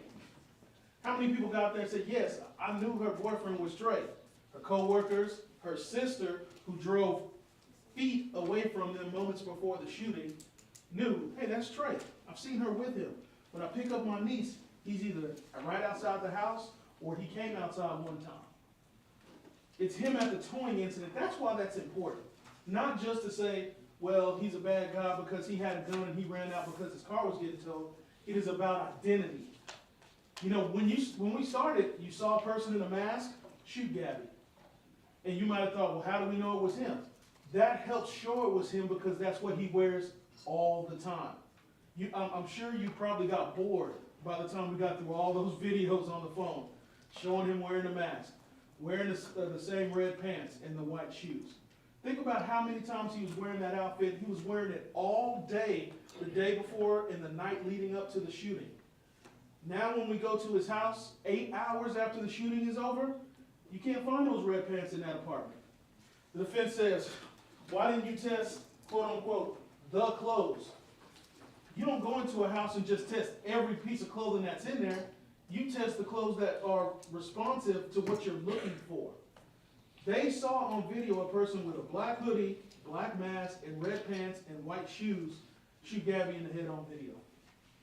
So when they go there and they don't find the red pants, no one is surprised because it's 8 hours later. Remember when we talked about in jury selection, who controls the crime scene? That seems like a weird question, right? And I know it kind of hit people in a way where they're like, what does that mean? Now you know what it means. Because it means if someone has 8 hours to get rid of the things that may tie them to a crime, why would we be surprised that we can't find them later? There is no surprise that we don't find the gun. Why on earth? He wasn't even in his own apartment 8 hours later. Why would the gun be there? He was in a vacant apartment with no shoes on, with different clothes on. You heard in the testimony from one of the witnesses that you heard from SWAT, Corporal Milligan. He said, yeah, our fugitive team sat on him and we saw him move in between the different apartments. That's plenty of time to change clothes or to get rid of things. And by the time the fugitive team has even seen him, it's been hours after the crime. But what had gone on in those hours? Think about this. You got all these messages here, and yes, you could go through every single thing. We didn't want to waste your time, but they're here. If you want to go through every message he and Gabby sent between each other, feel free. If you find something in there that makes him not guilty, feel free to do it, but you're not going to find it. But what didn't happen? Think about it. The woman he was supposed to be with, the woman he was supposed to care about, was shot dead 7:20 a.m. in the morning in front of that gas station. The messages stopped at that time. The calls to her stopped at that time. Think about it. If he wasn't there and someone else shot her, wouldn't he just out of chance have tried to text Gabby, hey, what's up? Are you back in town? They had just been talking earlier that morning, 5 o'clock in the morning. There was a call to her. There was text messages from the days leading up to it. But he didn't try to because he knew she was dead. He was there. Goes by Trey and his phone.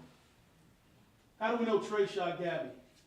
We're going to watch the video in a second. I know it's hard to see, but there are things in there that are important that if we didn't catch it right away, we got to catch it now. But it's obvious from the witnesses, Miss Simpson, who was out there, that she wasn't walking with a stranger. It wasn't some person that, hey, some kind of ski mask ran up on me and was either trying to rob me or assault me.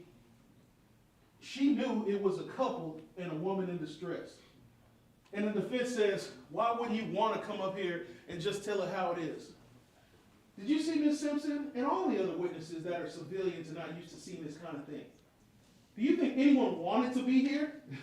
You think they wanted to be around that? You think she wanted to have to try to step up and try to speak up for Gabby in that moment where she's walking with this guy who's making her life a living hell? And you know it because of the text messages.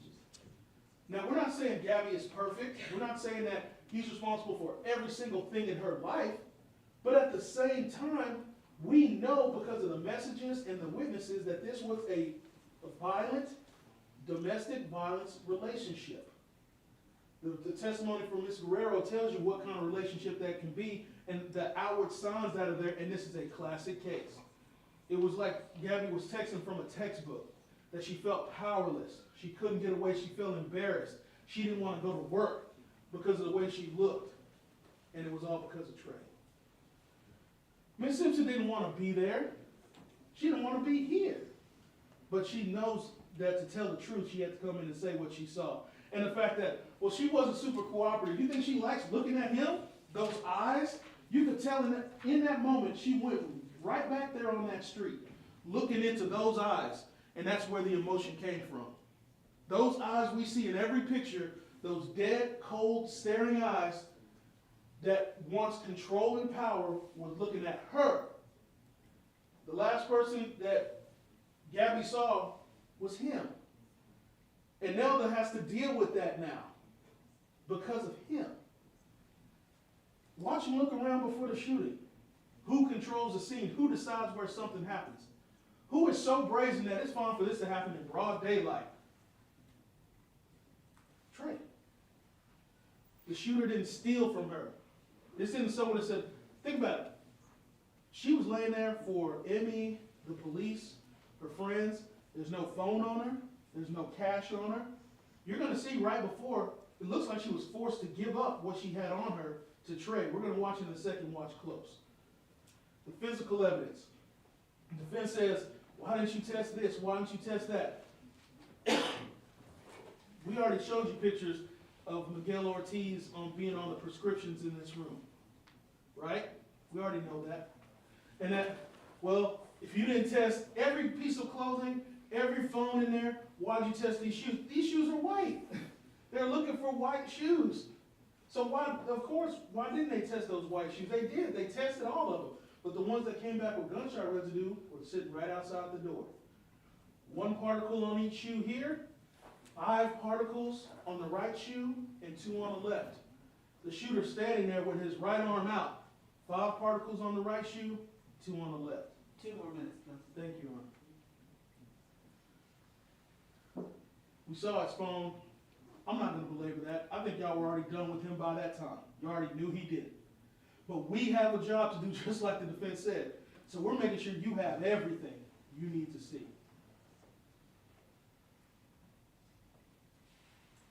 Can I dim the lights a little bit, Your Honor?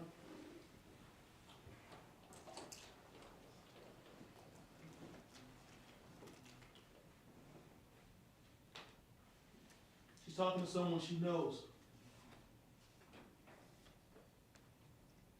You're about to see here in a moment a flinch, that knowing flinch of don't hit me again.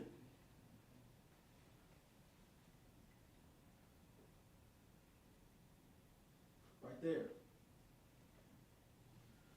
She might have had her life saved because there was someone else walking right there. This could have happened right there.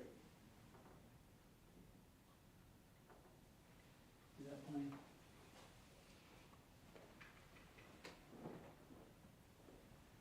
This is where I want you to watch and watch how she's forced to give something to him. This is why she doesn't have anything on her. Why would she be going towards a convenience store totally empty-handed?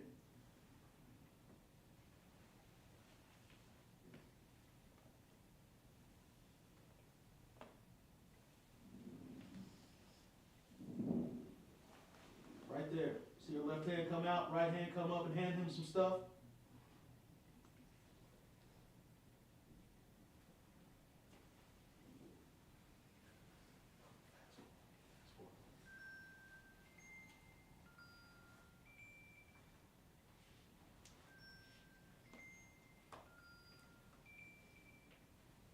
These are her last moments. You're going to see Nelda Simpson was obviously telling the truth, because you're going to see the headlock. And in the moment you're going to see that black truck pass by where her sister is a few feet away. She had already had it out with her sister trying to say, stay away from him, to the point they almost fought. But again, we know that to be a classic sign of isolation, right there. Look at her look back at her sister's truck. And look at him look around.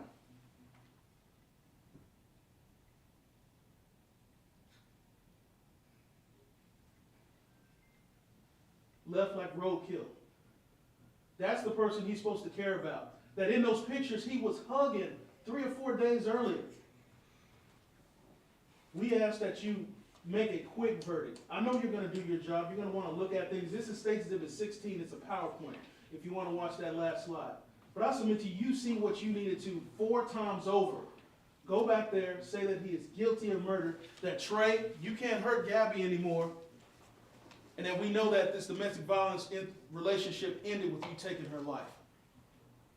And you won't be telling him anything he doesn't already know. Thank you, counsel. Ladies and gentlemen, you now have all the evidence in this case.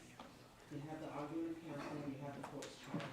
I'm going to send you to the jury room where you will deliberate until you reach a unanimous verdict. Thank you. All rise.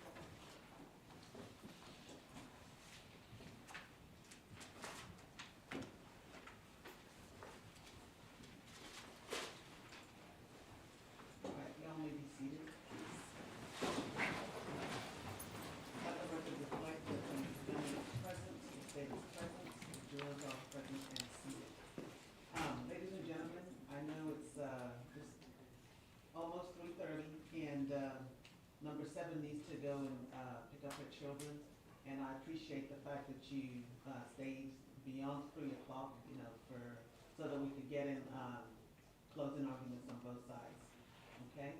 So y'all, take the weekend and refreshing, but please do not deliberate. Either amongst yourselves, I know some of y'all may have, gotten each other's numbers or whatever, I don't know. Don't call each other to talk about the case. Don't deliberate in your own mind, okay? You can only deliberate when all 12 of you are present. That's the first thing. Second thing, please do not listen to any news items regarding this case or do any kind of social media research. All my instructions still stand. You're still under my instructions until this case is over, okay? Can everybody do that? Yes. All right. Thank you so much. Y'all have a great weekend, and we'll see you at 9 a.m. on Monday morning. All rise.